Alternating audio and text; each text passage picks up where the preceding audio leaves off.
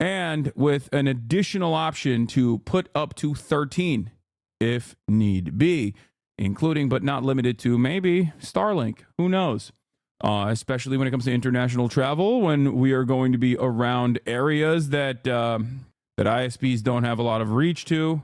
We might even use some crazy stuff. Now, listen, had a big convo about that. It's pretty seamless. Going to figure out how heavy is the backpack. It's not. Why were you bleeding on your IG? What does SK mean? I'll get to that in a second. Okay. Socialism is when 13 modems. Yes. I dropped buckets on that, by the way. I dropped a lot of money on that. But I'm very excited for it. And also, it's so that I can elevate my content. And it's something that I want to do. I want to do more of. So, had that convo, had the Fear and podcast was incredible. Okay. I got to know, have you watched Fear and Beyond Journey's End? No. There was not a guest on the pod. And Will wasn't on either because he's not here, but we had a really banger episode. Elevate my content is the most LA sounding sentence on earth. Dude, this is my job, man. When are we gonna be normal about that? I know it sounds silly and it sounds out of touch, but like it also kind of is my freaking job, you know? Anyway, it's funny also because like people work water cooler jobs. And then they turn around and they're like, why don't streamer work in factory instead? And it's like, bro, you don't work in factory.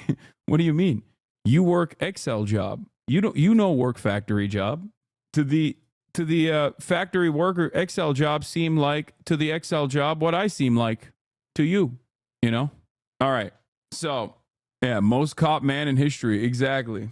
QT is coming to Japan, right? Yeah, no, she's not coming to Japan. Let's be real. Get real, folks. That's not happening. But in any case, listen. That's neither here nor there. We did Firan. Podcast was great. I went to bed. Didn't really have time to do anything. Couldn't even do my regular nightly special. Ate a lot of banana bread that my mom made. It was pretty good. It's also featured in the Firan podcast episode as well. Woke up early. Why did I wake up early? That's because this was my first day back in the gym. During the holiday season, my trainers took some time off. I obviously didn't take time off, but I did take time off from lifting. I didn't take time off from training. I played basketball pretty much every single day. Having said that, however, I had taken some time off from lifting. But we're back, baby. And this is what the chatter was asking, like, why was your legs bleeding? It's because I was putting up big doinks. Yep. Look at that. Yep. Stop and go. Stop and go. Not a moment wasted. Stop and go deadlifts, baby. Yeah. This is easy. Fuck off. Honey, fuck off. Fine, give me an extra rep or two. Yeah. Your shins are fragile. My shins are fragile. Dude, I'm putting up 385 pounds with ease. I can still do, like, I can do 405 still. I'm gonna build back up to it since I haven't in a while. Barely any leg movement, lol. Dude, this is a solid deadlift. Please stop. Yep. Yep. Yeah. Wearing a hat to hide the balding head, receding hairline. Yeah, I know. My balding head and my receding hairline is devastating. I have to wear a hat to hide it. Anyway, isn't the mixed grip a killer for your back? No, mixed grip is not a killer for my back. I forgot that I am supposed to start doing I'm gonna do strap. I'm gonna start using straps. But the reason why my shins bleed is because of the bar path. The bar path is supposed to go right against your shins, and with my leg positioning and my bar path, normally I wear pants when I deadlift. Didn't realize we were deadlifting today. How much weight is that? It's not crazy. It's just 385. It's just 385. It's not like the end of the world.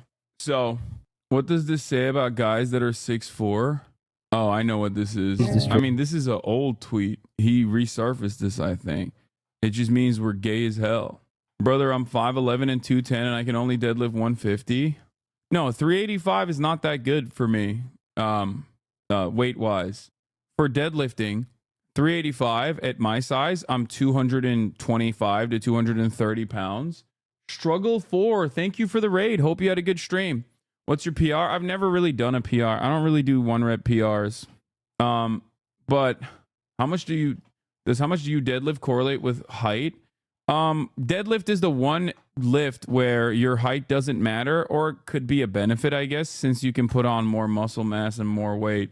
Every other lift has diminishing returns with your height, and can be a negative with your height. For example, bench press.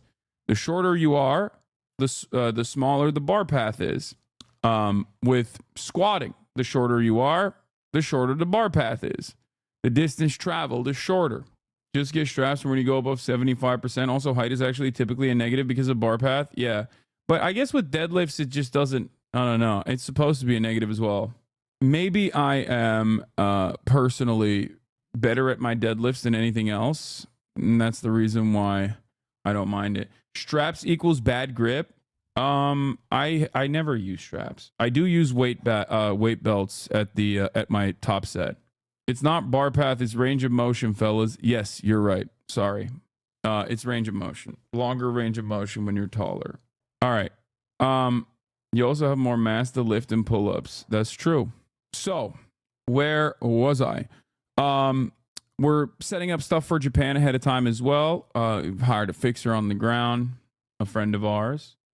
Shane Gillis follows you on IG. No, I followed him back on IG. We found that out on the Fear End episode last night. Why are you just saying that just now? Anyway, hit him up because I wanna link up and build. But anyway, those shins are in no danger really, right? Can relate. Been skating? Yeah, no, shins are fine. Like, yeah, shins can eat a lot of damage. I mean, isn't that like what half of Muay Thai is just busting out your shins? But that's neither here nor there. What's up, folks, that's it. This is Fit Pick. Obviously, you already know. We're putting out the Fit Picks on the timeline as well. And we are going to move into our broadcast to the actual news. But before I do that, let me blast off. Lot to talk about today. Lots to talk about today. Okay? Lots to talk about. A lot going on in the world. Obviously, we'll do some updates from NOLA. NOLA attacker, background, reveal, House votes for speaker, people yell at Bernie over H-1B visa take, Cybertruck explosion, veteran was also a victim of family court. We'll finally do predictions and goals for 2025 today. Get in now. Rivals now, rivals later, or is it a wait and see? It's a wait and see style situation. I do like that there are people when I stop playing Rivals that go, hey, can you start playing Rivals again, please? Yeah, I will also tune in for a little bit to the Connor post as well. Connor talking to not Elon, but Adrian Dittman, who is not Elon. Did Themasius send a playlist or no? Oh, he did. Okay, thank you, Themasius, for the playlist. Okay. Try out Rocket Raccoon. He's the most accessible support. How's Kaya doing with her healing? She's doing fine. Today was the last day of her antibiotics. Today was the last day for Kaya's antibiotics, so I think like I'm probably gonna start letting her out a little bit more. I'm still a little fearful, still a little worried. I hope I make you upset one day and you look at my chat logs and see how many times I said I love you. I love you, Hassan. Aw, chatter. There you go. You didn't have to make me upset for me to read your chat. I read all chats. I read all chats at all times. I never stop. Do you think there are fans who only watch you play games? Man, can you please shut the fuck up about this political shit and pick up the damn controller? No, because I don't play video games enough. If I did, I would build an audience for it, certainly. And I would like to. Chatters in here will just straight up lie and say they want that right now, but gaming frogs are liars and you can't trust them. Gaming watchers are liars for the most part, or chatters are liars for the most part. They lie about being invested in gaming, and then they don't actually invest themselves in gaming. They don't ever watch. Gaming viewers comprise I would say like 10 to 20k, depending on which game I'm playing, of this community, of this audience. But they make up 100% of the complaints that I am simply not gaming and I'm avoiding gaming and all the stuff, right? Anyway, here, I wanted to show you guys this. This is one of these freaking weirdos. Pericles Periabasi, Democrat when they see a kid, conservative men when they see a trans woman. He's dunking on Kyle Kalinske here, right? Saying Democrats are pedophiles. And then here he is. Hey, Kendrick, before you call Drake a pedophile, why don't you do some basic research and look up the age of consent in Canada? This is probably a joke, but this guy happens to also look like a pedophile. Like, that's his whole shtick. Did you see the Dittman 4chan post that exposes Dittman as Musk salt? I'm pretty sure that's doctored, and I'm pretty sure I'm right that that's doctored. And The Verge actually went in, did a deeper dive, and found out that it is, as a matter of fact, doctored. But let's get started. Breaking news: Michael Penis has won his re-election as House Speaker. And we will work with anyone of any party to get that done. We will work with anyone to secure our borders, and we will work with anyone to fix our broken immigration system in a comprehensive and bipartisan That's manner. right. Border control. We want it. I'm a Democrat, by the way. At the same period of time, This ain't your father's Democratic Party.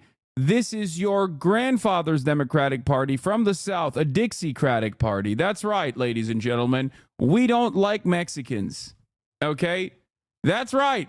This is not your father's Democratic Party. This is not your Democratic Party. This is your grandpappy's Democratic Party from the South, specifically a Dixiecratic Party. We are now fully in the bosom. We are now firmly invested in being the Diet Republican Party, baby. Let's go. earned those benefits, worked hard for those benefits, and deserve those benefits. So as Democrats, our promise to the American people is that we will fight hard to make sure that no one in this town takes away Social Security or Medicare from the American people. Not now, not ever. No means never. Hey, everyone. There's a CIA masterclass. That's crazy. Our position is that it is not acceptable to cut Social Security, cut Medicare, cut Medicaid, cut veterans' benefits, or cut nutritional assistance from children and families in order to pay for massive tax breaks for billionaires and wealthy corporations.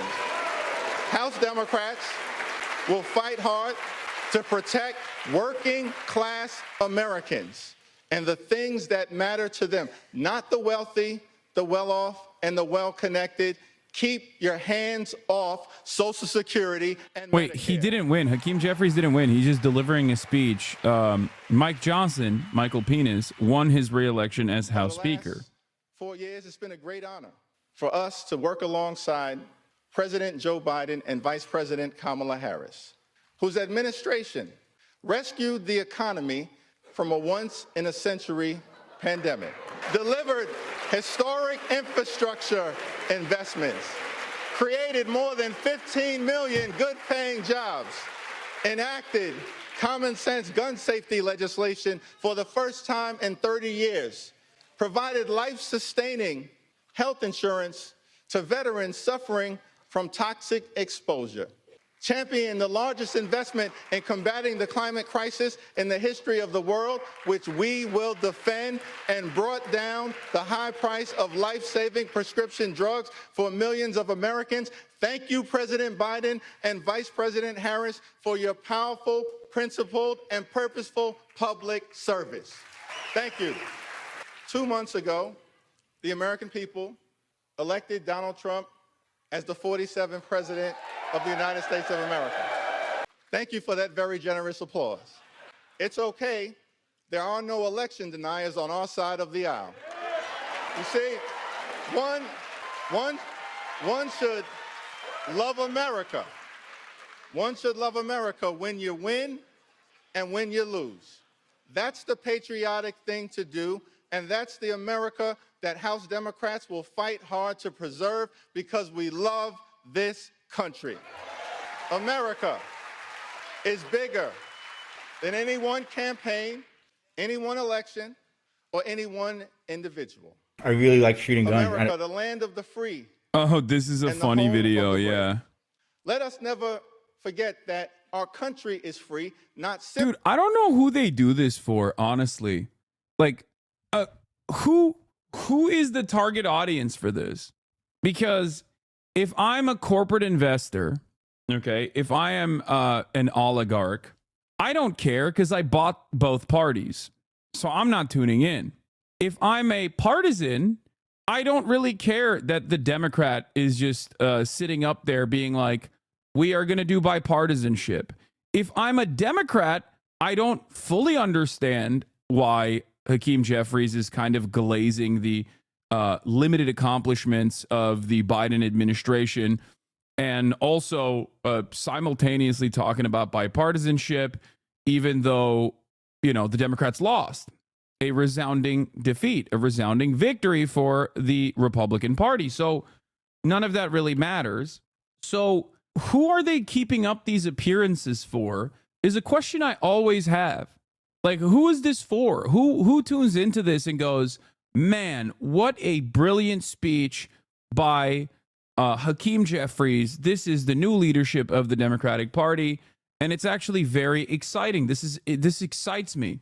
I don't know. I don't know. Maybe there's some grandmothers out there that tune into MSNBC that are still watching and haven't had their brains fried from the devastating defeat that the Democratic Party withstood in this election cycle. I just always feel like they stand up here and clap for one another because they just, you know, kind of have to keep up these appearances, but for the sake of themselves. And nobody else, really, just for themselves. It's the same exact attitude of like giving Liz Cheney a medal, an award for her brilliant accomplishments, right? Joe Biden did that yesterday, and she received a standing ovation, thunderous applause. Everyone was excited. They were like, "Oh man, so incredible that Liz Cheney she was deserving of this medal, this honor." So I guess I'm left wondering, like, who is that for? What is that for? Who is the target audience for this? Maybe they just have too much free time. They just have too much free time on their hands. There's plenty of daylight. There's plenty of time to just do like silly stuff such as that. And it is it's a steady maintenance of an institution that is genuinely falling apart every single day, day in, day out. It's just it's crippled at every step of the way, and Republicans truly take advantage of that. They take advantage of that and seek to undermine it further for their own agendas, deregulation, tax cuts, things of that nature, you know. But here's another moment of like theatrics that I thought was odd. Here. Your nature to just stand where you're told to stand. Give it a try. Stand right there. That is not your nature to stand where you're told to stand, but give it a try. Hey, how you doing? Why not? The Constitution of the United States, and you will bear true faith and allegiance to the same, that you take this obligation freely without any mental reservation. Bernie gets so bullied, and I'm sick of it. Yeah. Stop bullying the old man, okay? Now, everyone, speaking of Bernie, he's in a little bit of trouble because he had a critique on the H-1B visa program. And I don't disagree with Bernie Sanders' critique, even though I haven't read the entirety of what he was saying. So maybe there's some stuff in there that's actually crazy and like nativist or whatever. But the H-1B visa program absolutely is utilized in a way to create further expendable and more exploitable labor. I don't know why people consider that to be racist and unacceptable to openly say. I have been saying it nonstop. I haven't stopped saying that as well. So I don't know why people would get mad at Bernie Sanders also saying it, because that is the object of, I mean, that is the purpose of this program. Of course, once again, anything that the government does is going to be packaged in a way that makes sense. So the H-1B visa program is going to be packaged as though this is a way to offer citizenship to the best and brightest all around the globe. And there is certainly some truth to that as well, right? That is true. But that's just spin at the end of the day.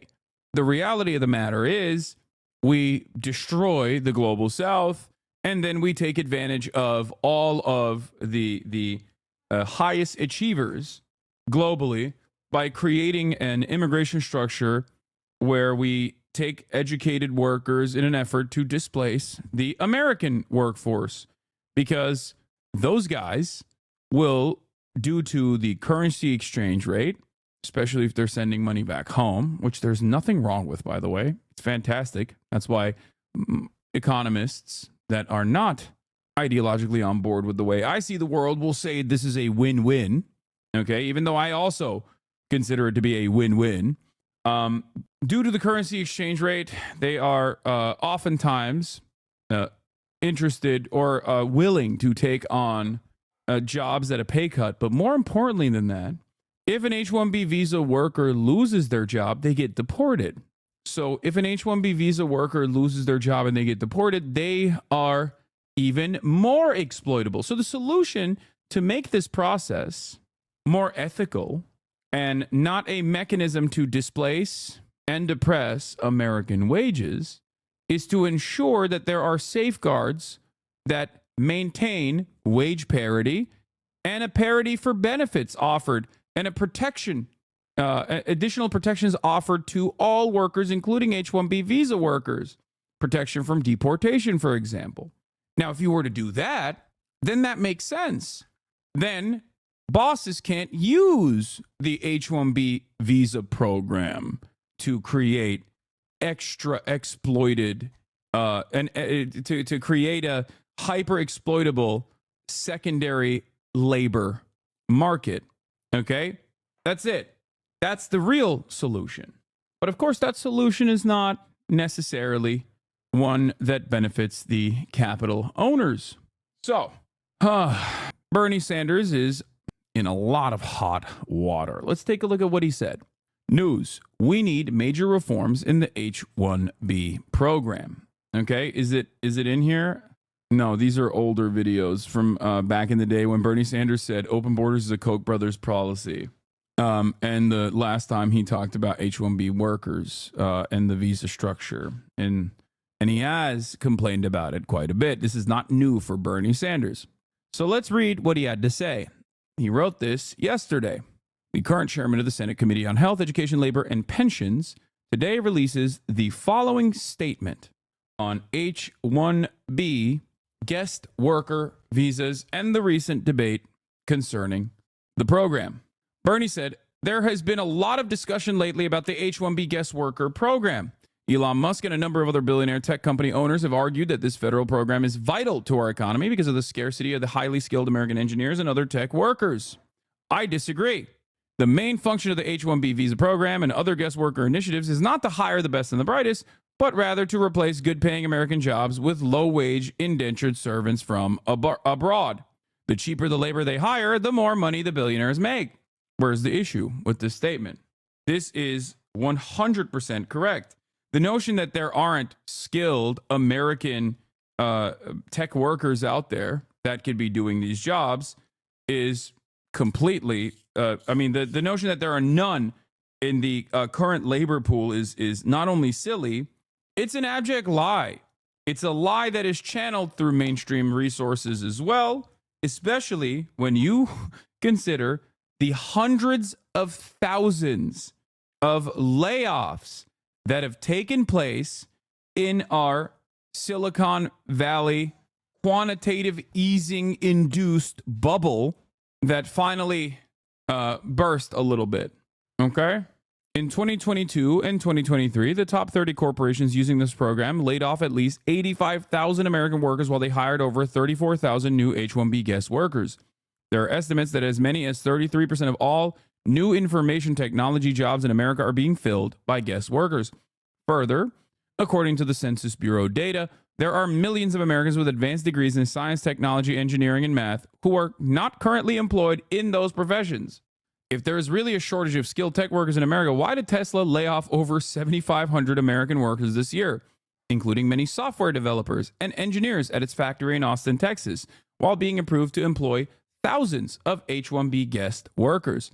Moreover, if these jobs are only going to the best and brightest, why has Tesla employed H-1B guest workers as associate accountants for as little as $58,000, associate mechanical engineers for as little as $70,000 a year, and associate material planners for as little as $80,000 a year?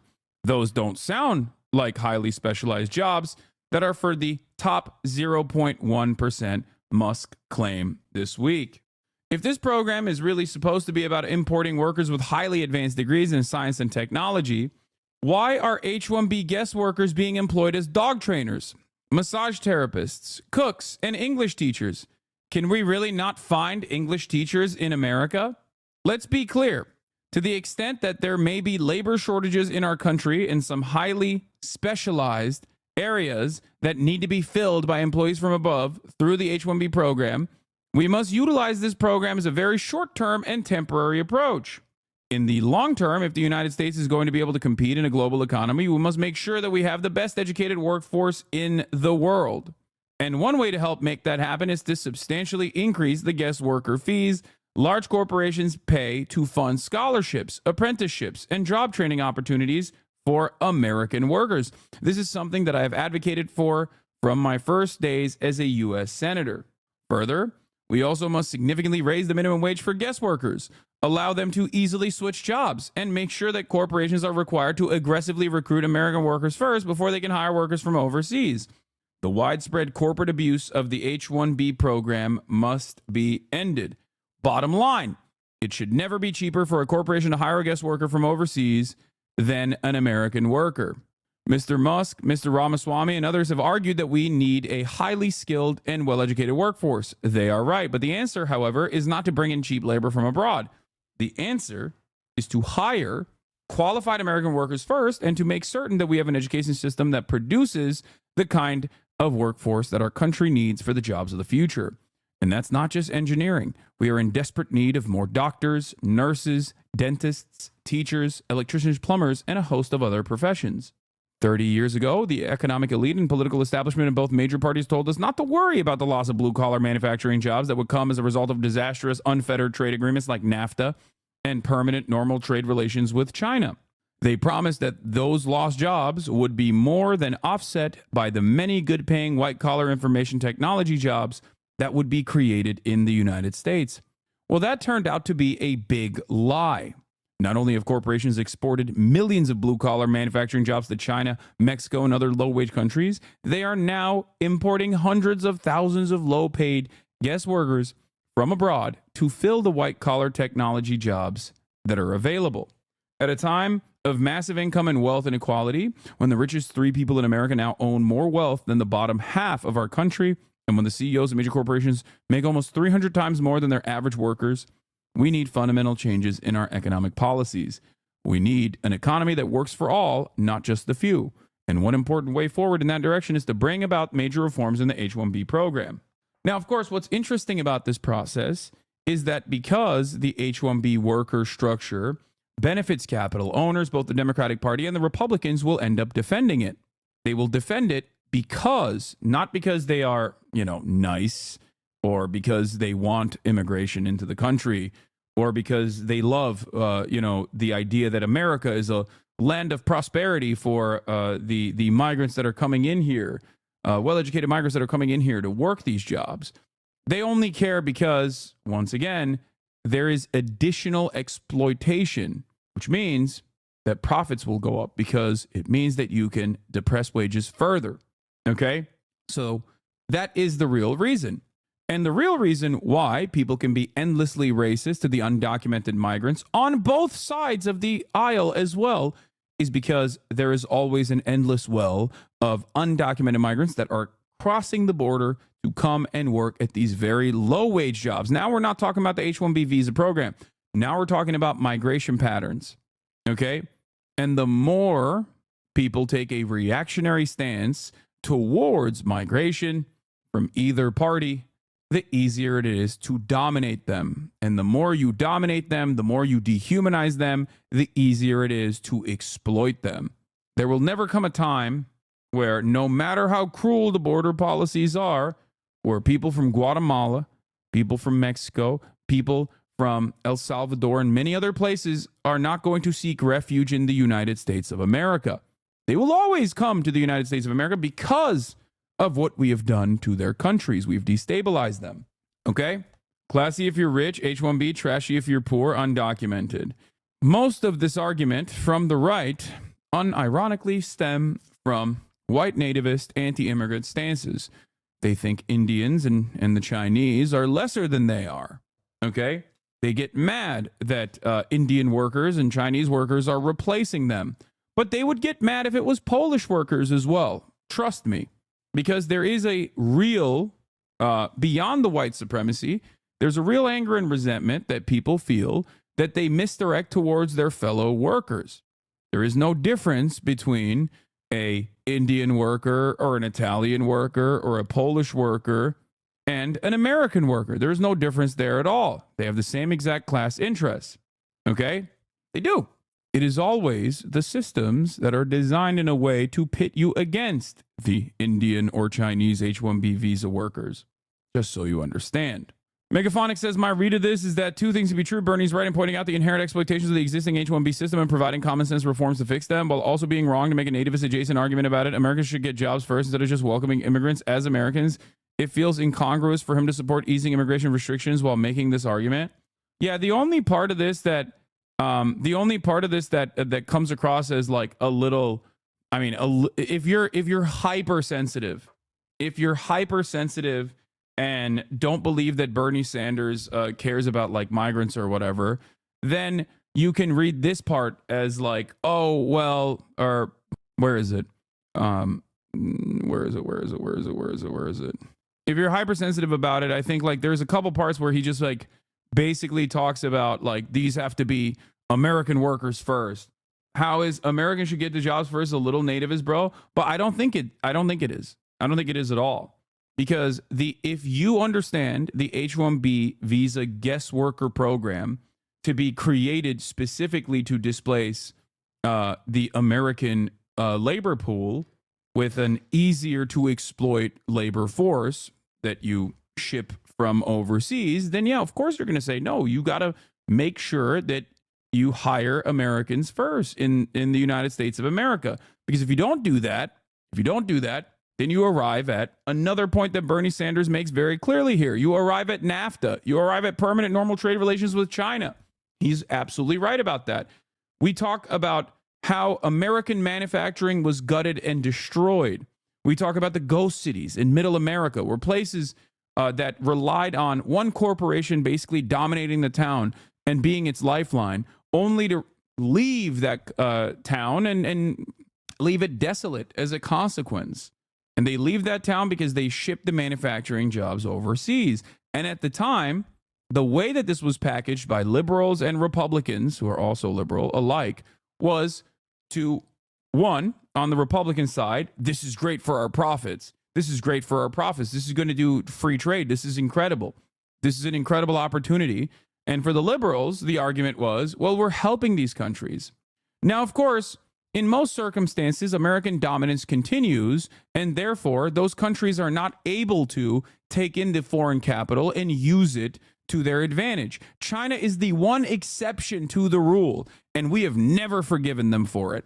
If China also operated in the exact same ways as Mexico, because Mexico is so close to the United States of America, so deeply entrenched in American politics and American intervention, Mexico was not able to, due to corruption and the implementation of a narco state, was not able to distribute its funds, its foreign capital in the same way to engage in even development and urbanization in the way that China did. China, due to being seen as a counter to the potential Soviet regime with the Sino-Soviet split and a multitude of different factors, was able to take in that foreign capital and evenly distribute it amongst its population through central planning. And like I said, if your attitude was that China will never be able to reach the, reach a competitive level and become a hegemon that will outcompete the United States of America in key sectors in a matter of 3 to 4 decades, then yeah, you're thinking, yeah, we can consistently keep dominating them and use China and the Chinese population as, slave labor overseas. The problem, however, is that due to central planning, due to a genuine interest in building the Chinese nation state, China was able to take that foreign capital and distribute it in a way that genuinely improved the lives of 1 billion Chinese people, taking 800 million Chinese people out of the throes of abject, extreme global poverty in a matter of decades. This is unconscionable, and it is completely unacceptable, and that is the reason why we are already in the throes of a second Cold War, this time against the red threat of China. The liberal take on what he said is in fact the racist take. So, my attitude on this has always been that there is enough wealth to go around, whether it be through the H-1B visa program, whether it be the processing and documenting of the 10 million plus undocumented migrants that work in the agricultural sector, in the construction field, and create wage parity for them so that they are not used as an endlessly replaceable, hyper-exploited second labor pool, a permanent underclass that is used against the documented U.S. labor force. That is the real solution. That is the real way to get out of this problem. But of course, that would require shrinking profit margins, and that would be unacceptable. What did you say? If you really think anything Bernie said is racist, I genuinely don't think your opinions will win any elections anytime soon. I mean, that's also a tricky conversation, because if Bernie had said something genuinely racist, there are plenty of genuinely racist people. There are plenty of, like, anti-Indian sentiment, for example, goes a long way on both Twitter and in general. We must not find ourselves in the throes of right-wing reactionary politics simply because it will be beneficial. That's the attitude that the Democrats have. That's the attitude of the Democratic Party in general. As an H-1B visa holder, I ain't rich, and I'm easily susceptible to being fired if I join a union and subsequently get deported if I don't find a job in 2 months' time. Also, the path to citizenship or green card takes so long. Have already spent 10 years in the U.S., 15 plus years to get my green card. Brian, kill me. So yes, we are stuck in limbo half our lives. Exactly. This is the reality of the H-1B visa guest worker program. This is what it is. This is the reason why H-1B visa workers are seen as really valuable alternative. Once again, do you think Bernie is nativist under the cover? No, I don't. I don't think Bernie is a nativist under the cover. Like, I don't think he's like secretly a racist guy who's like, I do not care about the Indian workers. I am, obviously, as you guys know, pro-immigration, pro-immigrant, and also pro-workers' rights. The problem is, most people cannot see beyond the neat little confines of American capitalism.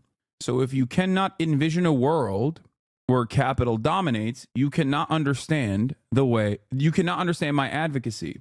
And if you cannot see past the point of capitalism, if you treat capitalism as though it is the norm, as though there is no other alternative, or the alternatives are far worse and far more deadly, far more devastating, then yes, of course, you are going to constantly look for bandage solutions.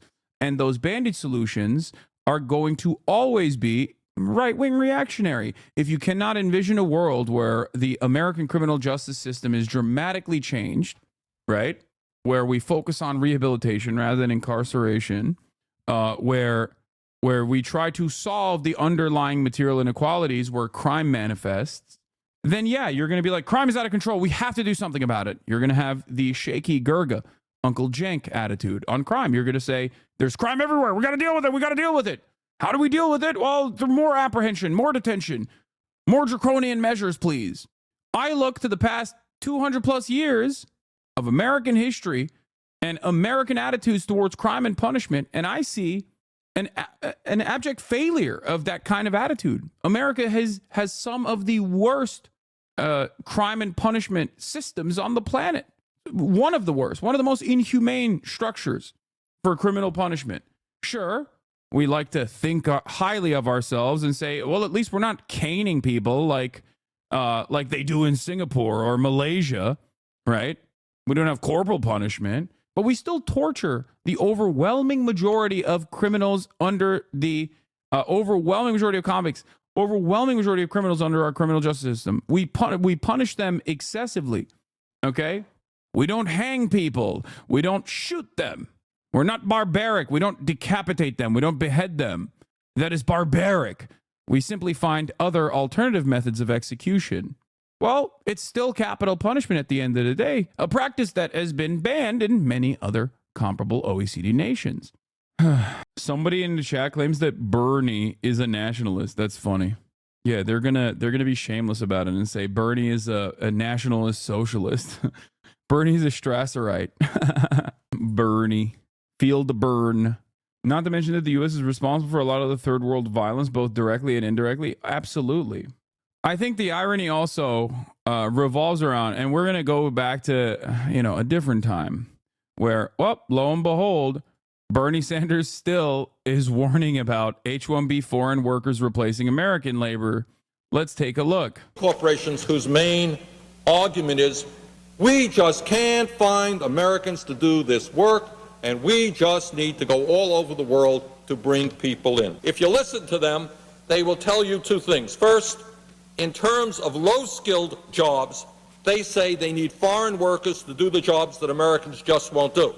And then, Madam President, this is what really gets me. They tell us that they need more H-1B visas because Americans are just not smart. I do see a lot of myself in Bernie, I'm not going to lie, where people constantly misunderstand his position, yell at him endlessly, and act like he's brand new, act like he's behaving brand new, and then you go back in time. No matter how far back you go in time, he literally is saying the same exact things, okay? It's just like, they'll be like, oh, Bernie, why are you acting so brand new about this? Oh, my God. And it's ironic. Like, I can't, in good conscience, understand how so many liberals are chirping at Bernie Sanders over the H-1B visa take, okay, claiming that this is racism, claiming that this is white nationalism, when those very same liberals, not that long ago, before the election, were hyping up Donald Trump's border bill that Joe Brandon was pushing. So which is it? It makes no sense.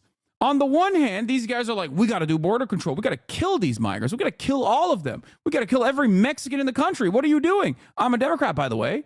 But then simultaneously, they're like, wait, what?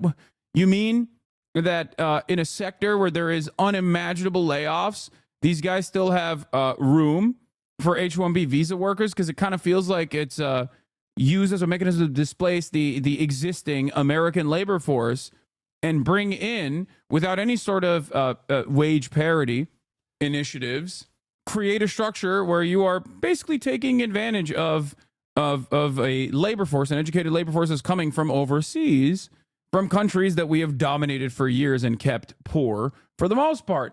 And it's odd. It's odd to take this approach where you're like, we have to start killing Guatemalan immigrants at the border, and then simultaneously say, Bernie is the real racist. Here's an example of this. Here's a prominent example of this from prominent liberal, not even prominent, but just like a liberal that loves complaining. Kentuckian Milan Coniste says, liberals calling Bernie anti-immigrant for correctly pointing out that corporations love H-1Bs because it lets them exploit immigrant workers is real rich considering how ready and willing, yada, yada, yada. Armand Domaluski responds and says, we're calling Bernie out because he, A, explicitly lies about the program, saying it covers cashiers and dog walkers, and B, he parrots reactionary arguments about immigrants cutting American wages, which is a flat-out lie. Not that long ago, only a couple months prior, he says Kamala Harris ended the Trump border crisis. The audacity, barbarism critic says, the audacity of these fucking libs have to pretend they weren't repeating right-wing border crisis bullshit and promoting Donald Trump's immigration bill not 2 months ago. I wonder what's worse for immigrants, reforming the H-1B program or shutting down the border. They truly expect none of us to have a longer memory than Dianne Feinstein. Why do companies want H-1B workers when they could probably outsource for cheaper? They are already doing that. In the field of IT, especially with IT, especially with outsourcing becoming more easily accessible, people oftentimes do outsource. But that's the H-1B. The H-1B visa program is outsourcing in and of itself. That's what it is. H-1B visa is outsourcing for jobs that require you to be here. What is this? Bhaskar also disagrees with Bernie. I think Bernie's complaints are wrong on a few levels, and we need to make the case for benefits of immigration. But Bernie has had these views on H-1 programs forever, and support for varying degrees of restrictionism were a part of social democratic labor-backed movement for decades. Matt Bruenig responds to Noah Smith. It's just absolutely pathetic watching leftists trying to hop on every right populist bandwagon 3 weeks late. Oh, hey, guys, we hate Indians taking your jobs, too. Aren't we cool and populist? Most pathetic political movement. I think this is a false interpretation, understandably, from Noah Smith, who is paid to be wrong. I don't think that leftists are saying that. Wait, what? Not correct? H-1B employees are usually regular on-site employees? No, I said companies already outsource certain aspects of IT overseas when they can, but H-1B visa, the H-1B visa structure is for workers. They have to be on-site. That's what I said. It's basically importing the outsourced labor into America. Because some labor you can't outsource. Can you explain how H-1B immigrants earning a wage of 120K are indentured slaves? How is calling these people dog trainers not a Nazi dog whistle?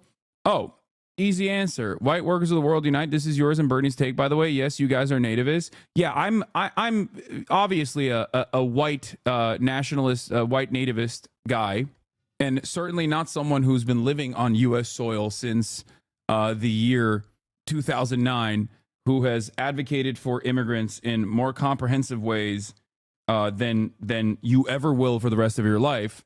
As you know, I am an anchor baby myself. But thank you. All right.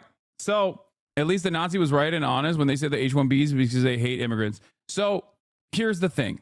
Can you explain how immigrants earning a wage of 120K are indentured slaves? Great question. Let me tell you. If the actual job for that process, which is already lower than what it's supposed to be, because it's, that's how you generate profits under capitalism. If the actual job previously, the wages for that same job previously was $200,000, and now you are able to make someone do more work for only $120,000, then yes, you have successfully lowered the price, lowered the wages for that same exact job, and you're even getting more output from that same worker. Why are you getting more output from that same worker? Because that worker has an additional vector of exploitation. If they lose their job, they have 2 months to gain, 2 months to find gainful employment, or else they get deported. Okay? This is something that I've talked about quite a bit. This is just, incredibly coercive. So that is how it works. Because if you lose your job as one of the many H-1B visa workers that are currently working on U.S. soil, like many of my chatters, including the one that just talked about their experience, correctly told you, it takes 10 to 15 years minimum to even get a green card through the H-1B process. That's number one. Number two, when you don't have a green card, when you don't have permanent residency, when you don't have a pathway to citizenship, you are easier to exploit. That's how it is. I agree with you and Bernie a lot, but was it really hard for him to put a footnote in his take like P.S. racism against brown people bad instead he compared them to dog trainers? No, the reason why he brings up dog trainers in his argument is because the H-1B visa program is not for the tippy top of labor, and there's no other way to get these guys to work in highly specialized fields. And instead, H-1B visa workers are used in entry-level positions to outsource American laborers. That's it. And that's correct. Okay? That's not correct, though. There are no H-1B visas for dog trainers. Dude, I like that Bernie Sanders gives a comprehensive breakdown of how exploitative the H-1B visa program is, and liberals laser in on something that they can potentially use to undermine the broader analysis by saying that this guy who has dedicated his life to, social justice, civil liberties, and the like is actually secretly racist. This 900-year-old Jewish man is actually secretly a racist guy in hiding. And it came out now. He's actually racist, and he's using left populism to finally finally get his true white nativist agenda across. Yeah. I don't think Elon Musk should be allowed to hire H-1B analysts, accountants, or engineers from overseas at Tesla who are paid as little as $52,000 and can have their visa taken away from them by their boss if they complain about unfair or illegal working conditions. That is the point. That is how it works. Eric Levitt says, I don't think that getting paid a six-figure salary to work for a company that you can leave for a different company, so long as the latter also agrees to sponsor a visa, is much like being an indentured servant. But it absolutely is. You can point to how much the median yearly income of people approved to work on U.S. and an H-1B visa is all day, every day. Okay? You can do that all day, every day. But if the actual payment, if the actual median yearly income for the people that are being displaced was significantly higher than that, and also on top of that, these guys literally have to rely on this job to stay in the United States of America, then it doesn't matter. It is exploitative, and that's the reason why people are doing it. Because the inverse of this is so funny to me. Do we think that Elon Musk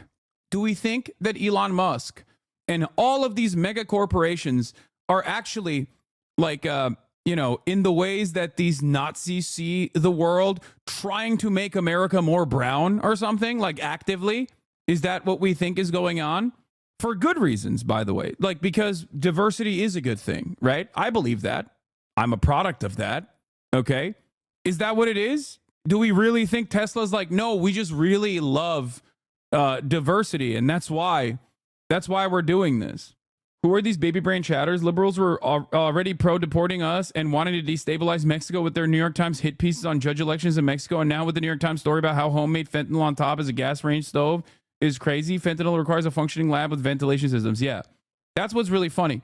That chatter's an idiot. I'm a software engineer and data scientist. Visa workers are paid on average 30 to 40% less, and the cost of importing the visa workers are on the government as tax credits, and they're used to threaten local engineers from asking for raises. Is very exploitative. Neoliberalism started this insane practice before it was just immigration. This is not nativist nationalist take.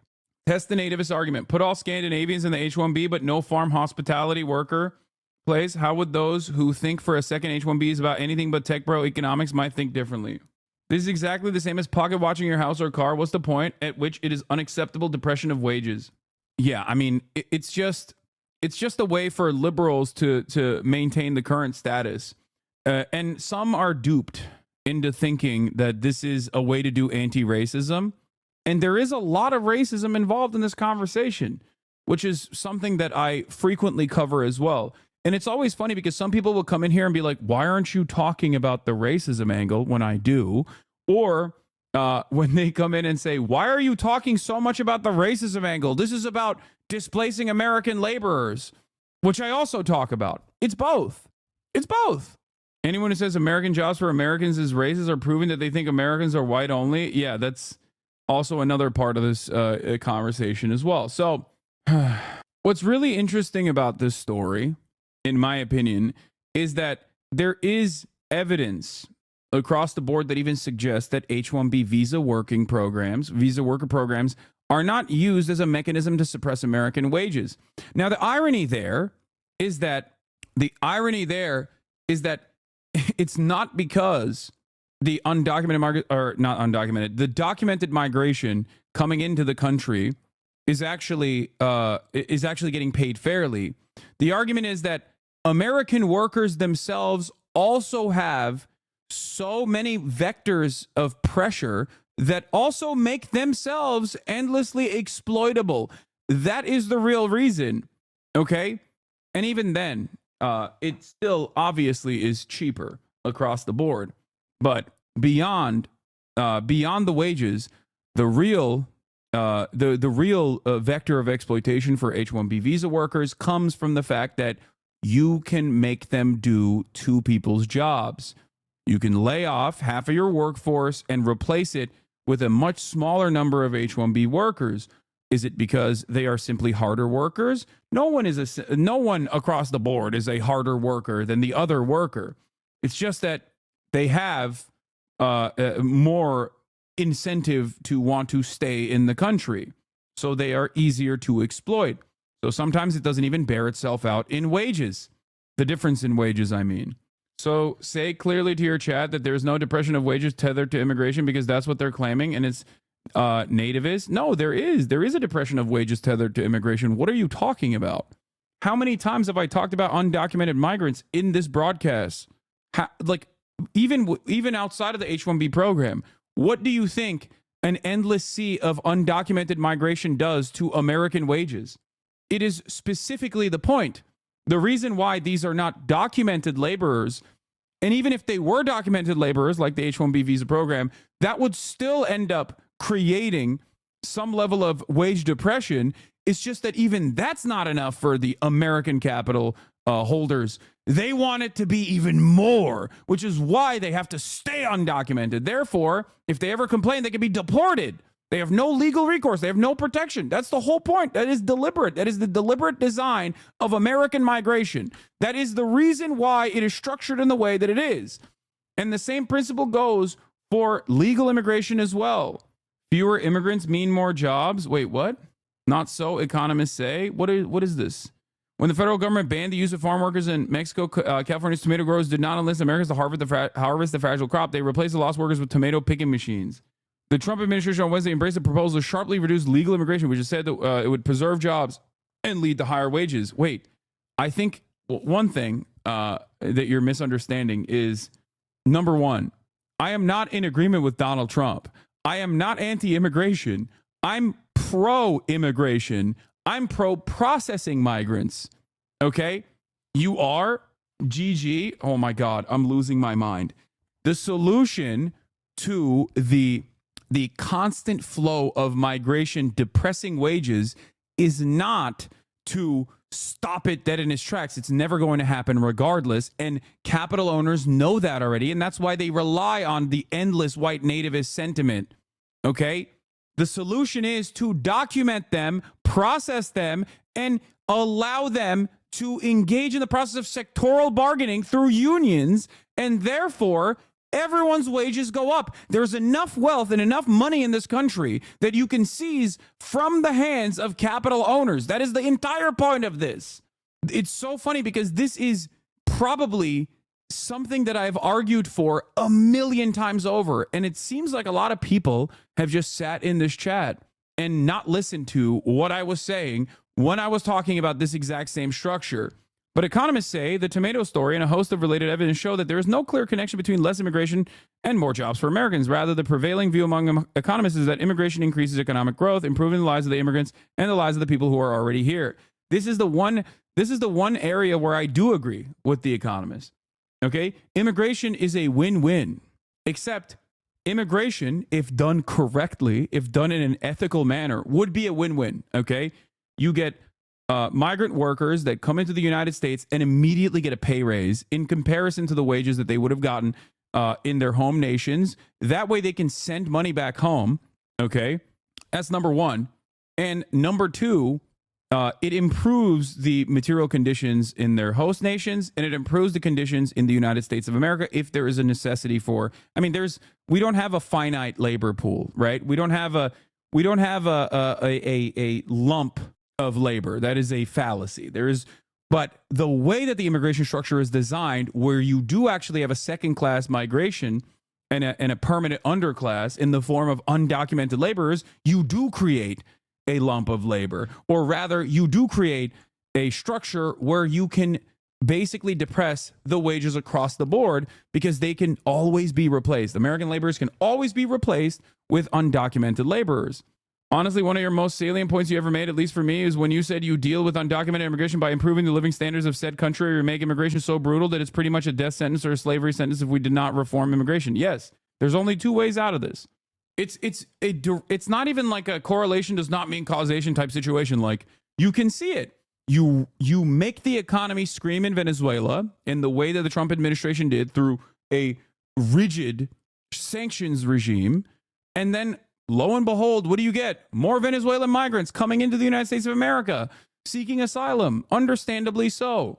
That's it. There is a direct line right there, and it happened not that long ago. We saw it. We experienced it.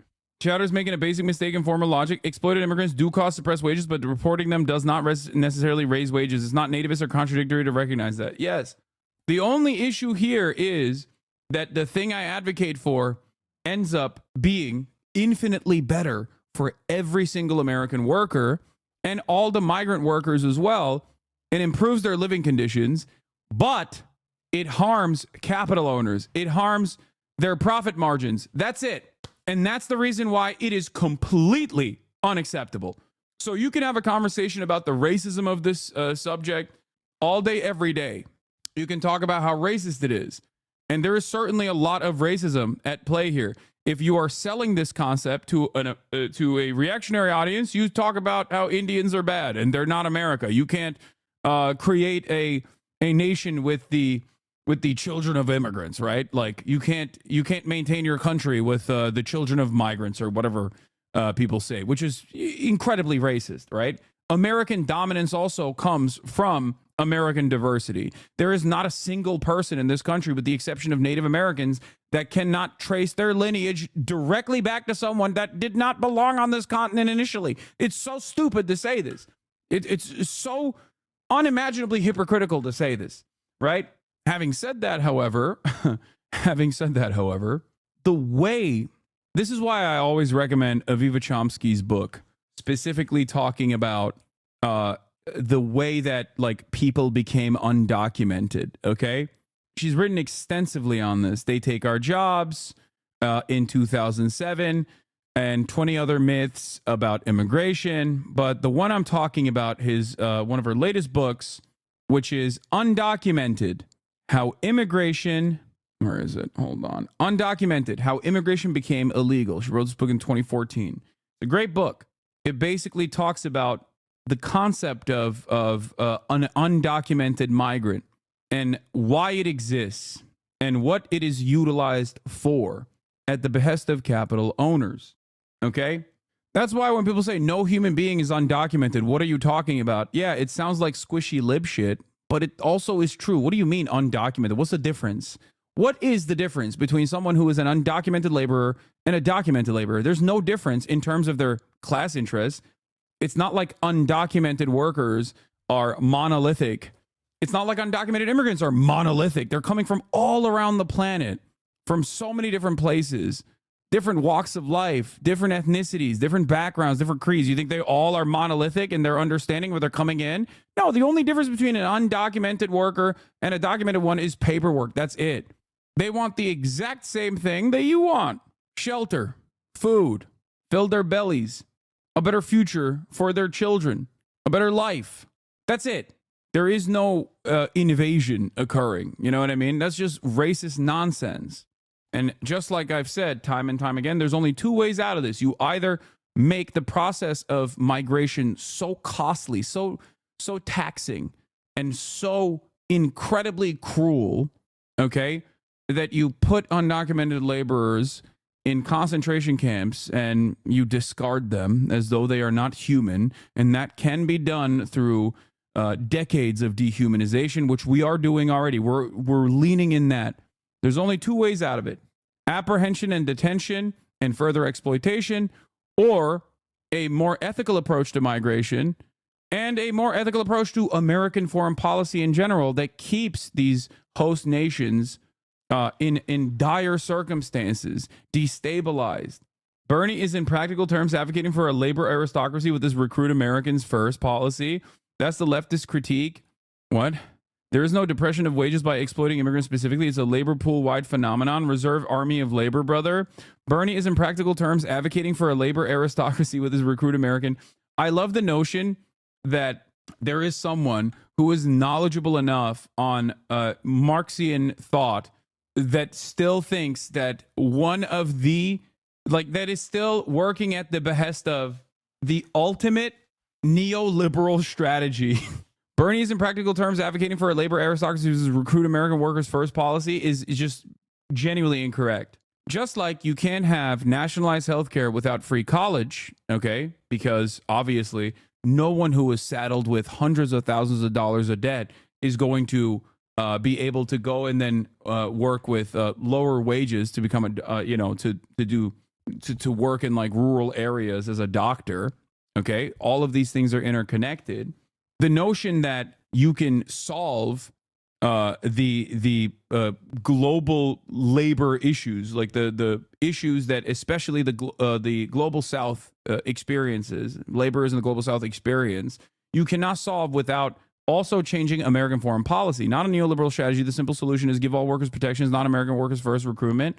Wait, what? No, that's my argument. And Bernie also mentioned that too.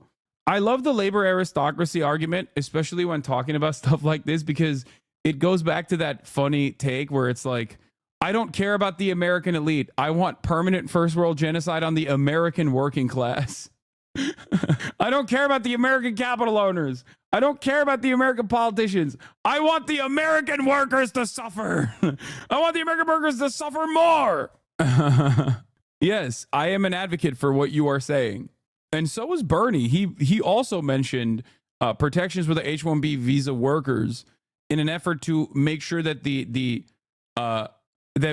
it's only utilized in the way that people claim it's being utilized. Because the reality of the matter is, if there's wage parity and additional protections for H-1B visa workers, one, it automatically is good for all of the H-1B visa workers that are currently living on U.S. soil. They want that, obviously. And two, then you cut out the corporate incentive that is like they can work H-1B visa workers to the fucking bone.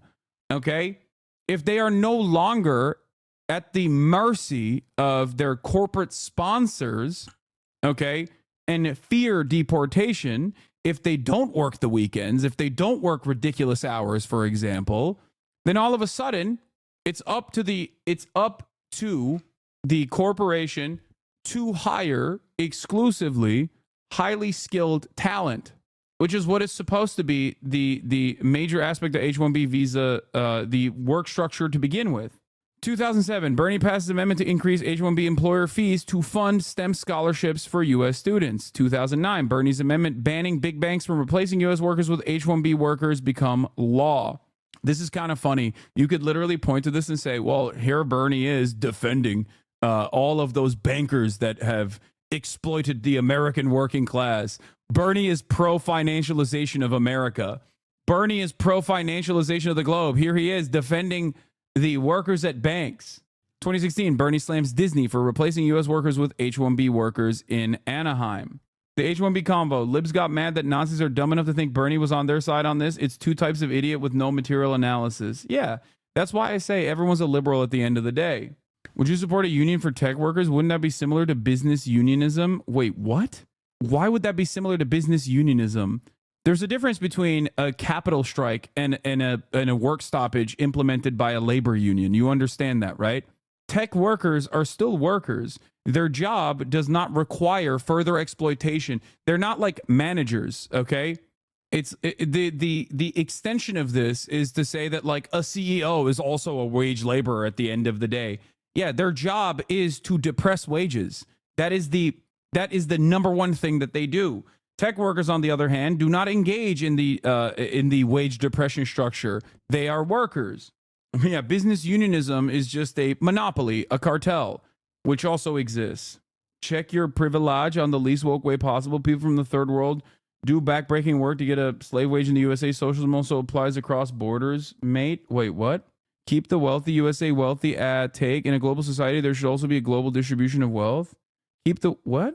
I'm confused about what is happening here because like I feel like we're back in the 90s and you got liberals like advocating for NAFTA, saying that this will be beneficial for the global South when it demonstrably has not been beneficial for the global South at all.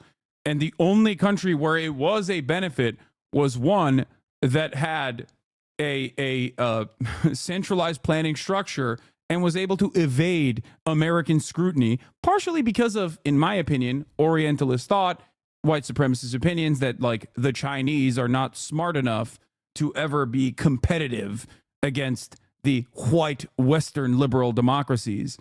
That's it. There's only one example on the planet that I can think of immediately. Okay, I'm sure there might be more, but there's one that I can think of, and that's China.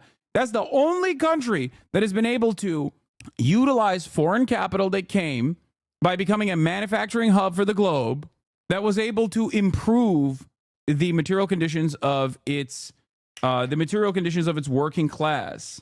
And we have never. Nah, you just saying buzzwords, dog. What? He's right. What's your rebuttal? He's right. He's right to what? I'm just saying buzzwords that all of these mega corporations are actually doing an H-1B visa structure, not in an effort to have an endlessly exploitable pool of talent, but instead that will inevitably and has displaced the American labor force. But instead, they're doing that because they are interested in improving the material conditions of the entire globe, specifically the global South. Is that what you're saying? Like you're actually bought in on the argument. What does this?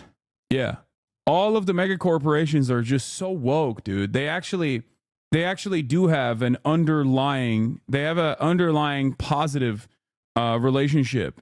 They are not working at the behest of capital and constant profit seeking.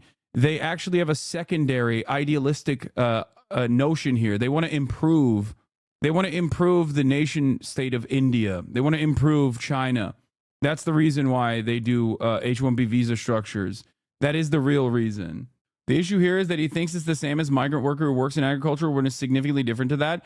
It doesn't matter because it is okay. In practice, in application, it is the same. Okay. If the price point designed by, if the median wage designed for that specific sector, that specific field, that specific job is higher, then it is the same. It's just we're working with profit margins, in certain instances with significantly lower wages or much higher wages than the average American in some instances. I feel like Bernie's just categorically right as a South Asian American. The current H-1B system fucks the American skilled workforce, but more importantly causes brain drain in India and other recipient states of H-1B. It's so messed up the Indian populace subsidizes the education of a skilled worker only for them to take their towns to the West for some extra bucks instead of helping the global South flourish. I mean, brain drain is one aspect of this, certainly. I think that, let's be real, H-1B only exists as a white collar... what? H-1B only exists because white collar companies can't easily get away with undocumented workers as the ag industry. Well, also, yeah, it's because white collar companies need specialized workers. H-1Bs has currently implemented increased worker exploitation and depressed wages. That should be the end of the argument. It doesn't matter if it's U.S. citizens or immigrants being exploited. It's still exploitation. Okay. Engels and Lenin talked about how certain unions in England at the time were run like businesses, which meant that they would be more aligned with the bourgeoisie. You could argue that tech workers, many who make 4 to 5 times the average wages of the American worker. Yeah, you're right. Because as you know, the more money you make as a wage laborer, the less you are a wage laborer. That's also what Marx was saying. Dude, what are you talking about? What is this argument, dude? That's not how anything works. Okay, first of all, you're wrong. Tech workers do not make 5 times the average laborer in the United States of America. Okay, this is class politics. Income has nothing to do with that. It's ridiculous. Why do I talk so extensively about like players unions in the NBA, for example, or SAG-AFTRA and its protections that it offers to high-paid Hollywood celebrities? No matter how much money people are making, unions in any sector are tasked with making sure that they are getting back more of the value that they're creating for the capital owners. That's it. It's super simple. In any sector, in any field where there is a guy getting paid $1 million a year, if they are a wage laborer, there's someone else making $1 billion a year. Okay? That's it. That's it. It's adjusted to how much value that they are generating. I've seen an incredible engineer with an H-1B get stuck in a position severely underpaid, had now years of experience than me. I was making 25K more. I was transparent about my pay and they were able to go back and get more money. They get absolutely abused by our system and it's by design. Salam, off topic, but a valid question. Do you not think your fundraising campaign that raised funds for Palestine way back gave Hamas the ability to carry out the 7th of October 2023 attack, even if not intentional? It's just something that weighs on my mind that I wanted to ask. Yes, the Palestinian Children's Relief Fund and the many other on-the-ground charities that we worked with that have to be sanctioned by the state of Israel to be operational to begin with inside of the Gaza Strip. Some of those children actually carried out the October 7 attack, even though we fundraised after the October 7 attack. That's the funniest, just curious take. Yeah, that's funny. No shot we arrived at Asand at October 7. Yeah. Even though we fundraised after October 7, so that automatically disqualifies what you're saying. And even though if you knew anything about the philanthropic organizations, the aid organizations that work on the ground have to get previously sanctioned by Israel, like allowed to exist and operate in Gaza, because there's no way that you can get funds or resources into Gaza directly. In order for your question to be valid, I, one, would have to have a time machine where I could go back in time, and two, be able to somehow directly fund Hamas and evade Israeli authorities. Do you think I have a time travel machine? Anyway, why is the chatter not responding? Following since 15 minutes ago. Anyway, he got his clip. I don't think that there is a good clip there for him in my response. What is this? Bernie's not responding to the full claim. Dude, you think I'm going to read this like Elon Dick Rider writing an effort post? His description on his Twitter says, make nuance cool again. Elon retweeted him. Of course he did, because Elon loves his Dick Riders. Bernie's not responding to the full claim. Elon and Vivek both acknowledge that the current H-1B system is broken and needs to be fixed so it isn't abused in the way Bernie describes. Yeah. Which, takes Elon at his word, which I find to be a foolish endeavor. They've also said it needs to be used to recruit top engineers. These two claims are compatible. This is the second time in 2 weeks he's done this. He did the same thing when Elon helped tank the 1,500-page spending bill. It's just another form of identity politics. Instead of focusing on channeling racial hostility, it's channeling class hostility. Billionaires are evil. It's divisive. Don't fall for it. He actually did the whole, why are you coming after billionaires? Channeling class hostility? How is that a bad thing? There is not a moment where there isn't class collaboration among capital owners. They are very well aware of their class position. They have designed society in a way that benefits the capital owning class. That is what capitalism is.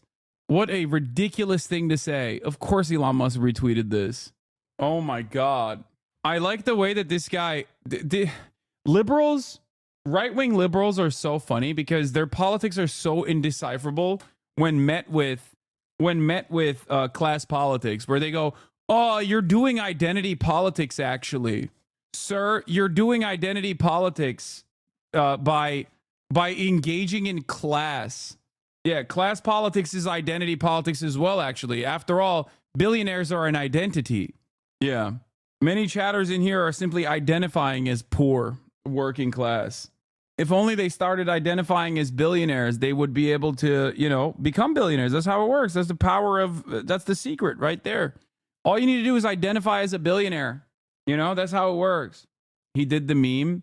Yeah, don't replace the culture war with class war, bro. Please don't worry about why you pay more in taxes to billionaires. Worry about the war on Christmas, the trans agenda. Please, bro, stay distracted, bro.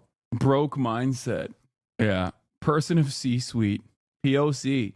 Person of capital, please. The real POCs are not people of color. It's people of capital. Anyway, here's where Bernard has been on this issue, okay? We covered the irony of a lot of people who were 100% on board with the reactionary anti-immigrant sentiment expressed by the Democratic Party at a time when undocumented migrants are under attack, okay? And how much these very same liberals were advocating for that, only to turn around and be like, and Bernie is wrong. when he says that the H-1B visa structure is created in a way to displace American laborers with migrant laborers that can be exploited even further than the American laborers, which are already hyper exploited. Not enough. Be computer professionals, engineers, university professors. Just can't find anybody to be a university professor. Accountants, I guess Americans don't add very well. We can't do that work. Financial analysis. Nurses, I guess we just don't have the capability of producing nurses. Psychologists, Americans, I guess, can't do that. Lawyers. My God, if there's anything the United States is capable of producing are lawyers, but I guess we need more lawyers to come into this country as well, and elementary school teachers. Madam President, I guess the young people who graduate college in America are not quite qualified to be school teachers. Now, Madam President, if Americans won't take low-skilled jobs that pay poverty-level wages, and presumably if they're not smart enough to do high-skilled jobs, I think the question we have to ask is what kind of jobs are going to be available for the American people. We can't do low-skilled jobs. We can't do high-skilled jobs. Hey, what's there for us? And I happen to think that the Congress should be spending a lot more time discussing this issue and making it easier for us to create decent-paying jobs for American workers instead of allowing corporate interests to drive wages down by importing more and more people into this country to do the work that Americans should be doing. Whoa, Las Vegas guy had his manifesto released? Whoa. That's crazy. We'll take a look at that in a second. So Matt Bruenig has a response. The various guest worker programs have drawn left-wing concerns for a long time. It was a major focus of Jobs with Justice when I worked there in 2011. EPI had a big H-1B report in 2020. You should broaden your informational universe, he says, which is the kindest way to dunk on Noah Smith. Basic argument is that guest worker programs create a second-class tier of worker, which is bad for both the guest worker, exploited, vulnerable to abuse, and native workers, undermined by second-class worker tier. It's basically the same argument as abusive independent contractor status. Of course, the challenge is that these issues could be resolved by reducing guest work and increasing actual immigration, which draws other sorts of opposition, or reducing guest work without increasing actual immigration, which also draws other sorts of opposition. Another possible solution I've thought about would be universal unionization, sectoral bargaining, the usual stuff. I don't know. It seems like that could be a way to solve the problem. It just seems like it doesn't matter where you come from. It doesn't matter if you're from India, China, or from Oakland or Ohio, Springfield, Ohio. It doesn't matter. As long as you're a part of sectoral bargaining created by a union structure, you just get a basic level of wage and benefits, compensation and benefits that are given to you regardless. Feels like that's a more ethical process. Now, of course, that's crazy. Why is that crazy? Because that would undermine the profit seekers. That would ruin capital owners. You cannot do that. Incorporating guest workers into a collectively bargained agreements where they are necessarily equal and treated the same as other unit members would go a long way. It would be interesting to see what H-1B employers would say about mandatory collective bargaining for any employer using a guest worker program. I know Elon wouldn't be too happy. He's already of the mind that native Tesla workers shouldn't be allowed to unionize. Something that I've talked about quite a bit. Do you understand? Bernie's position should have been how the U.S. should protect H-1B workers, that they could be leveraged against other workers. His angle was stupid. No, he also brings that up as well in the argument. But if you are an American politician and you are watching certain sectors eviscerated, mass layoffs for tech workers that are highly skilled workers, American tech workers that are highly skilled, educated, and underemployed, then yeah, I think mentioning that first and foremost is apt, especially because he did also mention protections for the H-1B visa workers as well. But Bernie said dog trainers, and I didn't like that phrasing, so we unfortunately must continue the status quo. Yeah. Not gonna lie, I'm starting to become a hater as well. To be honest, you're a bit too often vindicated. It's just a bit suspicious at this point, not gonna lie. That's a weird reason to be angry at me, but okay. H-1B visa workers only want to come into America because we're destroyed their home domestic economies, and a lot of these job sectors are held them back, so they're decades behind. I mean, that's one part of it. There's a reason why you're not seeing a tremendous number of like Norwegian workers coming into the United States of America in the tech sector or something. You know what I mean? If your domestic conditions are apt, if your domestic conditions are fine, you are not going to seek out. By the way, yeah, I know that chatter was joking. That was an XUC point. Law, isn't it suspicious? He's always on the right side of issues. That is wrong. They do come, but they get their green cards faster. No, not by the same numbers, though. I mean, I would love a breakdown of where H-1B visa migrant workers are coming from overwhelmingly. I would suspect that it's overwhelmingly from countries that are poorer across the board. A bleeding Representative Virginia Fox is currently receiving medical attention, holding her nose as she receives AIDS. Appears to have fallen down marble stairs on the west side of the house. Lots of blood, but officer tells me she's okay. As press is cleared from the area, she is conscious and talking. Virginia Fox is 81 years young. Someone said there were 25 people from Norway. Wait, 420. Oh my God. H-1B visa petitions by gender and country of birth fiscal year in 2019. 74% is from India. 11% is from mainland China. 1% is from Canada. 0% is from, Jesus Lord mercy, like Iceland. The total number is 33. So small, it's just 0%. There's also different visa structures for like there's also different ways of getting legal permanent residency in the United States of America for different countries. So this doesn't show the entirety of the story. But if you're looking at H-1B in general, if you're from a country without many H-1B holders or petitions, the H-1B program actually works and you can get your green card faster. There's also obviously the number of citizens that live in those countries, obviously, a much larger country. Why Indians in particular? What knowledge do I lack here? Massive country. Living conditions are not up to the same standards of the average citizen in the United States of America, and they all speak English. They learn English and speak English. Poor English-speaking country that the Western forces have dominated and kept destabilized and poor for a very long time. Hyper-capitalist and also very educated. Yeah, India is the largest English-speaking country on the planet. And also currency arbitrage. What is the percentage? What is the number of English speakers in India? The number of total English speakers in India is 228,538,090. Okay. The United States, the number is 297,400,000, at least according to Google. List of countries by English-speaking population. I don't think those numbers are completely accurate. So less than 25%. Dude, what are you talking about? It's almost the size of the number of English speakers is virtually the size of the American population. Like it's almost up to the... America is a country where most of the citizens barely even speak English to begin with. That is a ginormous population of English speakers. Bro, the population difference, though, you are not making the point you think you are. No, I am making the point I think I am. It doesn't matter what percentage of the population of India speaks English. What matters is how many English speakers exist in India. That's the point. That is the reason why it is a perfect opportunity for American corporations.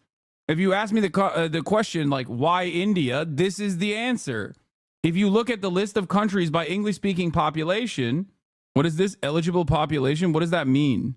Total number of English speakers. Number one is the United States of America with a total number of English speakers being at 297 million. Number two is India with 228 million. Nigeria is number three with 125 million. Why would the per capita matter in this situation? Why would per capita matter at all in this situation? You have a country where there are 228 million people that speak English. The language barrier is a massive barrier for foreign labor. Per capita in this regard doesn't matter at all. We're not making like allocations for countries with what their percentage of English speakers are. If you combine India and Pakistan, the number of English speakers in India and Pakistan combined is larger than the number of English speakers in the United States of America. Are you for or against it? People fixated over the country? What do you mean, for or against what? I am for migration into the United States of America. I understand that it is part of the reason why America is the country that it is.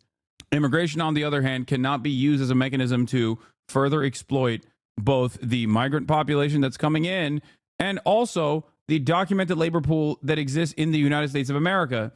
Currently, as it stands, given that this is a capitalist nation, that the way that this works is that the H-1B visa structure, the H-1B visa structure is used as a way, privileged add take. Okay, if you say add one more time, I'm going to laser you. India's data is from the 2011 census. Today, almost all of India speaks, reads, and writes English. Also, hi, chat. I mean, I'm sure it's higher. I don't think it's all of India, but cringe as Zoomer lingo.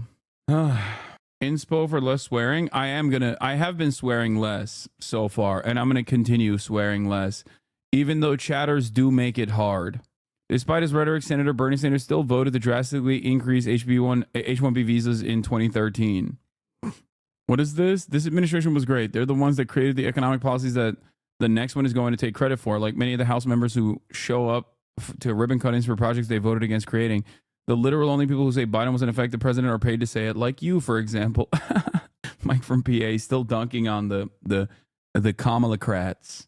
Okay, now let's move on to the FBI and the New Orleans attack. There is more evidence or more information coming out, and also some news about the Tesla Vegas bombing as well.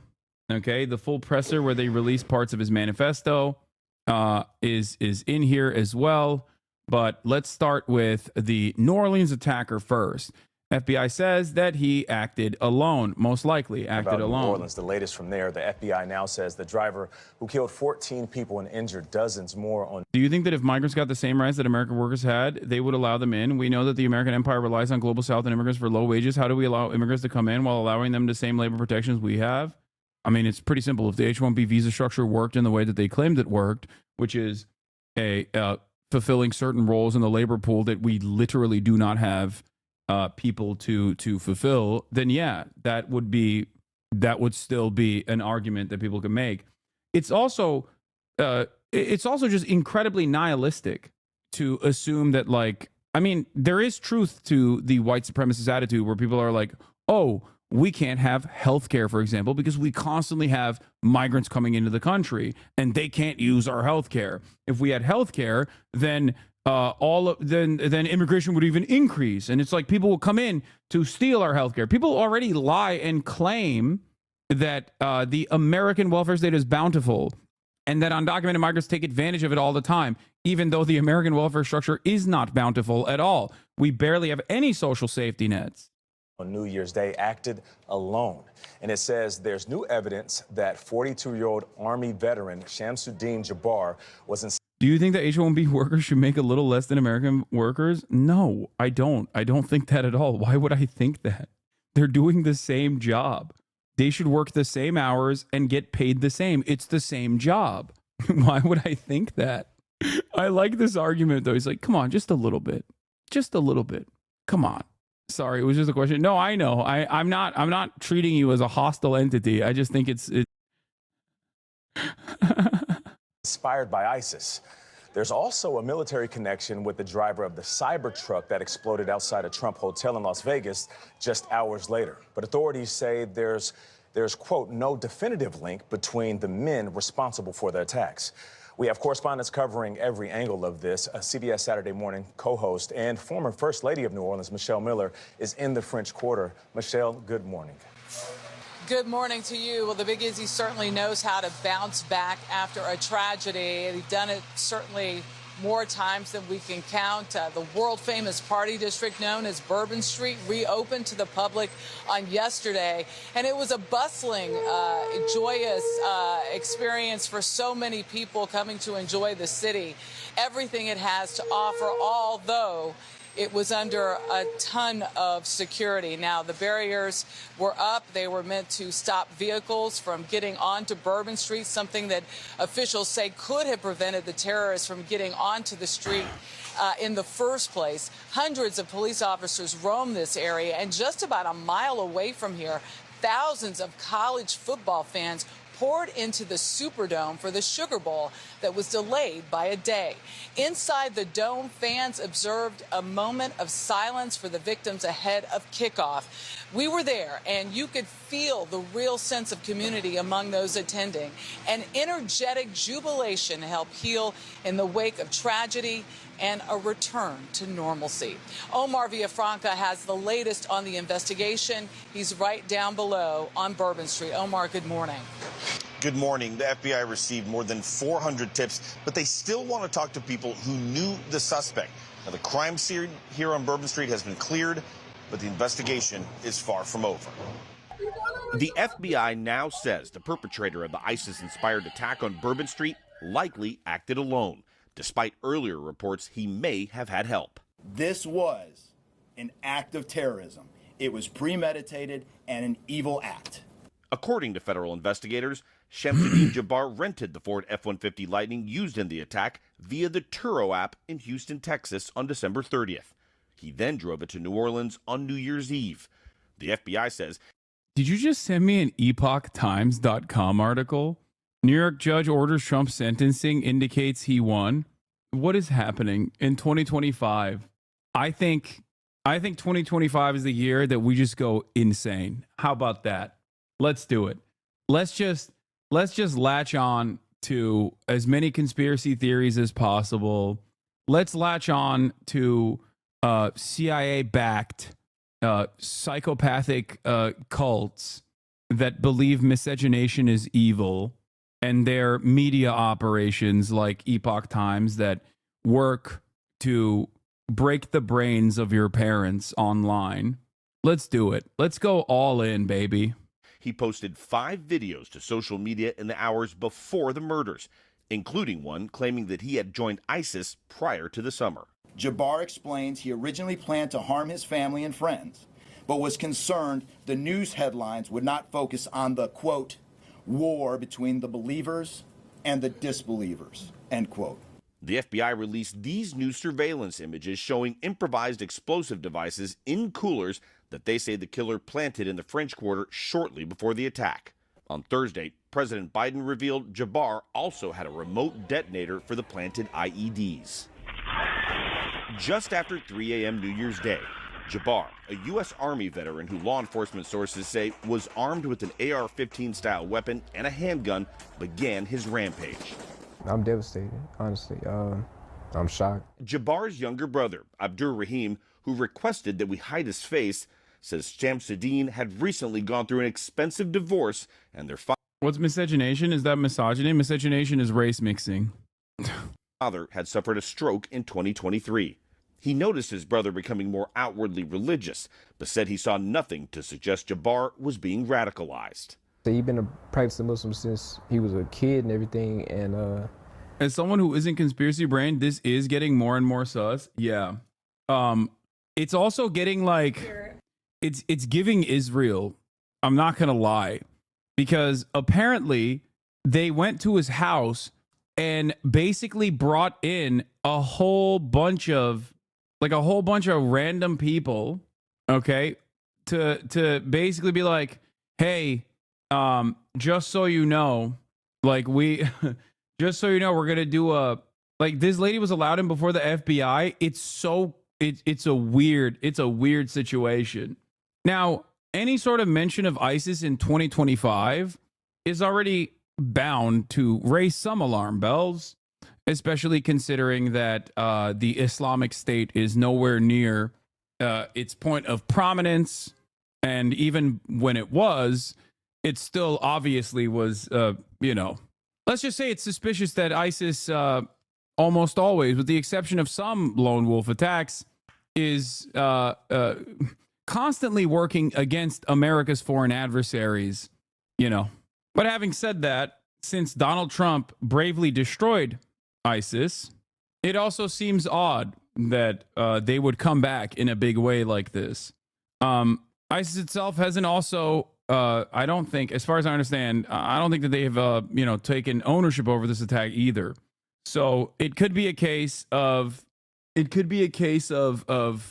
like some random nut job saying like, no, I actually learned everything from ISIS. I wanted to be ISIS, but even the media reporting on the matter shows that like he, one, seemingly was working alone, and two, that in recorded videos, he basically was like, I have two options here, murdering my entire family and joining ISIS. And I decided I'm joining ISIS now. So at least that's what they have reported in the media. That's what CNN has reported. That's what the FBI has revealed. But nonetheless, regardless of some of the glaringly obvious red flags here, I am not of the mindset that this is entirely an op or something, like a psyop to reinstate Islamophobia in the United States of America. Like, I don't know. I think it can be just a situation that people will take advantage of to do that if they want to. I think he took a step away from the religion at some point in his life, and then he came back into it. Yeah, so his brother is the only person, it seems, that claims that Shamsuddin was Muslim.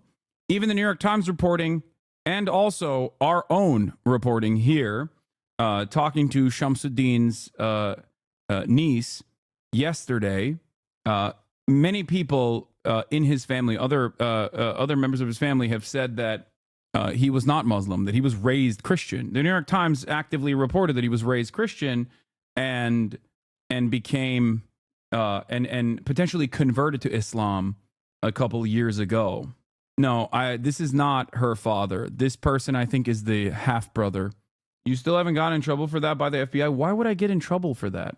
And let me give you some good news now. Both of the officers who were hurt while exchanging gunfire with the suspect, they are now out of the hospital. Here in the French Quarter, it's starting to look and sound like the old Bourbon Street. And Michelle, slowly, it's starting to feel like the old Bourbon Street. Welcome back. The half-brother of the New Orleans terror suspect says radicalization is what fueled his brother's actions. Brooke Taylor is joining us live from Houston. And Brooke, I understand you spoke to the half-brother. What was your takeaway from your conversation with him? I did, and he was completely shocked by all this. We spoke at his childhood home. Now, one of the things that the FBI said was that on the way to New Orleans, Jabbar posted on his Facebook page saying that he was inspired by ISIS, as we know, and that at first he was going to actually target his own family and friends. So that's what I wanted to ask, his own brother, how it felt hearing that. I'm gonna pee. And he stood back and he said it was so chilling to hear that, just shocking and heartbreaking. I want to show you this picture here of the Jabbar family from the early years when the boys were just kids. His brother Abdur Jabbar is an adult now. He gave us these photos. He says they're 18 years apart and the family did not see any red flags. Shamsuddin Jabbar grew up in Beaumont, Texas, and went to Central High School. From 2007 to 2015, he joined the Army as a human resource specialist and information technology specialist. Then he had a quick real estate career and most recently working in IT again. Now, he says later in life, Jabbar seemed lost and on a, quote, path to self-discovery. He went through at least 2 divorces, had 3 kids, and according to court filings, was having massive money struggles. His brother says that he grew up Muslim, but he says Jabbar stepped away from his faith in the 20s. He said that decision to join the Army was just a way to get on the right path and really figure out his career. Now, he didn't want to show his face for his own safety reasons, but he spoke to us. He says his brother was trying to find a sense of purpose in his life, and as you mentioned, blames radicalization for this attack. I think so, yeah. I mean, from the military, and then after the military, after his divorces, I'm sure he was looking for some type of guidance to help, in his life, something to give him the right answers. This would be the only indication that I have that there was some radicalization that came into play, because, like I said, outside of this, nothing else raised any type of alarms. And investigators right now trying to identify that path, how we went from Army vet to ISIS supporter, and sources just told us that they confirmed there was bomb-making materials in his home here, but they wouldn't elaborate yet on exactly what those materials are, Bill. And that's got to be tough for the family to hear that he initially wanted to kill them, but felt it wouldn't generate enough headlines to do so. Brooke Taylor, great job getting that interview live for us in Houston this morning. And Omar, as I understand it, there is a vigil scheduled for the public here in the French Quarter on Saturday to mourn the loss of those who died. Of course, the loved ones of the 14 people killed in the attack are also mourning their losses. We have learned the identities of those 10 victims, or at least 10 of the victims. They range in age from 18 to 63 years old. Denise said that the stepfather was Muslim and that's how the perp became Muslim in his youth. No, she said that he was raised Christian by her mother and was estranged from his father, who I believe was Muslim. She said that the family was predominantly Christian, but because of their names, they regularly were targeted as though they were Muslim. Stepfather was Muslim. That's the reason. Is there any understanding of the motive yet? Yeah, the person's father was Muslim. He was raised Catholic. Those options make no sense for a man in a corner. Those two things have zero connection for a man who thinks he has nothing left. One is a complete loss of anything he has left with his own hands. The other is randomly joining a Fed operation which only connects with the racist logic he's Muslim. I mean, it doesn't matter. At a certain point, everyone understands that he converted to Islam, okay? That part is correct. And not only that, but also he did become more and more insane. Like at a certain point, he lost his dang mind, okay? It's still interesting to track this journey and understand the point of radicalization and what took place, because part of the reason for why it's important to understand it is because there are people out there who are tying this back to like regular old Islamophobia, even though there is a surprisingly lower number of people doing that. I think most of the people that are doing that are pro-Israel people in general that have used this as an opportunity. Don't ever let a crisis go to waste, to basically reassert the position that like this guy is basically the same as all of the pro-Hamas Iranian-backed protest movements on college campuses and the like. Tony DeCopel brings us the stories of some of their families. Also, I have a question for you guys. This is the worst question to ask. I have isopropyl rubbing alcohol. I have merthiolate, which is benzalkonium chloride, 0.13%. And I have povidone iodine swab sticks. Now, why do I have all these? Because I want to clean the remainder of Kaya's scar. Not that she has any issues or anything like that, but I don't know what the best one is to use. Quit doing news slice of life stuff is like this is better. Bro has bomb making material at home. The iodine swab sticks is better. Soap and water. Wait, really? I'm a chemist. Benzalkonium will be the safest. Iodine will be the most effective. Usually has the least reactivity with skin and is commonly used in human surgery. I'm a doctor. I don't think there are there are no open wounds, but I just want to I just want to clean up, just make sure to clean up what is remaining of the area. So while this story continues, I'm going to do that in the background. She was a wonderful girl. She was 27 years old. She smiled all the time. She liked to help other people. Martha Patricia Perez's daughter, Nicole Perez, managed Kimmy's Deli just outside New Orleans and was a loving mother to her 4-year-old son. She had a lot of dreams. She can't do it now. She's gone. Because the terrorists killed my daughter. Reggie Hunter from Baton Rouge was 37, a warehouse manager and father of 2. His youngest, still just a toddler. And his cousin, Sherelle Robinson Jackson, says he was someone who liked to laugh. Made everybody laugh at the family. A great dad. Nikira Cheyenne Dido had recently graduated high school in Mississippi. Just 18 years old, she had dreams of becoming a nurse.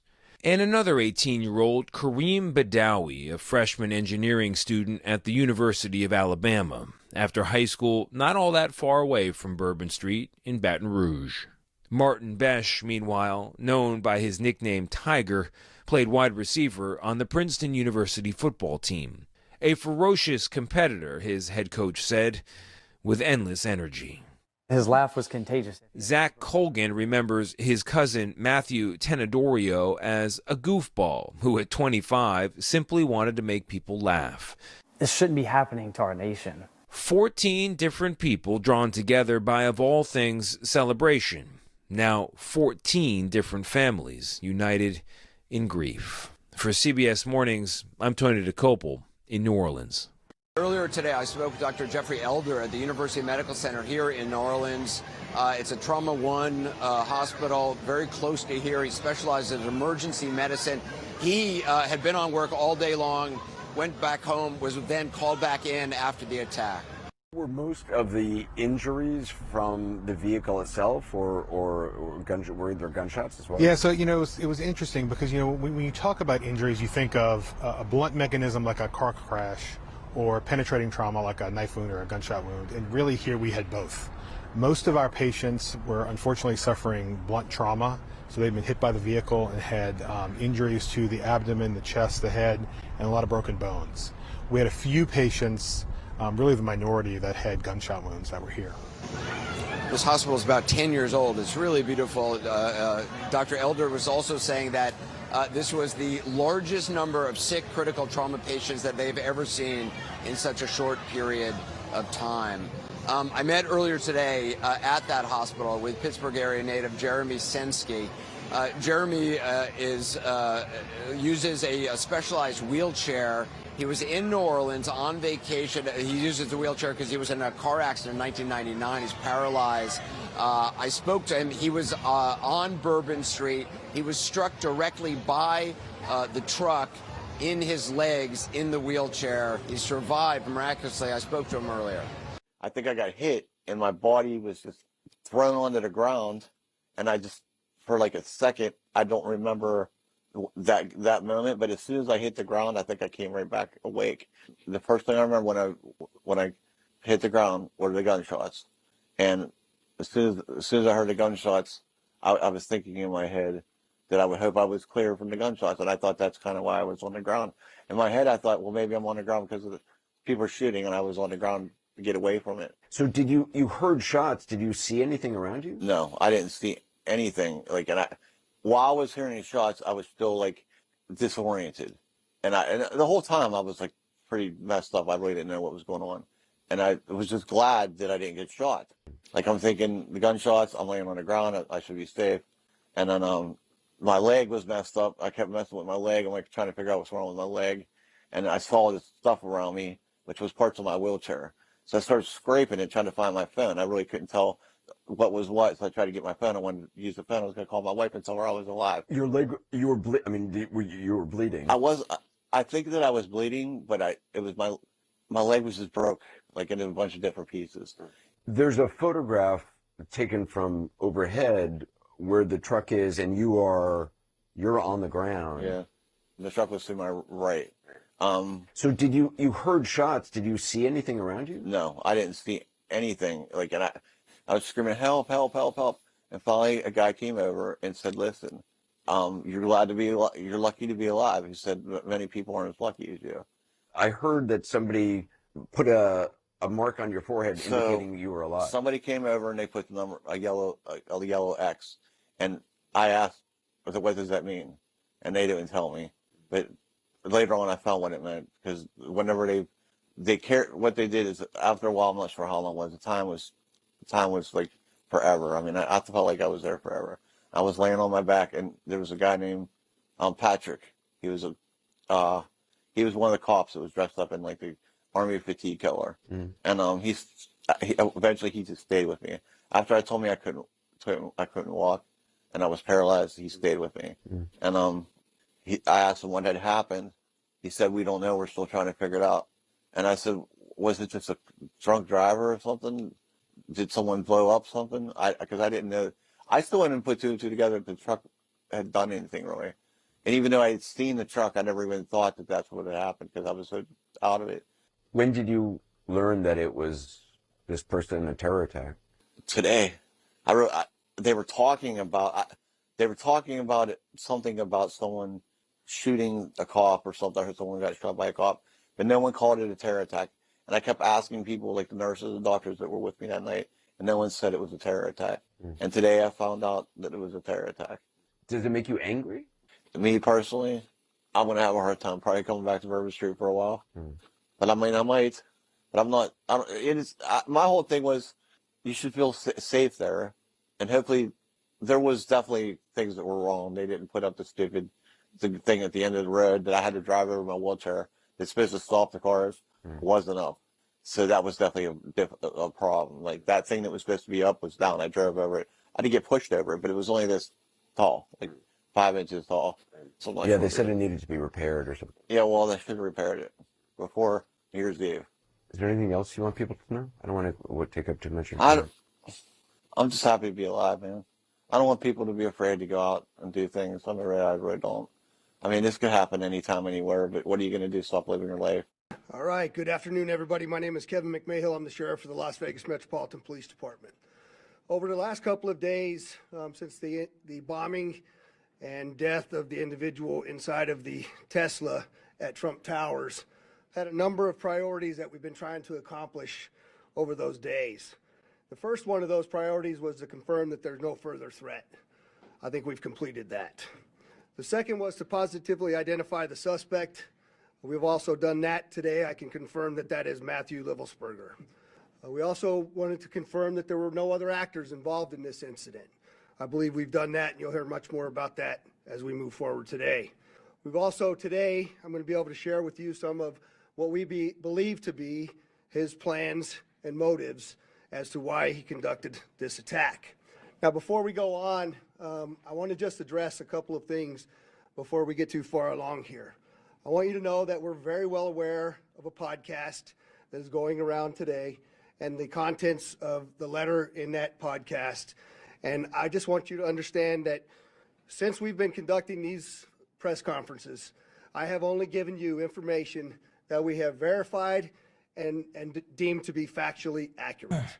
We've been aware of that document for a while now, and we still have not completely gone all the way through that and verified that entirely. We are in one of the two telephones and one laptop, so one telephone and one laptop that we still have not been able to get into. There is one cell phone. What is this? Johnny Midwest, check the logs. I'm a ER nurse in Oakland. Soap and water is all you need. If you really want to go overboard, use iodine, but beware it stains the skin for a while. More extra credit, put a little bit of antibiotic ointment or Vaseline. I already did it. I did all of that. I did soap and water, and I did the rest of it. Damn, Kaya is so well trained. How long did that take? My king, please go wash your hands. Fine. I don't know what podcast they're talking about, but I suspect that that's where the manifesto conversation started, maybe. Wait, he was on Sean Ryan's pod? Wait, what? This guy was on Sean Ryan's? Breaking, Sean Ryan just dropped the emergency Matt Livelsberger episode, allegedly posting an email manifesto from the Green Beret behind the Tesla truck. In an email dated December 31st, this makes sense. Sean Ryan is like Sean Ryan is the number one podcast for guys like this. He's the guy whose podcast had Pete Hegseth on as well. The real email manifesto sent. I urge everyone to dedicate at least 35 minutes to fully grasp the details that have unfolded over the past few days. This episode takes a deep dive into the manifesto, an email sent to Samosar by Matt Livelsberger himself. Within this chilling document, Livelsberger boldly declares, what I'm going to send you is going to change the course of humanity. Former Green Beret. Well, he wasn't a former Green Beret. I'm pretty sure the manifesto is fake news. The source of it is a couple months old. Is at the center of the story just days before he drove a Tesla Cybertruck loaded with explosives to Trump International Hotel in Las Vegas. The Cybertruck incident has raised serious questions about Livelsberger's motivations, his credibility, and the information he shared. In this episode, we unpack the manifesto's contents. That's twice now true crime terrorists and mill murderers to appear on Rogan and Sean Ryan. Yeah, we'll take a look at it. We'll take a look at this is the one they went over in the press conference. Fellow service members, veterans, and all Americans, time to wake up. We're being led by weak and feckless leadership who only serve to enrich themselves. We are the United States of America, the best country people ever to ever exist, but right now we are terminally ill and headed towards collapse. This was not a terrorist attack. It was a wake-up call. Americans only pay attention to spectacles and violence. What better way to get my point across than a stunt with fireworks and explosives? Why did I personally do it now? I need to cleanse my mind of the brothers I've lost and relieve myself of the burden of the lives I took. What? That we are getting into, and I can tell you He that is a we are Trump barely supporter. He was a Trump supporter. Scratching the surface, and almost hourly receiving additional information requiring substantial investigative effort I don't know if on this the part is, of this joint investigation between ourselves, the FBI, and the ATF. And so, again, while I understand all of that is out there, I believe it is our responsibility to give you what we know to be a fact, and that is what I will continue to do as we move forward. A couple of questions came up in regards to the positive identification of the suspect in the vehicle. I want to give you a couple. Yeah, he texted his ex. It's so wild that Connor O'Malley is genuinely Nostradamus. Las Vegas bomber reached out to his girlfriend ex-girlfriend a few days before the attack. I rented a Tesla Cybertruck. It's the shit. I feel like Batman or Halo. Oh, okay. It's been wild. So much learning and fun. I rented a Tesla Cybertruck. It's the shit. I'm building drones in my new position. You would love it. I feel like Batman or Halo. I don't know if this is cool or I should bully you about it. How fast is it? Ungodly. I feel like Batman or Halo is such a funny take.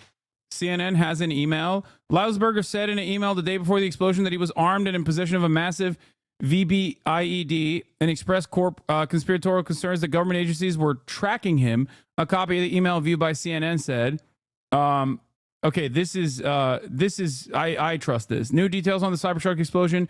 Master Sergeant Lausberger was diagnosed with depression last year, but had not been assessed to be a risk of violence or suicide. Two U.S. officials familiar with his record tell me and Natasha Bertrand. This is from CNN.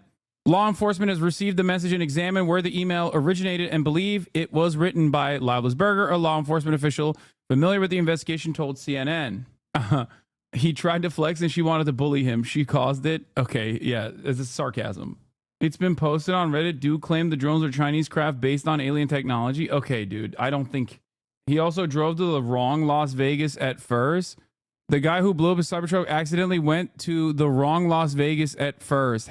Wait, what? I don't believe this account is a meme account. That account is a meme account. I don't think he went to Las Vegas, New Mexico on accident. It's most likely that there are charging stations on the path. Yeah. It is 100% reverse engineered alien tech. Aliens are not primitive enough to use propellers. It is not aliens. What? Yeah, I suspect that in the mountaintop, they don't have as many Tesla supercharger stations. So he was forced to drive around the mountains rather than over it, but I don't know. Anyway, we'll look at the I'll look at the email, but I'm not entirely certain as to the veracity of this email. I don't know if it's legit or not. Okay? Couple of photographs as to what it was that we had some conversation around, because there's some tattoo comparisons that we needed to do. And in those tattoo comparisons, in this particular photograph, you can see a tiger tattoo, and there's a secondary tattoo on the stomach that the wife had told us about. Jesus Christ. You can see that some of it is burnt, some of it is not burnt, and while the body was still in the vehicle, we were unable to identify those specific tattoos until we were able to remove some of it. Secondarily to that, there's also a surveillance photograph that we obtained of our subject in Colorado wearing that very distinctive brown jacket. You'll see that a little bit later here in some of the photographs that one of the assistant sheriffs is going to talk to you about. There's also a lot of conversation that I hear out there about the fact that... Is he okay? Yeah, no, he's dead. He's dead. He's super dead. He's charred, burnt to a crisp for the most part. He not only seemingly shot himself in the head, but he also detonated a sequence of explosives inside of his Cybertruck outside of Trump Tower, which, you know, doubly killed him, I guess. But yeah. The identifications, the credit cards, and the number of things that I provided to you previously did not show up as burnt in the explosion in the vehicle. And so I did think it was important for me to address a couple of those issues so you understand where we're at. That's a photo. What am I even looking at here? Like, I don't even know what this is. It's just like bits of his bits of liveless burger and a wallet. Is that what it is? Also, how good of a wallet is it that it just like protected the materials even after? Photograph of the wallet. It's a leather wallet. Clearly, it's burnt up pretty well. However, that wallet was found in the back seat under some debris in the vehicle, and it contained, you'll see in this photograph, the credit cards, so a photograph, and a number of other pieces of identifying information. I'm glad that they hid the credit card number because, you know, someone could use them. And it would be really lame. Someone could use that and steal Matthew Livelsberger's money. Military identification that I initially told you about was also located within inches of the wallet. And you'll see much of this stuff does have some burn damage on it. The passport that I described to all of you was found in the back, in the bed of the truck under debris as well, and you'll see a photograph of that in there. I also had mentioned to you that we were going to be doing dental records to identify the subject in the vehicle. The Department of Defense provided those dental records to us. We then forwarded them to the coroner, and the coroner also provided a positive identification for us. Finally, we had also requested DNA from the family, which was provided to us, and it matched to our suspect. We then, of course, had now confirmed fully his identity to you. Johnny DeFango, thank you for the 10 community gifted subs, allowing 10 people to no longer see the ad break at the top of the hour, which doesn't come anyway, but still, you can still subscribe yourself for free with a Twitch Prime if you would like to do so, or for $5 or $6. That's right. Thank you. There has been, again, a tremendous amount of investigative effort that has been conducted now. And I'm going to introduce to you Thank you for the 10 Assistant Sheriff Dory Corin to go over some of the extensive investigation that has occurred. Dory? Good afternoon. I'm Assistant Sheriff Dory Corin. I oversee our Homeland Security and Investigative Services Group, which includes our counterterrorism unit that's been working around the clock on this investigation. I just want to briefly share a few updates on some key areas to include the operational activity that led up to this incident, a little bit of information on the post-blast investigation as we know it today, and then finally some of the information that we're discovering most recently about motives and plans to give you some insight on why this individual committed the act that he committed. To begin. Yes, he was inside the car and he allegedly shot himself, according to the investigators, before he blew up the car. Or like they still don't know how he lit it up. Okay. Again, just with the operational activity, the sheriff yesterday talked about the route that the suspect took to get to Las Vegas. Weren't they calling him a terrorist? The answer is because he's a Trump-supporting white guy. And he also didn't kill a healthcare CEO. I hope that clears up the confusion. Why did he do it? We still don't fully understand what his motives were. Vegas. We used a lot of this information to be able to track down video surveillance footage around different locations, as well as financial records, as well as call data records. He also didn't, I think he intended to do a big bang and maybe even kill some people, but he didn't end up killing anybody else. Just himself. As well as looking at the Tesla charging stations to be able to determine exactly which route the individual took, but more importantly, that it was the individual that we've identified, as well as the only individual in the vehicle during the path that he took to Las Vegas. As you'll see here in this video here at one of the charging stations, there's just one example. You'll see our suspect here. He'll exit the vehicle. He'll walk around the vehicle at different times. At one point, you're going to see that he opens the door of the vehicle, he retrieves a coat, he puts that coat on, and you're going to see that at different parts to include the photo that the sheriff talked about just a few minutes ago. Boggling to call this terrorism with no victim or no apparent motive is really interesting, because how do you think so many terror attacks are thwarted by the FBI? Well, usually it's the FBI that's goading the person into doing the act of terror. But they stop terror suspects regularly.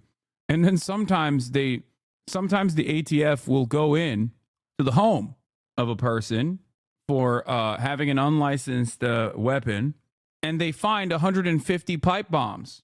And then the judge will say, well, you have no priors and you're white, so it's fine. You're not a danger to yourself or others. and they just kind of do, they kind of let you stay at home, like the guy in Virginia. That's a real thing that also happened in these past couple of days, where they went to the home of a dude. I believe it was in Virginia. I forget where it was, but they found 150 pipe bombs in his home, and then he was still. The judge said he wasn't a flight risk nor a risk to others, and said that he could be out on, not even on bail, but he was under home detention. Some of the pipe bombs that were built were preloaded into an apparent wearable vest. A lot of the pipe bombs were also completely unsecured, even though he lives with his wife and children. Prosecutor said Spafford also acknowledged keeping a jar in his freezer of HMTD, an explosive material that is so unstable it can be exploded merely as a result of friction of temperature changes. Investigators found the jar stored next to food items and labeled dangerous, do not touch. Seems like this guy had proper OPSEC. Even after losing his own fingers as a result of his homemade explosive materials, he made his apparent remarkable decision to keep an extraordinarily dangerous explosive material in the home's freezer next to food items that could be accessed by the entire family, prosecutor said, arguing the man poses an extreme danger to the community and should remain in custody. His lawyer said there's not a shred of evidence in the record that Mr. Spafford ever threatened anyone, and the contention that someone might be in danger because of their political views and comments is nonsensical. In fact, the evidence proved that Mr. Spafford is not a danger, but a hardworking family man with no criminal record. Except he was a danger to himself. He blew off 3 of his fingers on one hand. Anyway, yeah, he was a hardworking man, hard at work, making 150 pipe bombs. He is not in a detention facility right now, for the record. I'm pretty sure they released him and said, I think he's under house arrest currently.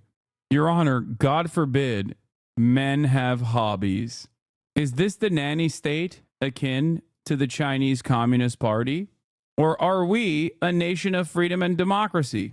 He had a $25,000 bond, as in 1/4 of the bond that the Florida judge had seen as a reasonable bond for the Florida lady with children, the 42-year-old Florida woman with children, for the crime of getting upset at a phone conversation, a claims denial phone conversation with her insurance company. That's amazing.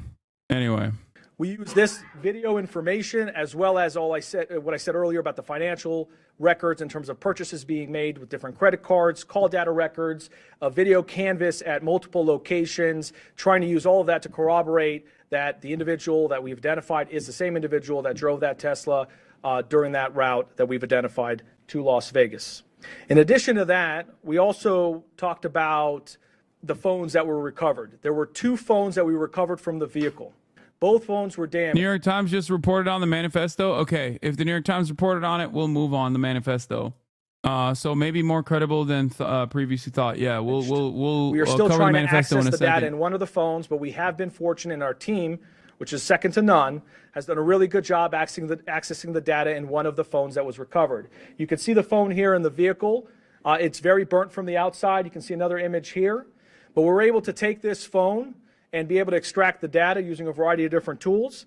And in that, we've identified a variety of information, but one thing in particular is there was an application in there that the suspect used to take notes. In that application, one of the notes is titled Surveillance Log by the Suspect. It appears to be more of a journal of activity. It dates for about 10 days leading up to the incident, from December 21st to December 31st of this past year. In that surveillance log, or as we would like to call it, a journal, because it's more of a diary of activity that he's conducting, we identify multiple locations that match what we have in the route. We identify activity that we've matched. So, for example, him purchasing firearms, him purchasing camping equipment or other types of equipment that were used in this incident matched what our data showed in terms of the route and the video surveillance we were recovering along that route. Beyond the operational activity, I want to also get a little bit into the post-blast investigation. So make no mistake, this is a suicide vehicle-borne improvised explosive device, or short, it's a suicide VBID. We know also, as mentioned by the sheriff yesterday, there was a self-inflicted gunshot wound by the suspect. The coroner was very specific. In their examination, it was an intraorbital gunshot wound, which essentially means that the suspect put the firearm in his mouth and discharged the gun, and ultimately the round came out to the left side of his head. In addition to that, in terms of our assessment of the post-blast to confirm that he's the only individual involved and the only individual in the vehicle, we did a variety of video and photo comparisons to match the clothing. So if you look here, for example, this is a video in Las Vegas, and you're going to see in a moment here where he parks the Tesla truck. He comes out, and you're going to see some descriptive clothing that matches some of the other video that we've recovered along the route. Please keep in mind, this is a very extensive investigation, so there's a lot of content for us to review and examine. We're just showing examples and samples as we get them. There's more information as we go through it. But in this video, you can see even the distinctive jacket that he is wearing in that vehicle. The other thing that's important is the sheriff mentioned yesterday that Tesla sent to us engineers to come to Las Vegas to help us extract data from the vehicle. It's so crazy that this dude was like, oh, I'm going to be a legend. I'm going to get America to wake up by blowing myself up. And all that remains is a vague manifesto as far as we've seen. And also a text message he sent to his ex-girlfriend that he feels like Batman or Halo. Like that's, I feel like Batman or Halo. The email about the drones is not the manifesto that was reported by the New York Times. What email about the drones? I'm not talking about the drones. To be clear, some people are saying that purposely exploding a truck in a public space isn't terrorism just because he's a white dude. That's wild. Yeah, imagine if he was Muslim and did that. Now, even if he didn't kill anyone, I assume that many people would be like, "Oh no, that's terrorism. It just failed. It just like didn't happen. Like it didn't succeed." The podcast manifesto talks about the drones. Oh, okay. Cool. Thanks to their support, we were able to extract an SDMI chip from the Tesla vehicle. And Tesla was able to confirm to us using the data from the vehicle that the vehicle was not. But it's not just that he's, a white guy, okay? Because as we know, you can be a white guy, but if you are successful and your victim is a high-profile CEO, for example, then that is definitely terrorism. We know that. We know that to be true as well.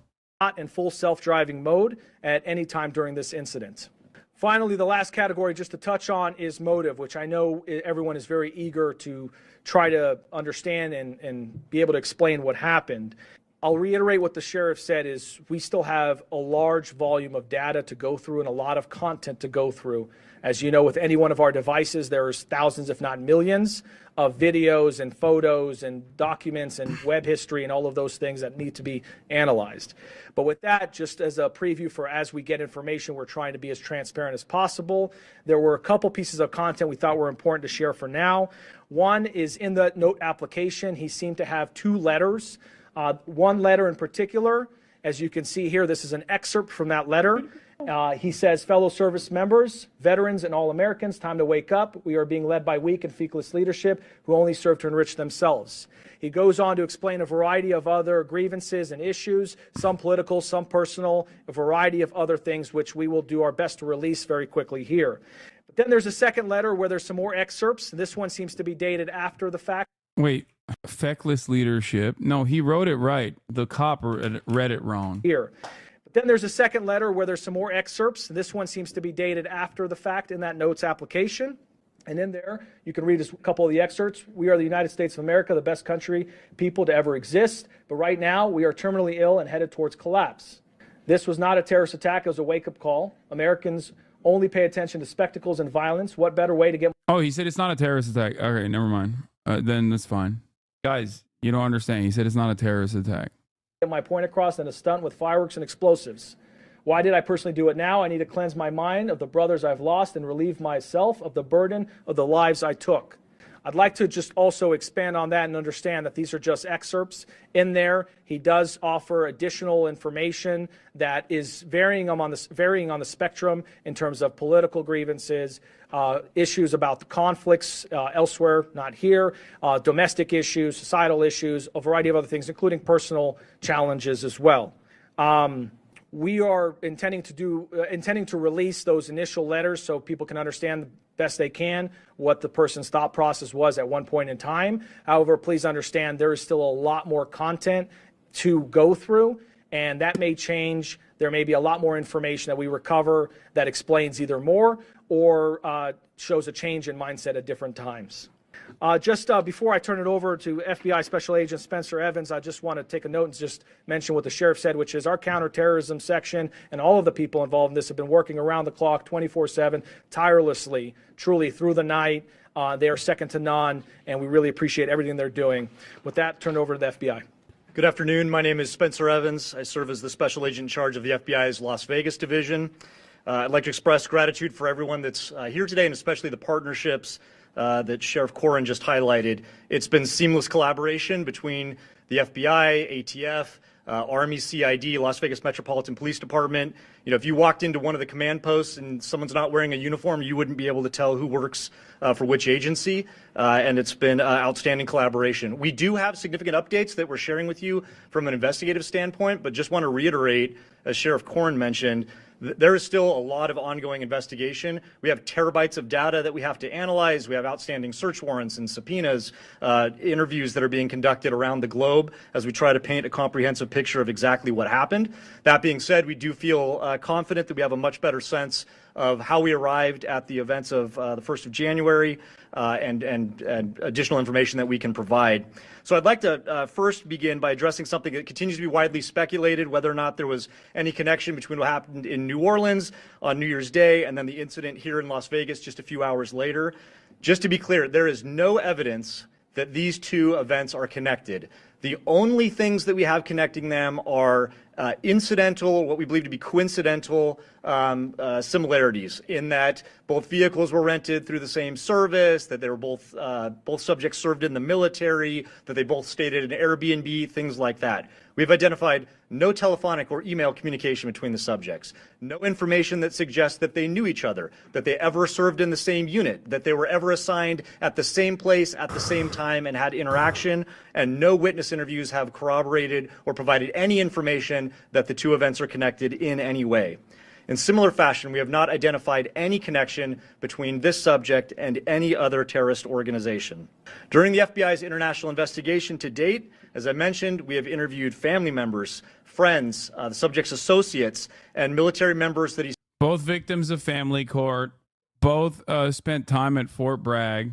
But once again, that could be, that most likely is just independently radicalizing components. He served with around the globe. Through these interviews, we've found that the subject held no animosity towards the president-elect.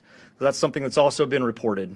Investigative steps have discovered and... None of that is connecting evidence? No, I'm not saying it is. I'm not saying it's connecting evidence. Information from the Army indicates that he likely suffered from PTSD, and we are also aware that there were potential other family issues or personal grievances in his own life that may have been contributing factors. Again, we're looking into all of that. It's evident that the subject considered, planned, and thoughtfully prepared for this act alone. That's what we believe, and we have no information to the contrary at this point. The FBI has been able to confirm some of this through the utilization of video footage in public areas as he traveled from Denver to Las Vegas. We have video footage that shows that he is alone outside. Can we stop normalizing victims of family court? Both these dudes made it real clear why the courts didn't want them having custody and why their wives left them. I can't even joke about family court victims now. Like, what are we doing here? Like, excuse me, you are not allowed to make fun of divorced dads any longer because I misunderstand the joke that you're making. And then I feel as though you are saying that, that there is a real thorough line here. Like, at this point, 50% of marriages end up with divorced dads. You don't see them, blowing themselves up. Okay. It's a very commonplace thing. I'm making fun of, a very common thing that happens in America that ends up making a lot of dads right wing. Of the vehicle, and that corroborates again what Las Vegas Metropolitan Police Department footage has also shown. The FBI, as the sheriff indicated, facilitated obtaining DNA from a family member that was able to be conclusively matched to confirm the subject's identity. As Sheriff Corrin mentioned, although this incident is more public and more sensational than usual, it ultimately appears to be a tragic case of suicide involving a heavily decorated combat veteran who is struggling with PTSD and other issues. Yesterday, I wanted to highlight... Most divorced dads just end up doing the other thing instead of like blowing themselves up in this elaborate fashion. They just end up voting for Donald Trump and drinking away their troubles, constantly wondering why the rest of the family has isolated themselves from him, and thinking that it is the responsibility of everyone else around them and not themselves that such a thing has happened. I mentioned a tip that was unverified that the FBI had received. Sheriff McMahill will talk about this. It's now floating around there on podcasts. This is a tip that the FBI received after the bombing occurred that seemed to describe some of the personal grievances that the subject may have held. We still have not conclusively determined that that's from the subject, but feel confident based on evidence that we're uncovering on his devices that that was in fact from Leivelsberger. I want to reiterate that prior to this incident, the FBI did not have any information on this subject. He was not on our radar. He didn't have criminal history. There was nothing that we... Damn, they hit the reverse. This subject was not on our radar. Our radar is now limited. We would have been looking into him for up until this point. Last thing I just wanted to highlight briefly is it's not lost on us. We understand that there were victims. While the subject himself was the only person that was deceased, there were several folks that were injured. And obviously, any sort of incident like this has a traumatic impact on the greater community and folks that are rightly so going to be scared and concerned, and some people that were inconvenienced and some that were taken to the hospital with injuries. We'd like to remind everyone that we're working with Las Vegas Metropolitan Police Department advocates, the Office of Emergency Services advocates, and the Southern Nevada Resiliency Justice Center to offer services to these victims. We recognize that there may be victims that are yet unidentified, so for those that might be suffering or otherwise impacted, we'd ask you to reach out to the FBI at 1-800-CALL-FBI. And in similar fashion, as we reiterated yesterday, anyone who has tips related to the subject or this particular incident, please call us at 1-800-CALL-FBI or submit a tip online at tips.fbi.gov. And with that, I'll turn it over to the Assistant Special Agent in Charge from the ATF, Kenny Cooper. Will they tell us how he ignited it or what? Not playing. Good afternoon, everybody. My name is Kenny Cooper. I'm an Assistant Special Agent with ATF San Francisco Field Division. I have some very quick resource updates. ATF has brought in some of our top experts from our National Response Team that will assist with the sifting through the debris of the Tesla. And that's an abundance of caution to make sure that we've got the initiation sequence identified as best we can from the evidence that survived the thermal event of this explosion, and to ensure that no other bad actors were involved in the initiation of that device. Also, my second... Chatter be like, I already told you how he did it, and then you look at it and it's just this theory. Update is to the firearms purchased by our subject on December 30th, 2024. Our ATF investigators were able to track down that lawful purchase at a gun store in Colorado. Our subject arrived in that gun store by himself on December 27th and initiated the ATF Form 4473 and actually paid for those two firearms that were recovered from the Tesla on the 27th. And was a sole occupant of a vehicle arriving and departing that on that date. Subject was the victim of a kinetic implosion resulting in a thermal event after a thorough ocular pat down of the I love cop speak. It's so good. And then on the 30th, we have video evidence of our subject entering that gun store as the sole occupant of the Tesla. He actually received and transferred those two firearms and took into his possession at that time and departed as the sole occupant in the Tesla. Those are the two updates that He departed as the sole occupant inside of the Tesla Cybertruck in a tactical style implosive event. Here to provide to you at this time. Thank you. All right, with that... oh my God, you're so loud. We'll entertain a couple questions. If you could, please identify yourself. And, dude, cop speak is so funny. It's like, all right, on that note, we will tactically ascertain whether or not the investigative questions that you are allowing us to hear. Hands up. I'm sorry, I didn't mean that. He's got a gun. I'm sorry, I didn't mean that. I'm reverting back to tactical speak in this circumstance. I apologize. Identify yourself, sir. Why does he sound like he's going to arrest the reporters in the room? We'll go from there, David. David Charles, two quick questions. One, the video that you showed of him with the Tesla was able to extract that for you from the device. That's such a funny way to operate. Like, I'm imagining sheriff's deputies at home being like, I've tactically ascertained that the salt contraption mechanism that you have in your hands must be dropped immediately.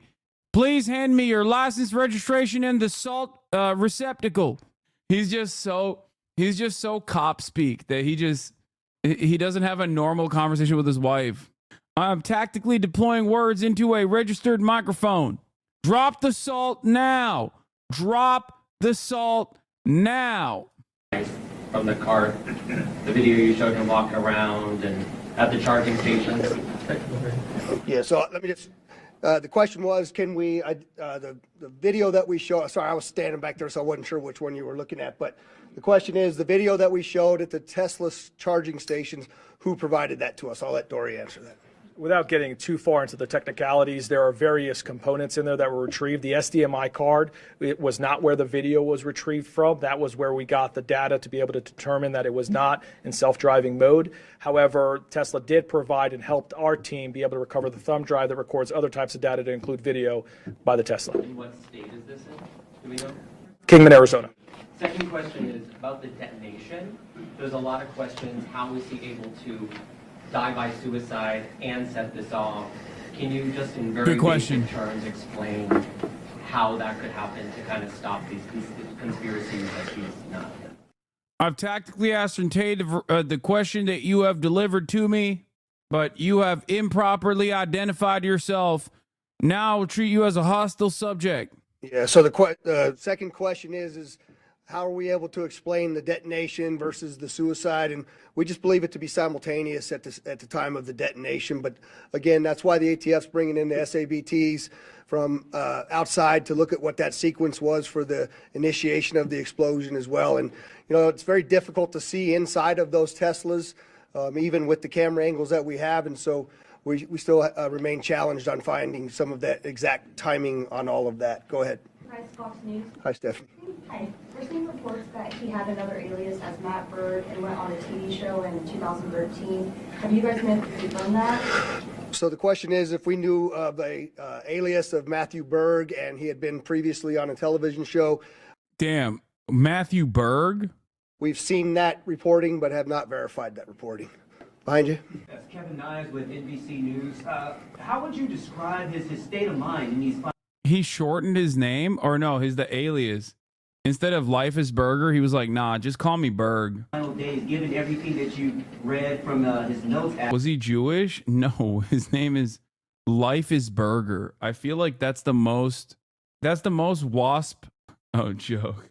That's the most WASP German last name you can have, like German American. Everyone with the last name I Love Burger moved to America, okay? And the manifesto that you see that you reference going around in the podcast, have you guys been able to rule out that it was not from him, or is it still up in the air that it could have been from him? So the question is, oh my God, what is happening with the audio levels, man? What is going on, dog? It's like, oh, they open up the microphone and boost the gain so they can hear the freaking reporters, and then it ends up tactically blowing up, tactically creating an auditory implosion event within the suspect's eardrums. We have accidentally utilized an LRAD, a long-range acoustic device. You sound like the audio file chatters. I mean, that's crazy how loud that got. How would I describe his state of mind in the manifesto that was described on the podcast? Have we been able to determine whether that was from him or not? And I'll answer the first part is, I'm not comfortable giving you state of mind just yet. I certainly am leaning a particular way, but again, I'd like to be factual to you. I think when you read the documents that we're going to give you a link to at the end of this press conference, that you can go in and make some of your own assumptions about what that is. But I will tell you that part of my hesitation on that is I know that we have a lot more documents and number of things for us to uncover. And so I want to be able to provide to you only the factual information when I have it. And so I'm not going to opine on what I believe his state of mind was at that particular time. But certainly you can see some troubling aspects in his personal life as well. And I don't know if you want to address. Yeah, this is tough. This is tough for a cop to opine on, okay? Because everything that he's talking about with respect to Matthew Livelsberger hits way too close to home, I suspect. Okay? You're basically asking a man to reveal his own personal journey in broad daylight in front of millions of Americans, all right? And you don't want that. It's hard. It's difficult to opine on such things. That's the second part, Spencer. Yeah, so in terms of the so-called manifesto that's circulating online, we have strong evidence to suggest that it was the subject that wrote it, but we haven't conclusively proven that yet. And that evidence relates to other evidence that we're finding that we're able to compare that lead us to believe it was in fact him who sent it. Oh, dang. Well, we have tactically ascertained the veracity of the manifesto, which the suspect, the perpetrator of the thermal implosion event, kinetically put pen to paper. It seems as though there is veracity to the writing of said manifesto event. This is not the podcast email one. I'm not going to watch the entirety of Fortnite Friday chat. Calm down. I'm too busy tactically ascertaining what's going on with this improvised vehicle VBIED event. J1. Do you have an update? Is it J1? Yes, J1. Okay. Do you have an update on the conditions of the? The question is, do I have any updates on the conditions of the people who were injured? And I'm told that they're all relatively minor injuries, and they've all been released from the hospital. Kristen Drummond with News 3. As you were showing us these excerpts, can you say why definitively he chose the Trump International Hotel and why he decided to come here to Las Vegas? Yeah, the question is, with the excerpts that... Yes, that's right, Chatter. I have tactically engaged in volume management to ensure that the auditory kinetic explosion event does not happen once again. I have now ceased. I have ceased the assault that has taken place in prior incidents. That we showed, can we definitively identify why he chose the Trump Hotel Tower location as well as Las Vegas? And the answer is no. In fact, I think when you read through some of that, you might find that there were some other considerations as well for other locations. And we can't verify all of that at this point, and so that's why I haven't talked about that publicly. Do you know what other locations he was considering, and were they here in Nevada? There was one location in Grand Canyon that was specifically talked about there, but we haven't been able to verify anything as well. All the way in the back. Berenice Zúñiga with Univision Las Vegas. Thank you for taking my question. In regards to what happened in New Orleans, I know that you guys mentioned it's a coincidence, but what main evidence makes a difference to what occurred over there? That it's not being considered a terrorist attack here. So the question is why don't we consider what happened in New Orleans and what happened in Las Vegas connected? And the simple answer to that is we don't find anything to actually point us in that direction.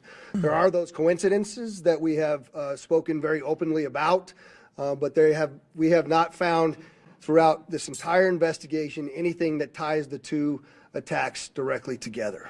Go ahead in the back. I have a question. Were you guys able to identify the type of explosives that were in the vehicle and where he would be able to find those? So the question is, were we able to identify the types of explosives that were in the vehicle and where he was able to find those? There's a mortar-type fireworks in the back of the vehicle, some camping fuel, and we do know that it looks like from that document that we're going to provide to you that he may have stopped outside of a location in New Mexico and obtained those fireworks legally. But that is another aspect of the investigation that continues. Hi, Noble Brigham with the Review. Hi, Noble. Thanks for taking my question. We've heard that the suspect wasn't opposed to President-elect Trump. Do we know anything about what his political views were? The question is that we know that we've said that he was not opposed, the suspect was not opposed to President-elect Trump, and do we know what his political views are or were? There's a variety of different reporting out there, Noble, on what that is and some of the people around him and what their particular political views were. I think when you read some of these documents, you'll see that he actually calls it a stunt in one of these documents that we're going to release to you, that he was trying to get the attention of the American people because he was upset about a number of different things. But I'll let those writings speak for themselves. I'm not conclusively telling you anything about his political affiliations at this point, but I think that's more to come on that. Sir? Anders Gutierrez with CBS News. Talk to us about this. You have an individual who is obviously struggling with mental health here, a member of the military service. There are others out there who may be struggling with this, a lot of mental health issues here. When they read these letters that you're about to release, how do you quell others who are struggling with the same from carrying out and seeing this as an inspiration? How do you quell the copycats out there?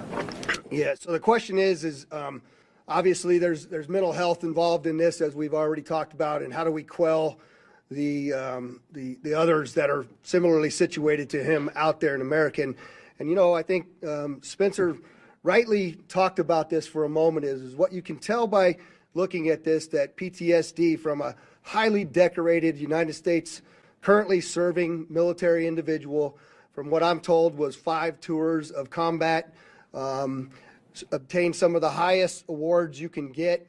It's not much different, quite frankly, than the reasoning why we started our wellness bureau here at Metro and taking care of the heart, mind, body, and soul of the people that are out there doing this work, because they're exposed to things, they see things, they hear things, they feel things, and they smell things that most normal people don't have to do. And the heroes that are serving in the military and on the front lines of America's policing are challenged that way. And so I think we need to really pay attention to those individuals. This cop read the PhD dissertation of the olfactory cues in modern and contemporary prose.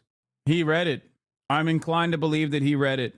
Olfactory ethics in modern and contemporary prose, dude. He read it. He knows. Talking about olfactory trauma. Individuals pay attention to what mental health in America looks like. And I think this is just one more incident that brings that to the forefront of where it is that we are in talking about these types of things. I'll take one more. Thanks for taking my question. Sure.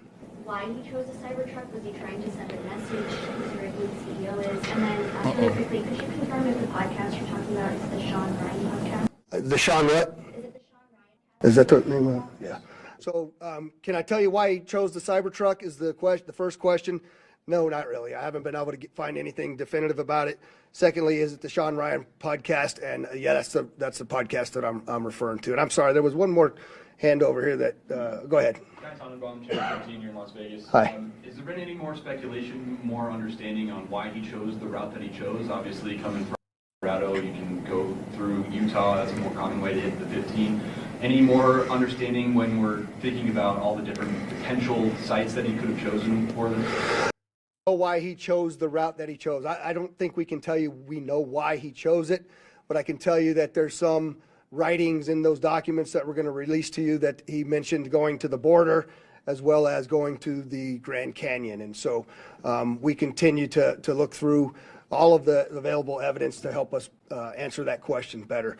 And with that, I'd just like to, again, thank you all for the great work you're doing in helping us get this story out. And obviously, as we get additional information, we'll push it out to you. Thank you very much.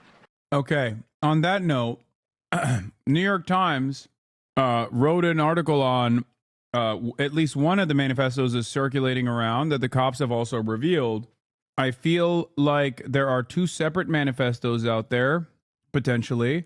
One is this, in case I do not, that has been delivered to Sean Ryan's podcast tactically, or at least this one guy who Sean Ryan had on his podcast.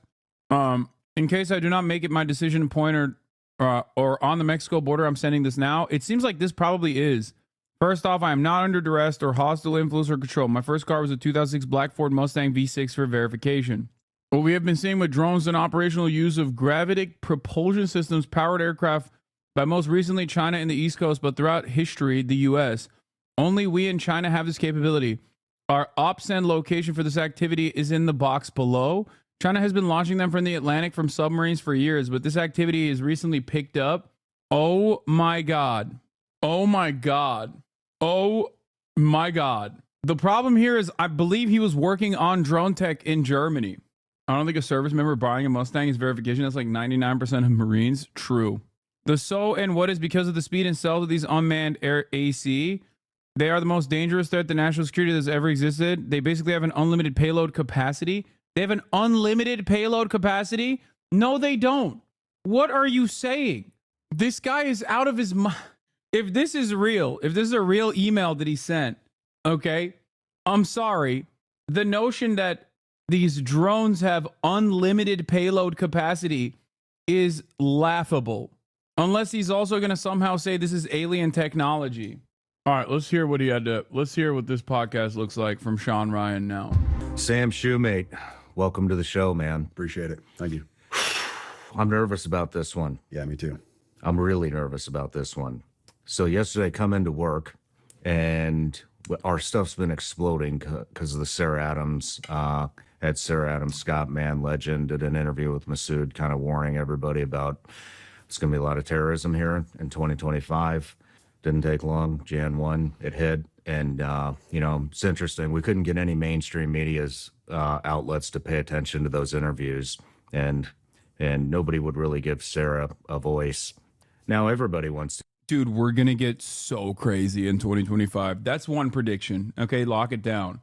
If you think 2024 was riddled with silly conspiracies, you have seen nothing yet. 2025 is going to be so crazy. It's going to make 2024 look normal. Like everything in 2024 that people thought were happening, that we thought was insane, is going to seem tame. To give Sarah a voice because, oh, guess what? The fucking CIA targeter was actually right. Mainstream media gave her no attention. So that's been going crazy. I come in yesterday and for an interview, the first thing I do is talk to my producer, Jeremy, and he says that he's been in contact with you and that you had received some type of manifesto or email from the Green Beret that set off the car bomb at Trump Hotel in Las Vegas. Right. Jump in an interview and come out. My phone is blown up. Apparently CID, Army CID, which is, how would you describe it? It's like it's FBI like, light. Yeah. They are federal like agents, but yeah, the Army's FBI. Yeah. I get all these messages from these people that say CID is talking to this person and that person, and one of these guys on the list is still operational, and they want his name redacted. And every Green Beret I know is texting me about this. It fucking really freaked me out, man. It was like, well, how did this leak? Who's tracking my fucking phone? All that kind of stuff. So I just want to say thank you for being here because I was eavesdropping in on that conversation you had with Jeremy, and this is a big story, man. This is big. Yeah, it is. Real big. And so thank you for being here. No, I appreciate it. Thank you. But I do, before we get too heavy, I got some gifts for you. Oh, there you go. Excellent. So we're talking. Thank God. I was worried that they wouldn't maintain operational procedure here. Thank God they still have gifts for one another. Thank God. People monitoring the phone. Have you heard of the unplugged phone? Yeah. And for anybody that wants to purchase this phone, you can get it at unplugged.com/Sean Ryan. Yeah, I have. That's awesome. So that the unplugged phone keeps big tech. Oh my God. He's just doing an ad for, this is like, okay, right off the jump, couple red flags. This strikes me as the Alex Jones style procedure where I feel like this is the Alex Jones method, talk about how the water is turning the freaking frogs gay and then immediately sell a straw in the commercial break. I feel as though this is basically exactly that. He's doing that with more credibility than Alex Jones, though. For monitoring your texts and your calls, there's a secure messaging app in there. There's a secure email. So get that thing wired up, and absolutely, let's talk on that from now on. So, okay. And then everybody gets a bag of these. Been waiting for this. Nice. This is awesome. Thank you. You're welcome. You're welcome. Very cool. But all right, let's dive into it. This is going to be kind of tough. I didn't have, like I said, I was interviewing yesterday, so we're kind of winging it here. Yeah. But So before we jump in, I just want to say a couple things about today. And we're not necessarily validating what came in on that email. There's some pretty alarming stuff that came out in the email about the drones that we're seeing on the East Coast and some capabilities that China has, some capabilities that we have, some activity that went on in Afghanistan in 2019, which actually we do have news reports that is valid. A lot of this stuff actually really lines up, but we can't give it 100% credibility. Right. I think you would agree with that as an intelligence analyst. 100%. And then additionally, there are a few names, 2, I believe, that we are redacting from this because they are still operational. And as much as I would love to release those names, we're not gonna do it so that those guys can remain undercover and not burn their entire operation of what they're into right now.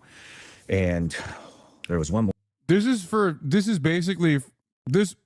audience of this podcast is Tom Clancy novel readers. Okay. More thing. I want to give a little background on you. Retired from the Army in 2023 as a CW2 intelligence officer and understand the information war. In 2020, you were still on active duty. You started a social media account where you intended to share memes and GIFs. Despite your intentions, the account grew into what it is today. You've developed, what is the account's name? It's an Instagram account, goes by Terminal CWO. Terminal CWO. You've developed a robust network of service members across the Department of Defense who trust you with their reports of unethical and, in some cases, illegal behavior from their leaders. You expose the unethical and illegal behavior while protecting whistleblowers in order to hold military leaders accountable, which is why you received the email from the Green Beret. And because of your background, you come across wild information all the time. You're here today because of an email you received from Matthew Livelsberger a couple of days before the Cybertruck bombing at Trump International Hotel in Las Vegas. You'll also be able to discuss what you know about the terrorists who conducted the New Orleans attack. Did I miss anything? No, that sums it up. Yeah, I'll give a background on why that's significant so your viewers understand how this came into my inbox. Perfect. One other thing that I just wanted to say to the audience is, even though we are redacting these names from the episode, you passed that, I believe you passed that email on to the FBI. Yes. We're also going to pass it on to our contacts at the FBI. It's very obvious that people know it. Like I said, the CID has been telling everybody. In fact, we talked to Jeremy, who's sitting over there, my producer, me, him, and my attorney, Tim Parlatore. We're up till about 10:30 last night talking to the... 10:30 is not even that late. What? Is he one of those like early risers? Is that what it is? Is this Sigma grind set? He's like, I've tactically decided to stay way past my nap time. That's right. We decided that it was important and pertinent for the public to have access tactically to this knowledge that we have ascertained as verifiable evidence of a mass plot happening. I'm never going to stop tactical. I'm never going to stop cop speak. I love it too much, and I need to get better at it because I feel like if I do tactical speak, maybe I can get out of a ticket or something. Chief of Staff? The Army Chief of Staff POA. The Army Chief of Staff's POA took a major interest in this as well. And, one of the things that he said, I'll wait till later to bring that up, but I don't know. I don't trust any of these people. I mean, public affairs officers are there to... I'll keep my mouth. Yeah, create... PAO is there to protect the command. Yeah. 100%, nothing else. Yeah. They're not there to shed transparency on anything. They're there to protect the command. Let's recreate what the story is. But, and you know what's interesting? Fuck it, I'm just going to say it. You know what he said? He goes, on the call, he said, I didn't talk to him. I didn't want to talk to him. So had them talk to him. He said, between me and you guys, this guy's DNA didn't match his son.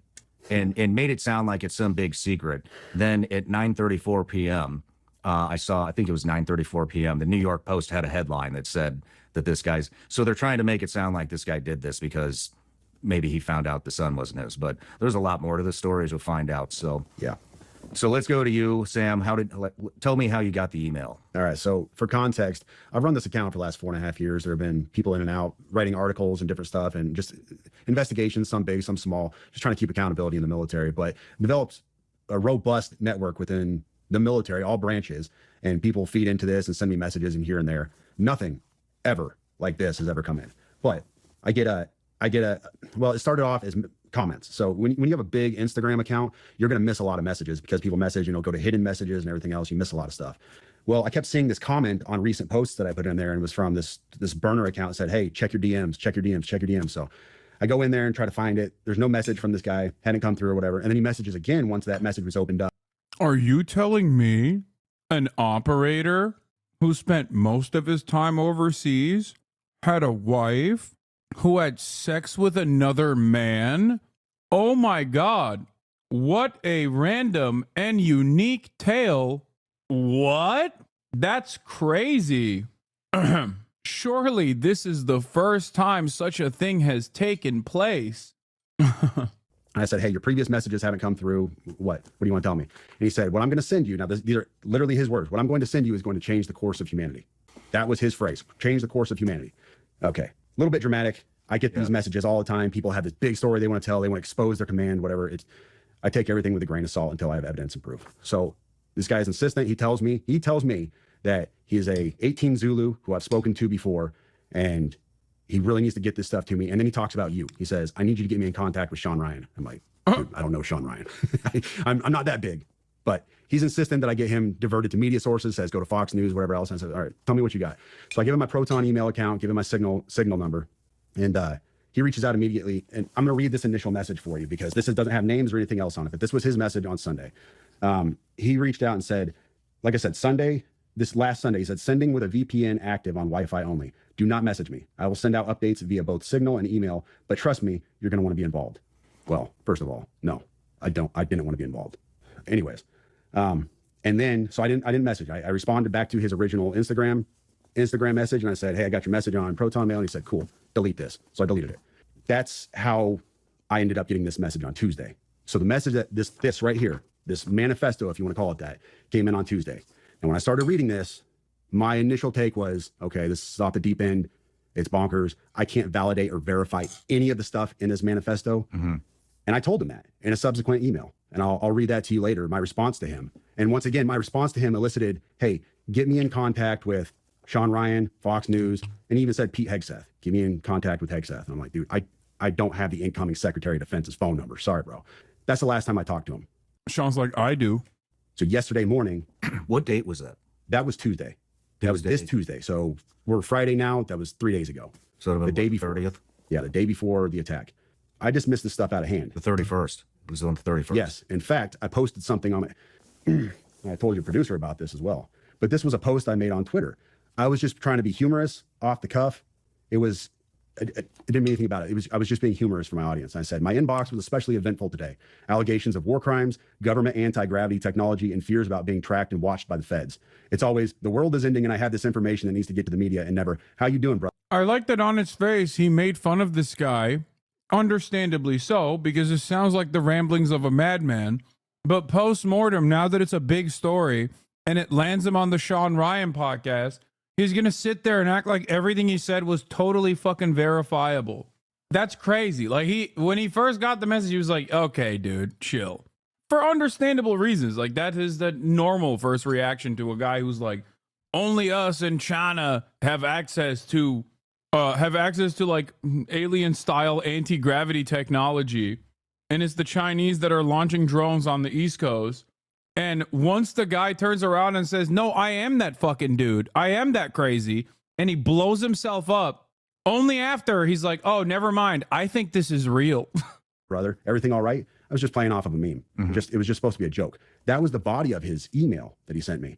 And I didn't think anything about it. I didn't know who Matt Berg was, Matt Livelsberg, or anything else. He told me who he was in the email. He pointed me to his LinkedIn account. I didn't know any of this stuff. And I was just kind of being humorous with my audience. Like, I get these crazy messages sometime. And then the day after that message, I wake up and my buddy was like, hey, Sam, nobody in the community seems to know this guy. Do you happen to know who he is? And I played that for you before we came up here. Just absolute shock. That's how I woke up yesterday. Do you want to play it now? Yeah. Excuse my language. I was definitely in shock. Let me find this chat. So, while you're digging through that, you know what we should do? I should get that Instagram account from you to see if they messaged any of our Instagram accounts. And we should also get that email address. I deleted it. You deleted it? He told me to delete it and I deleted it. Okay. Yeah. We should also get that email address and see if they sent it in through the website and see if he tried to contact us. Get that to the FBI. So I'm in a military. Hopefully they actually do something. Yeah, I'm in a military group chat. Buddy Green Beret, Corey, he says, at Sam. Nope, nobody I've asked in the community knows him. You is at 8:46 a.m. yesterday. So I woke up and I said, OF, I'm shaking. This guy emailed me 2 days ago. I'm not playing. And he said, damn. And then this was my response to him at 8:48. Like, just woke up. I'm fucking shaking, bro. Wait, was that Mike Malak? What the fuck? Cybertruck attacker note release? Dog, we are literally watching what people are alleging is the note. This is the manifesto. The note is something else. Wait, there's a note. I saw on TikTok. Oh my God. You don't understand. This guy emailed me and told me he was being watched by the FBI and Homeland Security, but they weren't going to do anything to him because he had a VBID. I'm not fucking playing, dude. I have the email. I am shaking, man. This is nuts.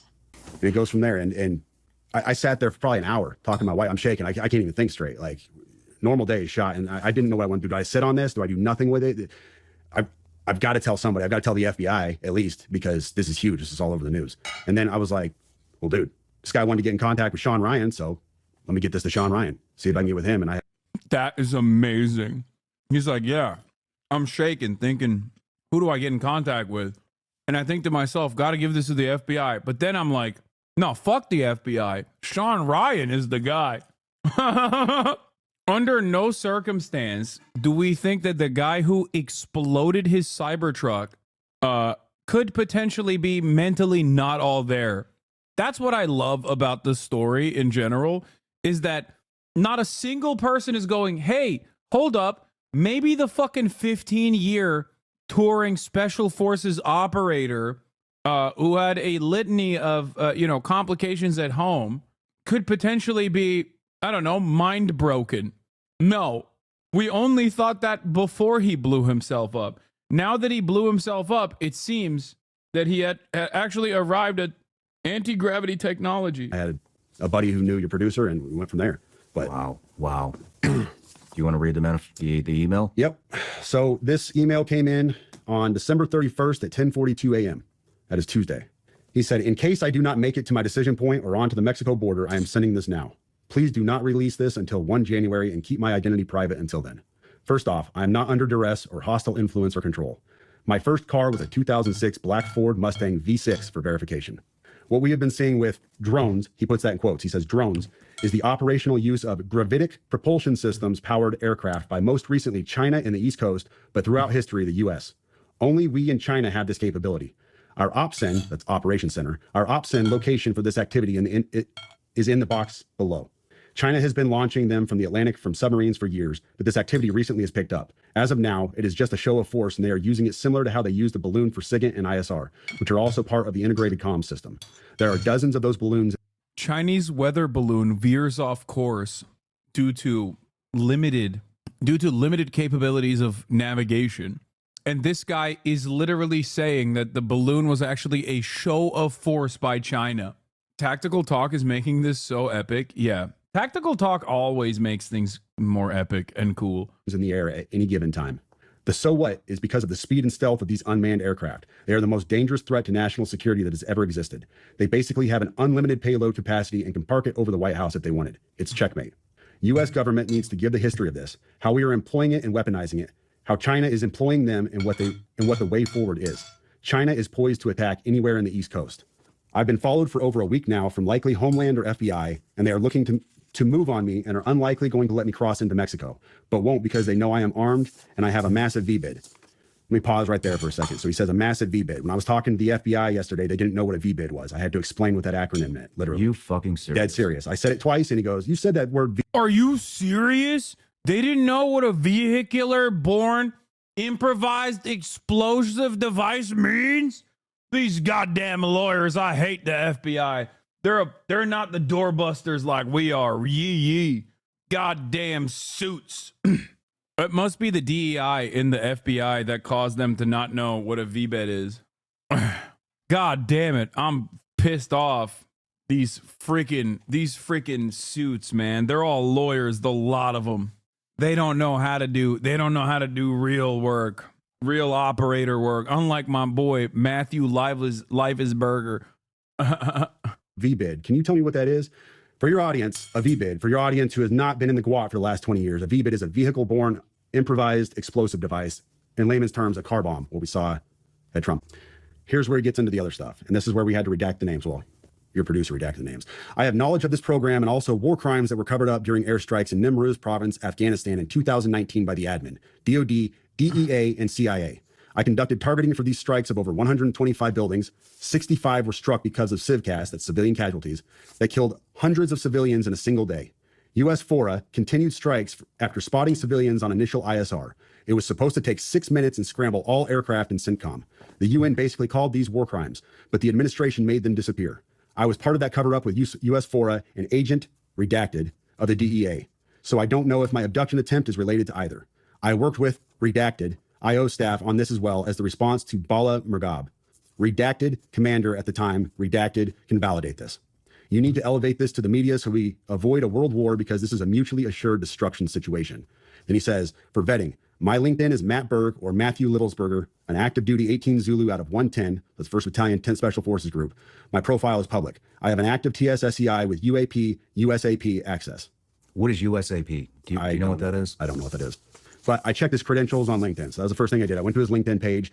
First thing I noticed was all of his bona fides were in place. He has all the UAS training from USASOC and everything else. And so I said, okay, at least the guy knows what he's talking about with drones.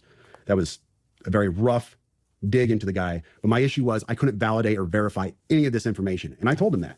And how I responded to him was in a subsequent email. I said, this is obviously a very big deal, but I don't have anything to verify this information with. Talking about gravitic propulsion systems without evidence just makes me another UFO talking head. Like, I'm not going to go on my social media page and start talking about UFOs and anti-gravity systems and everything. I don't know what you're talking about. I can't. And he said, can I get on Fox News Contact on Signal as well as Sean's show? Hegseth would be good too. That was his last message to me. Wow. Yeah. You know, the thing is, what is a gravitic propulsion system? To be honest with you, it is a fancy term you're going to find in science fiction. You won't find it in any, as far as I know, you won't find this in any kind of official manual or, scientific research. This is all science fiction. So, but what struck me is his use, what strikes me now, not then, but what strikes me now is his use of a very specific term that nobody else call it. If you asked me, I would say an anti-gravity propulsion system. That's how I would describe it because I don't know this stuff. He said gravitic propulsion system. We looked that up last night too, and all we could find was same thing, science fiction type stuff. But, there are some things that line up. One is, like I'd mentioned, well, let's talk about the guy's story. Obviously, he had a VBID. Obviously, he was in the military and served. And the thing that he was talking about in 2019, we pulled a report. This is from October 9th, 2019. UN report find alleged drug facilities were not lawful target airstrikes caused significant civilian casualties. The United Nations Special Report, which examines the impact on civilians of the United States airstrikes on alleged drug processing facilities on 5 May 2019 in Afghanistan, determines the operation caused a large number of civilian casualties. The report also examines the legal framework applicable to this incident. In June 2019, the UN Assistance Mission in Afghanistan, together with representatives of the Afghanistan Independent Human Rights Commission, conducted a site visit to areas impacted by the strikes in Farah Province, Bakwa District, as part of its extensive fact-finding into the 5 May incident. The UN verified 39 civilian casualties, among them 14 children, 1 woman, from multiple airstrikes on more than 60 sites that the United States Afghanistan identified as drug production facilities in Bakwa District and in parts of neighboring Delaram District of Nimruz Province. They were eliminating the competition, dude. They were like, only we get to produce drugs in Afghanistan, you sons of bitches. What do you think you're doing? Moreover, the UN is working to verify credible reports of at least 37. Yeah. Also, the DA wasn't actually wasn't Afghanistan. I know. I'm not joking when I say only we, JSOC. When I say we, I mean JSOC. Only we get to produce opium in Afghanistan, not you. Suspiciously, none of it makes its way to the United States of America. We have our own version of the fentanyl crisis, obviously, which is really damaging. And weirdly enough, none of the opiates grown in Afghanistan before the Taliban takeover, okay, because from what I understand, they stopped the opium production and it went down dramatically. But none of that made its way into the United States of America and only made its way into Europe. All the opium that came into the European marketplace, all the heroin that came into the European marketplace was actually Afghan-produced opium. So, having said that, could the part of him talking about covering up war crimes in Afghanistan be real? Yeah, no shit. I do think that it's probably real, because that part is like adding on additional seasoning to a completely improvised, insane conspiracy theory, and then ending it with, and I drove a car. That is so commonplace and so normal that it is the same as him saying, to verify, I also have, my first car was a Mustang V6 in 2006. It's like, yeah, I get that. It's the sandwich technique. Place two different correct things and then, you know, slam the middle of the sandwich with insane nonsense. 7 additional civilian casualties, the majority of whom were women and children. Although airstrikes on the alleged drug processing facilities had taken place before, this was the first time that UNAMA had received reports of large number of civilian casualties resulting from such an operation. And it goes on. I'm not going to read all this. We'll link the article here. But so that 100% lines up. The other thing, you know, that really struck me is, like I had mentioned, after our phone call, jumped in an interview. After the interview, if we find out that GravTech is there and that's what the orbs are, you're so cooked, bro. I mean, dude, I'll gladly say I'm wrong. So you believe this part, but not his work on drones and what he's seen? No, I'm the one who brought up that he was supposedly working on drones in Germany. I don't know why a special forces guy would be working on drones. It's not like he has an engineering background. He's just a fucking doorbuster, but checked my phone, and I had several Green Berets, former Green Berets, one still active. Actually, I'm just going to say it was Tim Kennedy. This guy, wait, he just keeps revealing. He's like, I'm not going to say it. Fuck it. I'm going to say it. Tim Kennedy. Sent me a message late last night about 9 p.m. and said, hey, I should have brought my phone up here, but hey, basically that the use of... Didn't Tim Kennedy just recently get outed for just like also being a fabulist? It's so funny because like virtually all these guys that write books about like their exploits almost always come out to be lying. They're serial exaggerators. Mick Huya is another great example. Sean O'Neill, who weirdly follows me. I don't know why. SOC wants to give me more context on what had happened on this guy.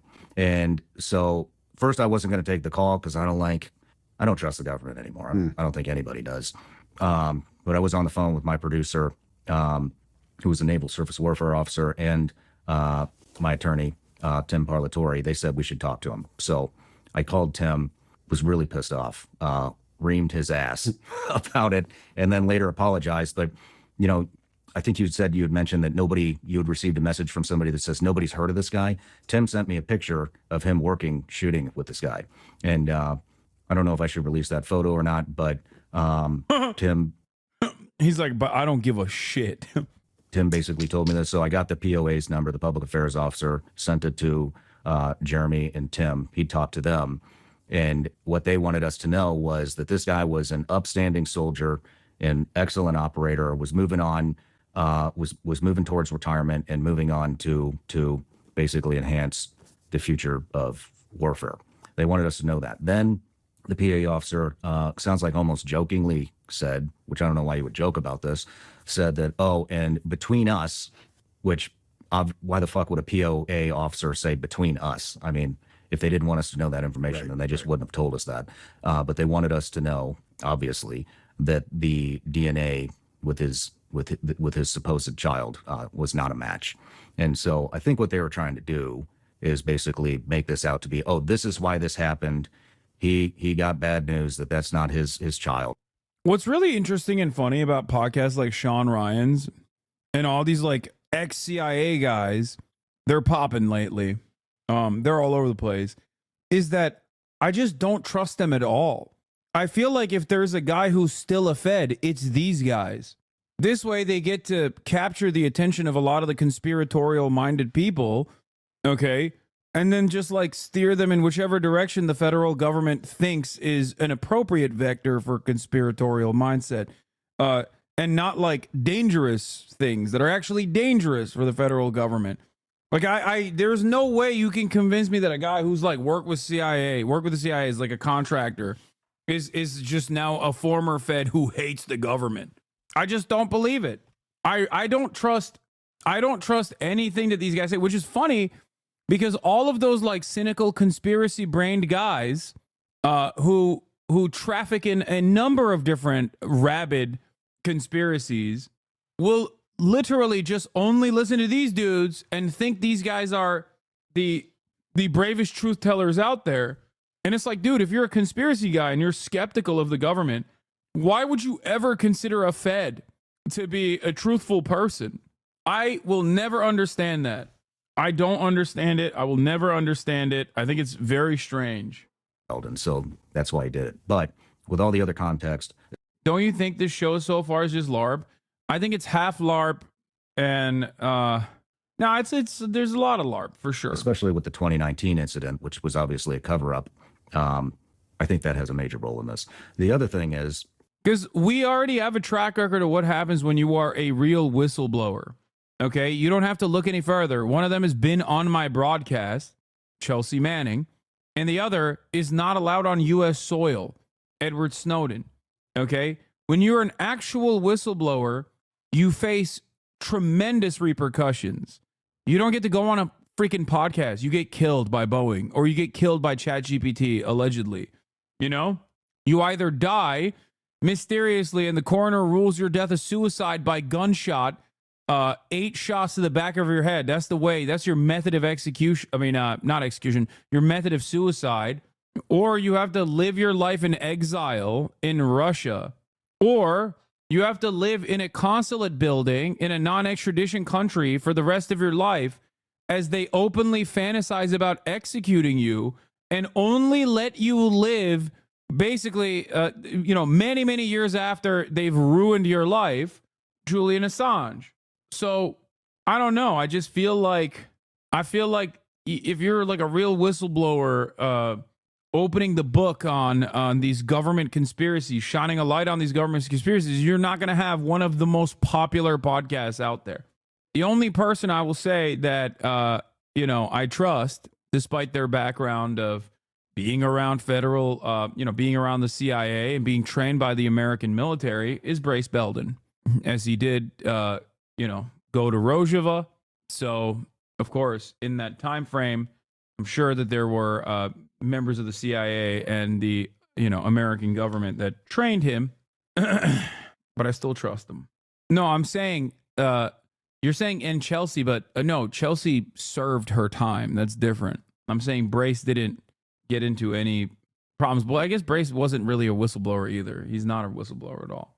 I started receiving a lot of messages from one of the redacted names who's a DEA agent, the one that he's talking about in the email to you.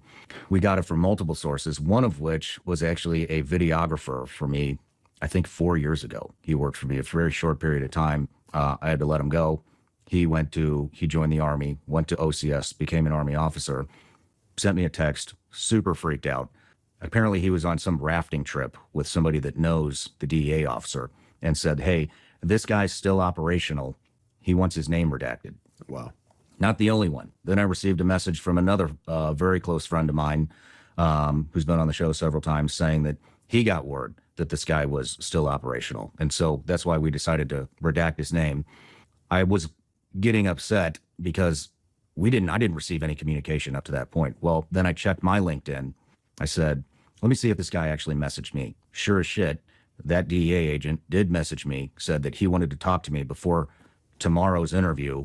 It was really important. Wow. We tried to contact him, not from my phone. I'm not calling any of these people, but from somebody else's phone. He didn't pick up, and we weren't going to send any text thread to show any communication between us any more than the LinkedIn message. And I didn't hit him on LinkedIn. So that also 100% checks out. Now, the weird thing is anonymous as this guy wants to remain, if I remember correctly, he posted something about the Green Beret that set the bomb off. Oh, yeah, wow. That was his latest post. Well, Jeremy, what was it? What did the post?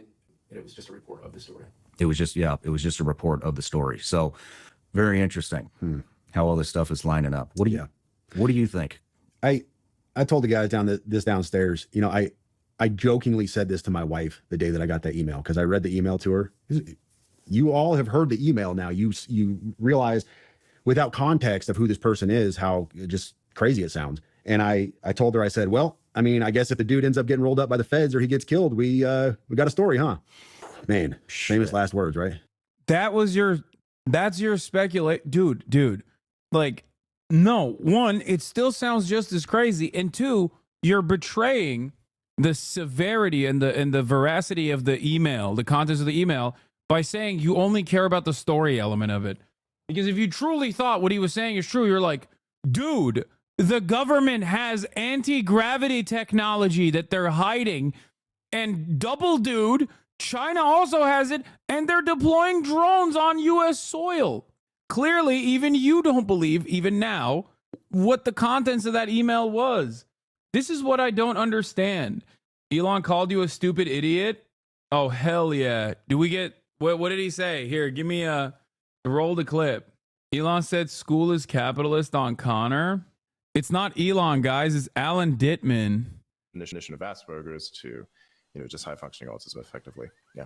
So as to eliminate the Nazi history of defining what this narrow part of the spectrum is. I didn't even know all that. I just knew that, like, I just knew, I knew I was cut from a different cloth. That's what I knew. Yeah, I mean, it's like what Adrian I said Dittman. About, general knowledge about the world. History gives you a very good insight. Of course, history itself has an issue with accuracy in many ways because, the victors are the ones who write history, not always everyone. Today, it's a little bit different, where even some of the losers get to speak, which I think is really good for, some of the losers versus wait, hold on, what do you mean? Like say for instance, if you are in a war or something and you're on the losing side, and someone is able to talk about what their experiences are within that war, some of it's going to be obviously propaganda, of course. I think actually large percentage is going to be propaganda, but some people would actually be able to, give you an understanding of history that otherwise would not have come to the forefront. The propaganda always exists everywhere, and I think one of the I think that, like, if you're smart, you can look through it now, though. No, not necessarily. Smart is a broad term. This man calling me. You have, like, media literacy. Not everybody's really smart. Hello. Media literacy. You're on stream. Like, and I am. Look at your ex. You're on. I'm listening. I'm listening to Alan Dittman, or Adrian Dittman, who is not Elon Musk. Talk to him, my friend. Connor eats pants. Okay, sorry. Yeah. Wait, why are you responding to my tweet immediately? Did you have notifications on so that you knew when I tweeted? What is this? What are you talking about? Oh, me as your friend keeping you accountable for your lies? You fucking lying to my community, but most importantly, lying to yourself. I'm not lying. I saw the X payout and I was like, Daddy's gotta eat. I'm not on the Hasanabi payroll. You're just trying to get fired, dude. That's what you're trying to do. You just like being unemployed. It's your most anarchist tendency. I do like being unemployed, but no, I like my job very much. I am it's good. I help gay people, unlike you. Yeah, no, I keep you employed by harming gay people every day with my commentary. Yeah, that's true. That's fair. It's a delicate ecosystem. Yeah. I ruined their lives, and then they seek legal help from you. All right. I hate you. Goodbye. All right, bye. He said he hates me, chat, and then he doubled down on it. He was filming in his office yesterday. He has not learned his lessons, okay? He has not learned the lesson. Yeah, he did. How? He was like, all right, we're going to march down. And then he, like, got his people to go there. He, like, had, like, his fucking assistants or whatever. What's his name? Giuliani was helping out a little bit. You had helping how? He was like, we gotta fucking save the country. You know what I mean? America's mayor, dude. You know Rudy? Did you? But how exactly did this person try to overthrow the government? I'd like you to define that specifically. Bro, we were just talking about media literacy. If I have to explain that to you, I don't know what I even like. Okay, I will try to explain this to you because you sound genuine. So give me a second to collect my thoughts here. If he knew he lost the election, and he tried to overturn the result of the election. And that is, like, not good. I think there was just a protest, realistically, and got way out of hand because some people were egging people on. But, like, he, like, let the protest happen with the intention of it hopefully overturning the election. No. Yeah, but, like, he didn't call it off on purpose because he wanted people to, like, do as much as they could. He did. No, he didn't. He called you an idiot? Realistically speaking, if you are trading with someone, you're always going to trade. Even if you try to impose brain dead systems like socialism, what happens is people will set up a black I have a friend that likes that. It is brain dead. Then he's a fucking idiot. He's a good guy, bro. He's a good guy, but probably has good intentions, but not enough knowledge in order to make those intentions actually scalable. Well, he can't make his intentions scalable. Freaking nerd. Yeah, who told him to break in, though? Did he tell him to break in? Did he specifically tell him to break in? I don't know. They're fucking pissed and stupid and uneducated, bro. That's how he gets voters. Like, that's what I'm saying. Like, he knows what he's doing. Nah, I disagree. I disagree with that. Nah, I don't think you do. So you think, okay, so hang on a second. Do you think that the majority of the country, therefore, because, the majority did in fact vote for him, is stupid and angry? I don't think the majority is stupid. I think the majority is angry. Okay, but by your definition of how he gets voters, that's kind of what you're implying. I don't think the way that you win an election is by necessarily getting the majority when we have the electoral college. I think you have to like rile up like your own base. No, you have to like rile up your own base of people. If you get like an angry subsection, angry enough, then that organizes that side of the political spectrum more than the other side. It's like if you have like a bunch of like rabid right-wing freaks that are going crazy, then it's going to be good for like even your moderate right-wingers because it'll get those people to also be motivated to vote organically.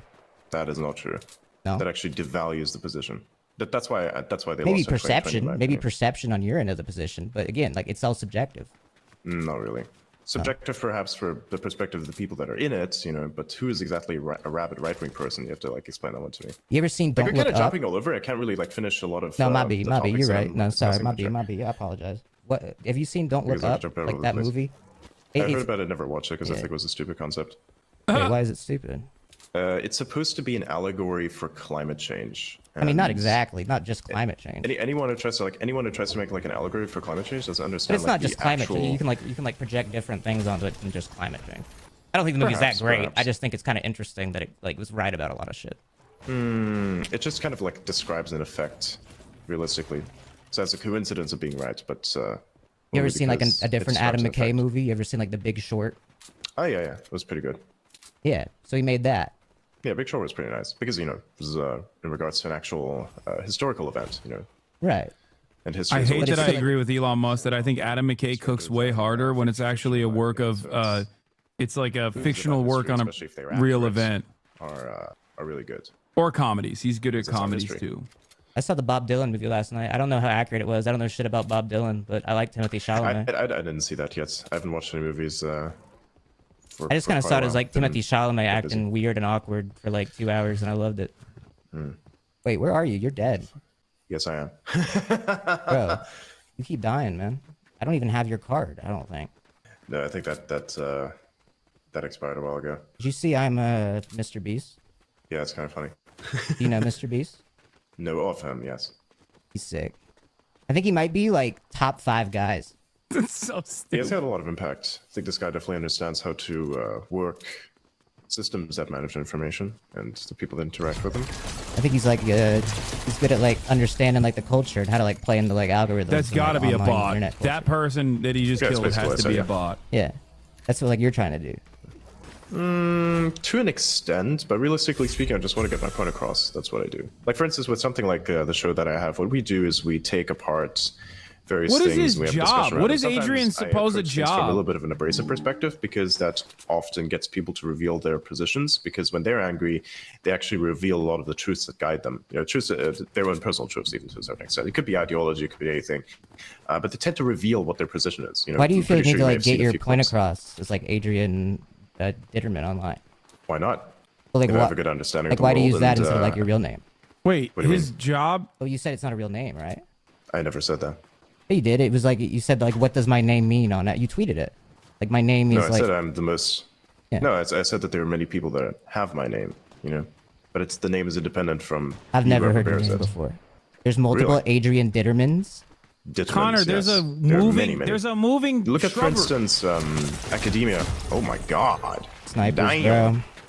They fucking tracked your ass. That was great. Wait, do that again. Do that. Damn. Do that. Why? It was funny. It was a good meme. Damn. Dude. Yeah. Hell yeah. Dude. Are you on crack? I'm not gonna check Sean Strickland's Twitter, dude.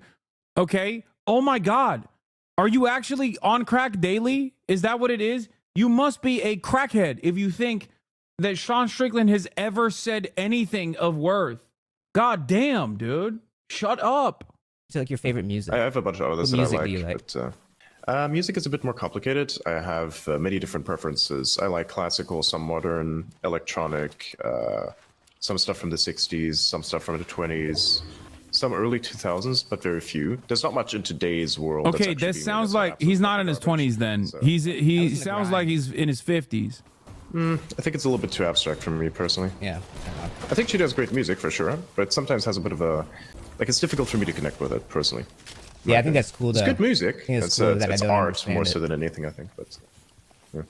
Like if you look at, say, for instance, a performance like that, it's more so about the art than it is about the music, in my opinion. But maybe what do I know? I'm just a person who's looking in from the outside. Fair enough. True. You are. Yeah. What'd you think about like that Cybertruck exploding? What do I think about it? I think I would even say that it's a good thing that it was a Cybertruck that exploded. Well, it's not the Cybertruck itself that exploded. It's actually the bomb that was inside of the Cybertruck that exploded.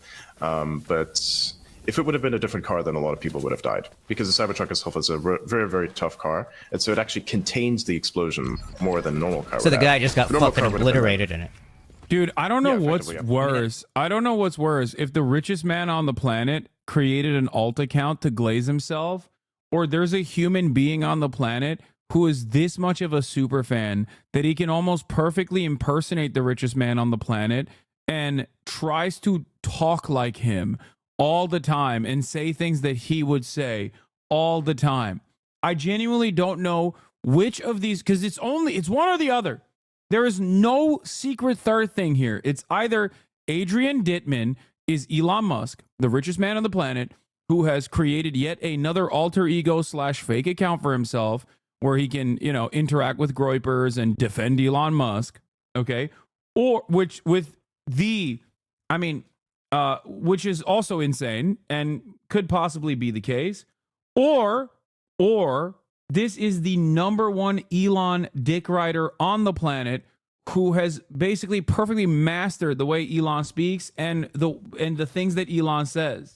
Both of which are equally disastrous.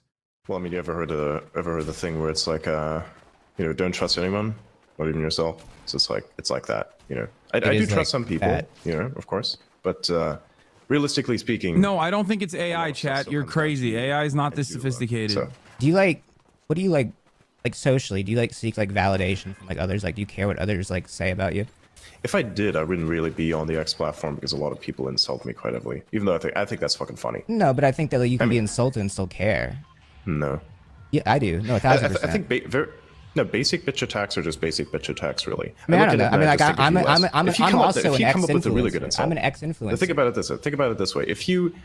If somebody's attacking you on a personal level, which is actually kind of good. Like imagine, for instance, I make an argument, right? Yeah. And they argue how this argument has elements in it that are not good, or that are incorrect. Then we can have a discussion around that. But if somebody insults me or tries to roast me, for instance, and it's actually a good roast, and I even appreciate it, be like, yeah, that's actually kind of funny. Like for instance, when Grok Fun Mode first came, when Grok actually got released for the first time, there was a huge trend for everybody to have themselves be roasted. And many people were highly offended by what the AI would say about them. And fuck, man, it did me in good as well. I think it was just fucking hilarious. It was saying a lot of bad things about Adrian Dittman. It was basically telling me to go touch grass effectively. I mean, I mainly saw it making fun of Elon Musk. It was fucking funny. They made fun of everyone. Yeah. It makes fun of everyone. It's like you could ask, hey, roast whatever this guy's @ handle is, and it'll take whatever information is available about you and roast you on it. Yeah, right. It's a really good system. It's a good thing. You think Grok's a good system? Mm-hmm. Yep. I use it every day. It's pretty nice. You use it every day? Yeah. To do what? It's almost like a search engine for X in a sense as well. It helps you peer through a lot of data. Why would you use X and not something else, peer through data? Because a lot of the best real-time data is all in X, and Chrome, for instance, and I don't think Google that, in general just censor stuff. How so? Well, I mean, they censor stuff, I guess, but you can use multiple different ways to find your information. Yeah, that's exactly what I don't want. I want one way that's most efficient, and thus far, X and Grok has been the ultimate combination of both. So. Why is it called Grok? Have you not read the book? There's a Grok wrote a book? That's AI in the book. There's what? It's Hitchhiker's Guide to the Galaxy. Oh. No, that's for old people, bro. What? I haven't read that. What do you mean? You gotta be 30 to read that. I haven't read that book. What's wrong with being old? What's wrong with old people in general? I mean, I understand if you have like beef with the boomers. They're old. That I get, but like they're yeah, old and they're not. They old. don't get. The world's changing too fast for old people to keep up. So I don't care what that's they gonna think. be you one day, though. Yeah, and one day people aren't gonna give a fuck what I think. But you're not old. You said you're in your 20s. Okay, that sounds exactly like Elon. What's wrong with being old? I'm just saying that like the world is changing so fast that a lot of times old people's perspectives are more outdated than they Okay, would what's have your been, definition say, of 50 years so what's your ago. definition? Okay, so what's your definition of old, for instance, right? Because you just mentioned like in your 30s. Yeah, I was kind of joking. I don't know. I would say like. Okay, so what's your definition of old? I would say someone 50 plus right now is a pretty different understanding of the way society is functioning at, you know, a younger person's level than I think they'd have any actually very good generation prior. understanding. Yeah. Yeah, I think they'd have actually a very good understanding of it. Not really any generation prior. I think I disagree with that as well. No, I disagree. I think that like the world has changed so rapidly, and you would agree with that. Oh, it's changed very rapidly, but I think that like someone who's whose perspective and upbringing is from a different era is fundamentally disconnected from how things are right now. I disagree. Oh, okay. Disconnected in the sense that they're not contributing to the events, perhaps, but disconnected in terms of understanding, no. You can't deny he's just Elon. He only sounds like he not only sounds like Elon, but holds every single opinion Elon has. Yeah, that's why I said. Yeah, no. Both options here are equally pathetic. I don't know which one is more pathetic. Yeah, me neither. RFK is gonna like ban those. Which ones? All of them, right? Which? No. Oh. What do you mean? He's gonna ban you gotta them. be. You gotta. No. You gotta be. Which pharmaceuticals do you mean specifically? Catch us like bad. Bro, I don't know. They have like pharmaceuticals, long someone said. names. I don't. I don't really know, man. I mean, if you don't know what they are, it's kind of. Yeah, it's a fair point. I'm not a doctor. You don't have to be a doctor in order to know which pharmaceuticals are gonna fuck you over and which ones don't. I have Grok for that. Okay, cool. Have you used it? For my medical advice, yes. No, I haven't used it for medical advice, but I would say, like, if you want to understand which pharmaceuticals do which things, you can find some information on that, and it helps you start out with research that you can do, perhaps, for instance. And that would be with any other system that helps you search information. You don't need to be a doctor in order to understand what the fuck's going on. I fundamentally, doctors are just other humans as well. I think Grok might be fucking with your brain. That is a typical dumb guy take, and it is exactly something Elon would might say. Be worse than the woke mind virus. Like I think the real mind How is virus might be Grok and like relying on AI tools to like determine your positions on things. Ooh, good point. What the hell does this do? Why did you say it like that? Wait, what the fuck is this? Why did you say it like that? Why did you say? Sorry, I didn't mean to. So, like, Sorry, I didn't mean to talk about Grok like that. No, hang on a second. What the fuck is this? Oh, yeah, so I just picked up a random ass bush. One bush. Use the bush. Yeah, the bush is funny, right? Do you remember that meme where somebody got super drunk on like New Year's or something, and then they was like, I'm a bush. Yeah, they got I'm a Atlanta bush. drunk. You're not a bush. Yeah. I'm a bush. And they fucking like literally face planted into the fucking bush. Yep. You ever been See, Atlanta I'm a bush drunk? now.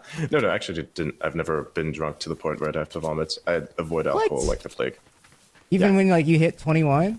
Yep. Nope. Never got drunk. Not Why? like that. Drunk as in just, my brain being impeded, perhaps. gotta do it one But time. never to the point where I'd actually, no, fuck that. I'm not gonna have a hangover. I don't want to feel like I'm dying. Fuck Did that. your friends like make fun of you? Did you Even get if like they did, I peer wouldn't give a pressured? damn. No. Don't you want to like You try can't peer things? pressure. No, you can't peer pressure me into doing anything. You have I'm sex gonna fucking before throw a grenade marriage? in this window. Yes. Sick. Not me, but that's chill. Wait, are you married? No. No. One day. Wait, then how did you not have sex before marriage? How did I not have sex before marriage? That's what it says in the Isn't that Bible. what Do you you read the Bible? Yeah, it's what it says in the Bible, but not a religious person.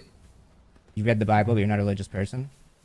Yeah, I read it. I read a lot of religious Okay, well, the scriptures, Bible actually. says don't have sex unless you're married. Yep. So Doesn't mean I have to agree with I don't it. want to go to hell.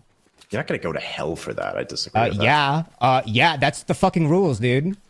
And I think Got her. if it's like a sin, it's probably a little bit overhyped in my opinion. You think, sin is, Connor, you think come sin on. is overhyped? That's the fucking rules, No, I think dude. that the specific rule is probably a little bit overhyped, just a little bit. Who are you to determine that? God said it's a sin. It's a great rule that will help society from destroying itself. You think you're smarter than realistically speaking, God? I still make my own choices. Nope. I still make my own choices. This is what it's all about, of course. Okay, I'm gonna blow this thing up real quick. Oh, sorry. I can't get up there now. Adrian, I don't know how to get back up. Okay, cool. Wait, what? Oh, there you go. There we go. Okay, then blow up the rest of the house. Like it's just like this little doorway down here. What about like the Quran? You read that? Yeah, I did that too. Yeah. Like the sequel. The sequel? Yeah. What do you mean? He's It takes right. place Connor's after. right. It is the sequel to the Bible. He's right. Yeah, I read a bunch of stuff. Yeah. The King. Actually, a lot of the philosophies. I actually read most everything. I just like. You read You know how you everything? do binge watching. It's like how you do binge watching. I just decided I'm just going to read stuff from cover to God, cover. he's in some so ways. smart. Wait, that's like And, super smart. He's I kind of so I brilliant. kind of forgot a lot of it because just like with binge watching, if you ask somebody, you know, hey, can you recite what happened in episode this, season that? It's like, you know, there you go. You kind of get the problem. Well, I mean, So like, think, you can in kind of some like way, a lot digest of what like a I've read has show or shaped like a me little bit. movie. You can like listen to that like in the background. And like a You can book, get, like, you a have gen- to. A book kind of requires your full attention. Yeah, exactly. Yeah. Like, how do you have That's time what- to do that that's- when you're on X all day?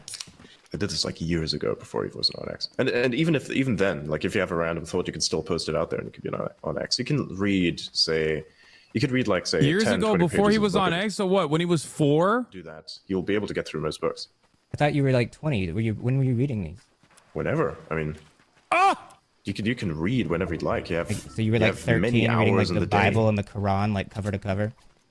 Something like that. I read a lot more scientific books when I was like 13 and shit like that. That's fair. A lot of mathematical stuff is pretty nice. I just felt it was entertaining. It's nice. I had like books from the 1960s. And modern math books are absolutely fucking dog shit. The books from like the 1960s are a lot better. You They should don't read, have, like, you should these read a book on how to weird get some graphic hoes, bro. illustrations in Am it. I right? Nah, I'm just No, playing, I don't do bro. I'm hoes. just Fuck playing, hoes. dude. I'm just No. playing. I was actually about to play. There's like this meme about hoeflation. Oh wait, describe it, please. It's basically that. You know, it's hoeflation. You don't know What the does that mean? inflation of hose, as in there's. Don't Google that. Don't grok that.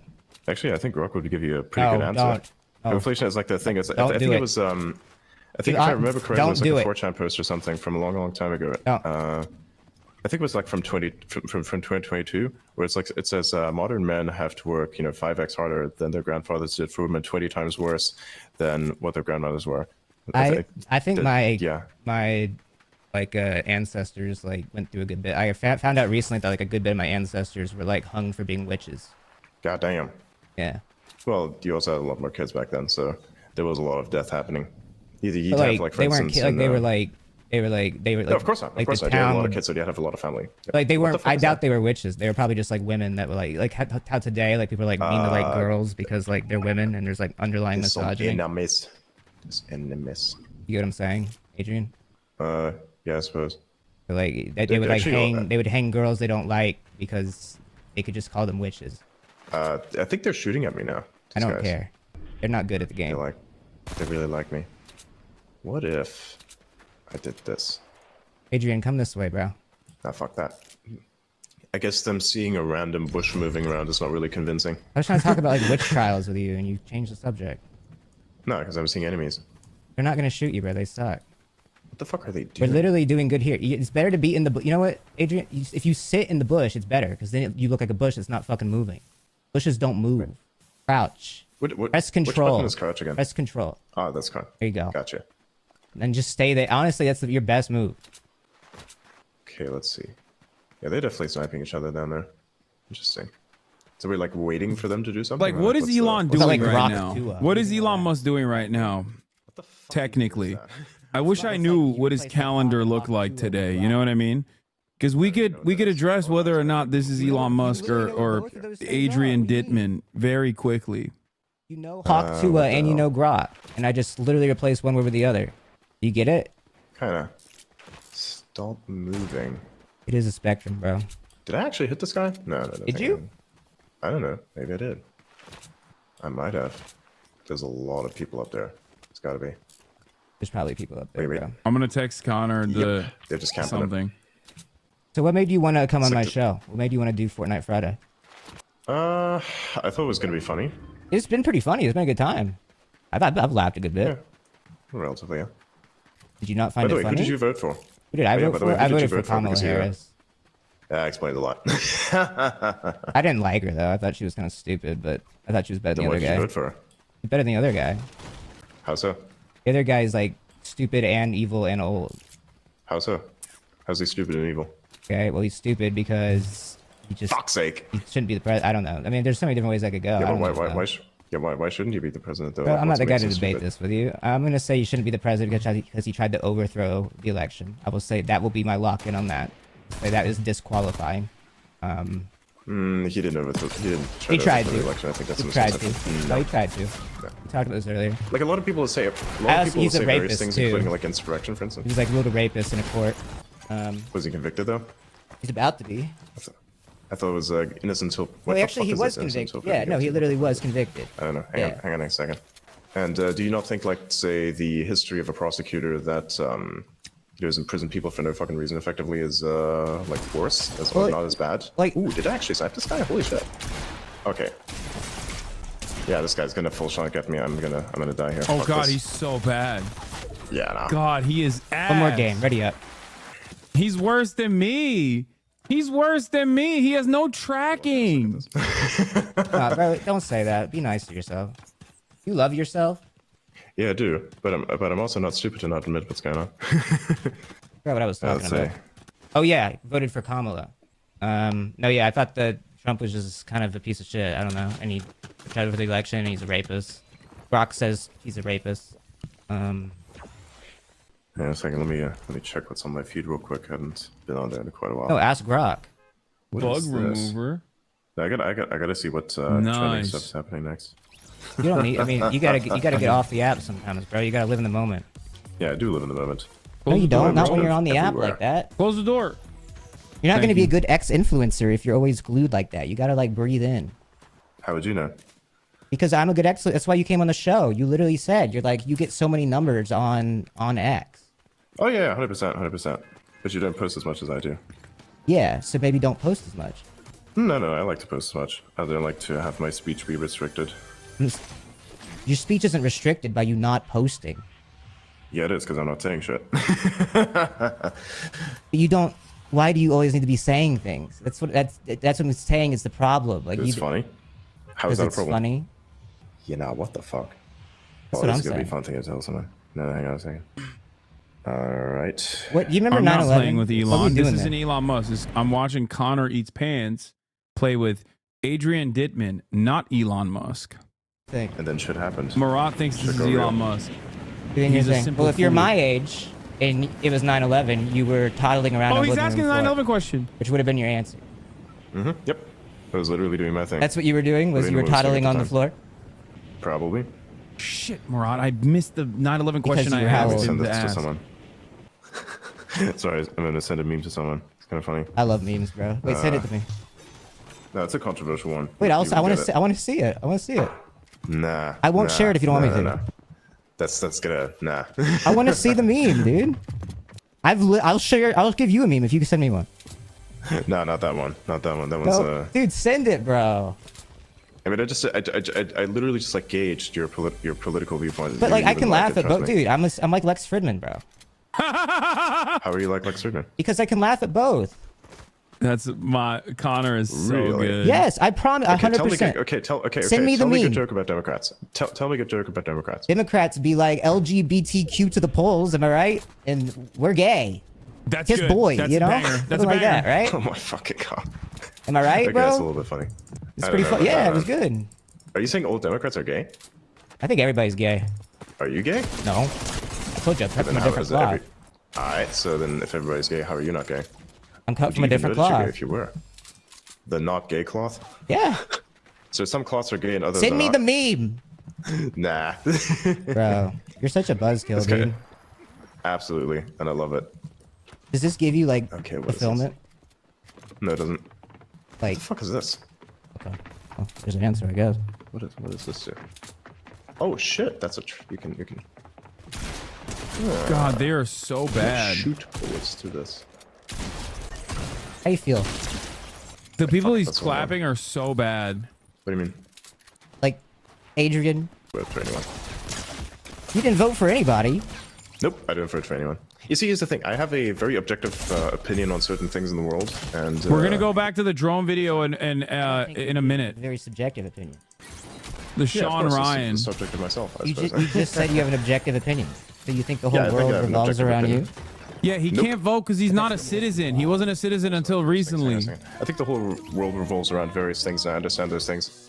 Adrian, a lot of people on the internet are voted saying on that me. they do. Oh my god, this guy's objectifying this character in my game that just killed me. I apologize. Ready think up, that's find the kinda funny. match. Sorry, people are trying to make political statements in our games. That's fine. Both of you are annoying. You should both end yourselves. That is a mean chat message. That was moderators. Yeah, I don't think. Damn. That one hit home. What do you think about that? People tell you to do that? Yep, sometimes they do. What does that make you think? Nothing. Same. Might as well stick it out, right? I feel very little in regards to things like that. If it's a physical threat, you know, somebody I don't actually know how going much after you, you it's a feel bit of a at all. different story. But I don't know. Define like what I'm supposed to feel or not feel. I really get that. Like, I just don't think you feel, bro. I don't think you even recognize that. I don't think you realize how disconnected you are. How am I disconnected? And what am I disconnected Other from? question I asked him is about Grand Theft Auto. I was like, dude, ask him to ask about other video games he's played. I don't put on And a if he persona. plays Grand I Theft put on Auto. a persona. Let's Fooling see if people he in what? asks. Yeah, like, you're Adrian. What do you mean? I am Adrian. This is who you're talking Oh, to. he did Am I already? not real? I don't know. Do you think this is like a simulation or something? Do you think I'm like an Optimus robot or like? No, I just think you what think do you're this smarter than is? everybody, and that you thought that like you're How? like, because like you thought you could be this Adrian and that we wouldn't know it's Elon. Wait, hang on a second. This whole time you're thinking that I'm Elon. Really? I'm just joking. Sure.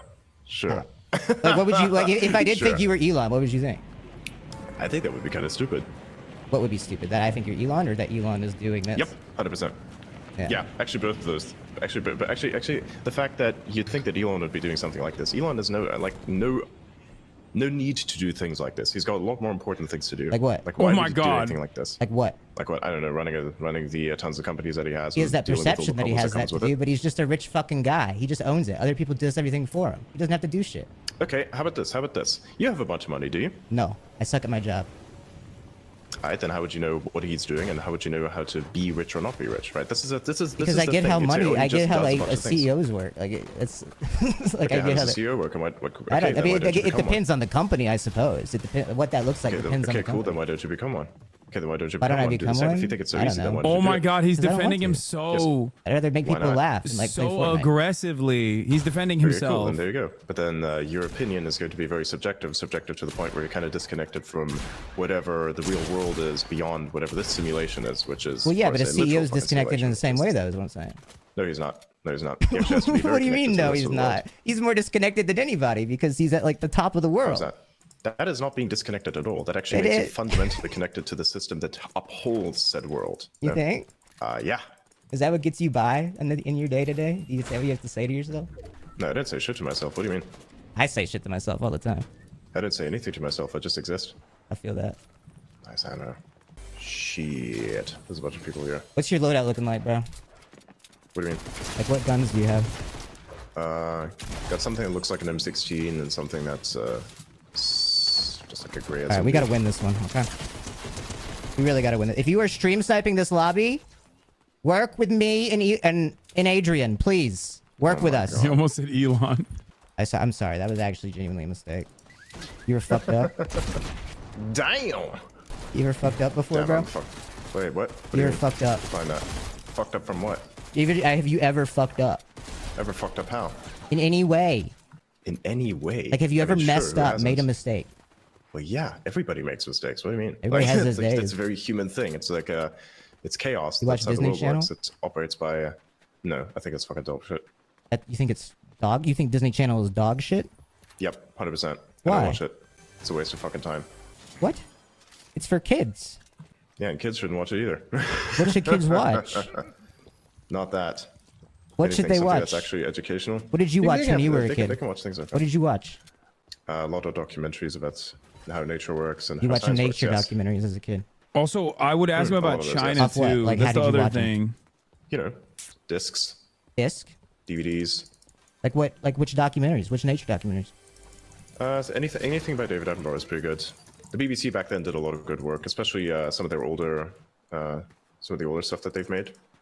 It's actually pretty decent. That was a Because they good used to do a answer. lot of exploration, as a matter of fact. So, yeah. If someone asked me what if I gun to my head, someone's like, "What documentaries did you watch as a kid?" I would have said BBC nature documentaries or like National Geographic.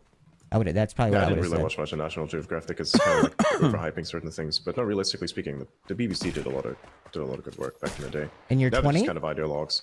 Yeah, I'm in my 20s. Yes. Oh my God, he flubbed How does this that. gun work? What do you think about like China? Oh, he's asking the What do you China mean what I question. think about China. Like, what do you think? Thumbs up, thumbs down. It's an interesting country. I think they do a lot of good work. I think that at the moment. Bush! What the fuck is that? Bush! Bush running around down Connor, there? Bush next to you! Someone's about to shoot you. Yee. They're hiding behind that rock over there. Okay, they suck. Yes, they do. You know who my skin is, by the way? Is Will Smith. You know Will Smith? Yeah, I do know Will Smith. He kind of fell from grace real hard. What? What do you mean? Oh, the slab? Yeah. Did you see that shit? Yeah, of course I did. It was pasted It was all over the everywhere internet. on Yeah, X, that guy's still bro. alive. I asked him to ask about like the additional government scrutiny against people who work with China. Scratching there, he's gonna ambush your ass. Snoop Dogg. Nice Oh, a shots, bunch. There you Adrian. go. Nice. No, yeah, he Found a slapped. good It was gun here. It's crazy. pretty It was easy. like it was a little inappropriate. Have you ever slapped anybody? A little inappropriate. Goddamn, that guy did some It other got stuff. it I got didn't people even know. talking. I mean, at the end of the day, you probably liked it Sure. because it brought like a lot of people on X. I don't think it brought a lot of people on X actually. I don't know. I mean, There's what other difference is events it to that you have if people been- are on X? I think it's cool because that's where I am. Right. Of course. Do you think that like the Republicans like Elon? The Republicans? Yeah. It's a very broad term. I think there's You a think few Trump Republicans and that his dislike him and a friends lot like- of Republicans that like him. Do you think they like him? I think so, yes. He works in the interests of America, I believe. Elon I think definitely operates I with think the they interests probably of talk about him behind his back and make fun of him. Some of them might, perhaps. Perhaps, I mean, I wouldn't know. I bet they How all would I know? think that he's just like the biggest like just loser. Nope, I don't think so. Like, well, they just took all his money to like advance their own beliefs in politics and like to like justify his own like self-worth of like I'm important, I can fund this election. It was not about that. Well, he doesn't think it was about that, but he can't psychoanalyze himself and he doesn't do any introspection. So I think yeah. Oh, how would you know? And we can tell. We can see him on X the entire day. Yeah, but how would you know? I mean, like, what is your I understanding? mean, you of can the world? psychoanalyze somebody when they're on an application like 48 hours a day. Are you a psychologist? Could be. No, you're not. No, I am a psychologist. Cool, sure. dude, he gets so You didn't even know you could have defensive. kind of cooked me there. You didn't pick that one up. That's kind of funny. Wait, what could I have done? Wait, actually, tell me the bit. Nah, you're gonna have to figure that one Wait, out. tell me the joke, bro. If I missed one, I gotta know. Nah, somebody's gonna probably clip it together if they remember. Remember when I was telling you that you didn't have to? Yeah, sure, I'll tell you. Remember when I was telling you that you don't have to be a doctor to understand how things work? There you go. I don't have to be a doctor to understand how things work. He, that oh what you were god, his referring jokes to? are so Still bad.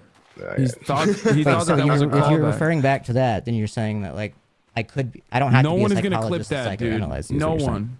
Yeah, but your psychoanalysis might not be the most correct. Sorry, I mean, not what you, kind of Elon. experience do you Not have? you, not you. Wait, what? I was talking about Elon, not What? you. What are you talking about? Yeah, I know. Oh, sorry. You're saying a lot of confusing things. Hang on, what the fuck is that shooting that's going on down here?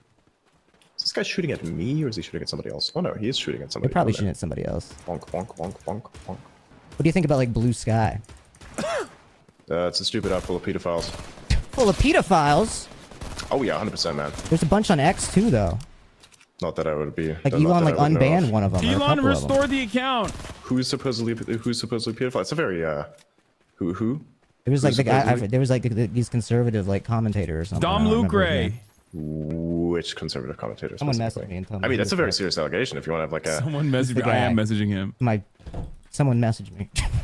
you're calling a Dom person who got on Lucre? that Is on that his accident name? public. The chat room Yeah. saying Dom Lucre. I don't think he was ever banned. Oh. Well, shouldn't he be banned Why should he be banned? because of what I just allegedly stated? You didn't allegedly say. You didn't allegedly state something. You literally stated something. This, So what did you say again? apparently, What- would you the care to chat room repeat is that? relaying that this guy posted inappropriate imagery on the X platform, and then you ban them, but then you unban them afterwards. Who's you? I Sorry, didn't ban Elon. shit. Excuse me. Sorry, I got confused. Yeah. You're confusing me. I don't know. I don't know what he posted or what he didn't post. I don't really look at a lot of his stuff. It's definitely Elon. But he'd have to come up with some sort of evidence. Like I Matt suppose. Gates as well. Matt Gates? Wait, what's wrong with Matt Gates? I mean, what isn't wrong with Elaborate. Matt Gates? I know. You tell me. You're the one who's making the Have you accusation. seen his face? Burden of proof is on you. What's wrong with his face? Come on, man. No, seriously, what's wrong with it? It's like, it's kind of scary. How is it scary? It's like, are you like scared it's by not other like dudes' made out of faces? skin. What? Wait, are you one of those people that believes in like the mask conspiracies? Is that your play? The what? No, you're not that deep in the Like lore. the Dream okay, song? gotcha. No worries. No, don't worry about it. Don't worry about it. Okay. No, I was just saying that like he has like a plastic face. How does he have a plastic face? Because he got like a bunch of surgery to like get like cosmetic enhancements, but it didn't go very well. Because he I wants to wouldn't know appear about that, younger man. because he likes little girls. What? I just need to. Did I need to make it more clear? I don't know how to explain it. Nice, this looks good. You think that like some people are like reptiles? Glowing, yay. What? No. Okay, well now I think you might be a reptile. People have told me, people have said that I'm a reptile, yes. I've Yo, listened to low-key? a bunch of conspiracy theories. The way you just Thought it was reacted when you gave that what? That like oh I don't know what you're talking about. You What? think I'm upset? Wait, hang on a second. Do you think I'm upset by reptile racism? Is that the insinuation here? No, I think that like you were caught off guard by me asking if you're a reptile. I got So somebody now I shooting low at key me. am like scared. God You don't damn, have to be Connor, scared of your ass reptiles. too, They bro. exist all around you. There's little lizard things. They're amazing. That's good. You know, like geckos and shit. I kind of like geckos. There's another guy who's like trying to shoot at us. He's over That's there. the best lizard, bro. In this general direction. What's the best lizard? I like geckos. I like geckos. They're pretty chill. Fair. Geckos are nice. Ah, no, this guy's gonna fuck W me. pick. Damn, do they have like any actual semi-automatic? Bro, I suck ass at this video game. Why do I even host a show on this bullshit? I don't know, man. Shut up, dude. I'm definitely gonna die here. Oh, no, I got this guy. Come get your friend. Come get your friend. Go get your friend. Get your friend. Dude, don't use the shotgun at that range, man. Use the AR. Sorry. Use the AR. Use the assault rifle. He doesn't know how to change the gun. Sorry, I think. my aim is dog. Oh, it's not your aim. It's your problem solving skills. There you go. Holy Boop, boop, boop, shit. he dead. Get my card. Wait, where'd you die? Oh, you're dead over there. Do you think you're like a smart guy? I suppose I am. I think Okay, that where do I like put this thing? you are smart in a sense of the word, but I also think you're What does that stupid mean? in a sense of the word. How's that? Like I think that like Define you can relay and retain and recite a bunch of information. Whether or not that information is accurate or true is something you cannot discern, and don't have the ability to comprehend. Oh my god. How so? Give me an example. This entire stream. No, how so? Give me an example. I mean, Like I an think the actual people example. can make that up for themselves. Okay, so what the fuck? Oh no, sorry, that's this way. Right. It's a little difficult because you change topics quickly without my ability to actually finish them. That's one issue. Another Yeah. issue is that I'm playing a game I've never Well, played the before. issue is like There's a bunch of stuff. You Actually. benefit from like So, rambling on and on and on and not stopping. is what I I'm do not saying. ramble. You think you don't ramble? No, Oh I my don't think so. god. Where the fuck is it? Is this thing down Sorry, here? Adrian. Like, I'm being what a is little this bit adverse here. I just got frustrated that we lost this round. Don't throw the grenade at the wall! Yeah, I know. Okay, thank God. You need to pick me up and revive me. Where is the thing? That's up there, is it? I don't fucking know. He's not. Oh my God, yeah. the circle. Dude, we spent so long. You see what I mean, bro? This is what I mean by problem solving. Again, like I said, this is a game that I haven't played before, so yeah. I won my like second game on this. I'm definitely gonna die in this. Dude, he's I'm, like, so. inside This of is the so place good. here. I know a He is 4-year-old that so won his first good. game ever. Well, I'm not a 4-year-old. How old are you? Like I said, I'm in my 20s. Like you said. I'm definitely gonna die here. Fuck. He's gonna get assassinated, dude. You know Ninja? Nice! Yep, I do. Nice, nice. Go, go, go, run. Keep going. Okay, wait, you could actually do this. I'm not even lying, bro. Yeah, I know Ninja. He has streamed a bunch on the platform, and of course he's he very doesn't like magic. me. So I wonder why. Oh no! Produced too Was many that an smiles. explosion? Elon is mad at him too. I defended What the women. fuck is If that? if you want an actual answer, I defended women, by the way. Okay. Just for the record. Girls watching. I don't think you need to say it. That it would be self-explanatory, wouldn't it? Just saying it. You're on the spectrum, right? You get it. Yeah, I think we've established it beforehand. Sometimes So this you thing's need to gonna pop down clarify. here at some point, right? How do I Yes, see it the will map? come down from the sky, but you need to be careful because they're going to be looking out for you, trying to snipe you. You're in like the wide open right now. Yes, that is true. Yeah, they're gonna fuck me, 100%. That's what I mean by like problem solving. So there's gonna be a lot of shooting that's coming from there. Yes. I don't That's what I'm really saying. want to Like get like stay near, here, get but cover. That's what I'm saying to listen to me. I have like 0 meds. Can you listen to me? Yeah. Okay, you see what the circle is? You need to Yeah, no. find cover. So you should probably get like here maybe, in like this little corner. Never mind. Hang on. the loot just dropped there. So I'm gonna get some loot, heal up real quick, and then go back to the center. I'm not gonna use this gun. This thing's useless. Yeah, you need to get heals. Yep, 100%. That's why I'm going to this crate. Yeah. What do you think about like Jeffrey Epstein? What do you mean? What do I think of him? I think Would you everybody allow understands him on exactly X what if he was did. still alive? Would I personally allow him on X? Never mind. That's not your job. Would you be chill with him being on X if he was still alive? Probably not. My personal opinion is like that guy's kind of fucking insane. And Dude, he's done a lot same, of right? insane shit. Fuck that guy. So It's nah, wild. I don't think it should be on X in my opinion. Do you think like Elon knew Why him? did I do that? No. Knew of him perhaps because he was very. What? There he goes. They tried to sign me just now. Ooh. Wait, can I actually grab this thing? Nice. There's definitely a guy there on that hill. He's trying to snipe me. 100%. Yep. Oh fuck. Bro, I'm a you gotta fucking idiot. stop throwing the grenades. We just gotta stop using that. Done. Nice. Let's go. Oh, Sorry. it's okay. Almost top got two, it. top Almost two. got it. It was a loadout problem there. It was a loadout problem. You needed shotguns. Yeah. Yep. Again, problem solving. That's what I'm talking about. You want to keep going, or are Again, you done? We can do game one I'm more. not familiar with. Yeah, we can keep going. Okay. It's not fun. All right, we'll keep I'm going. starting to understand what's going on. It's kind of fun. We gotta get you a win. You listen to like rap music? Rap music? Yeah. You don't. No, not really.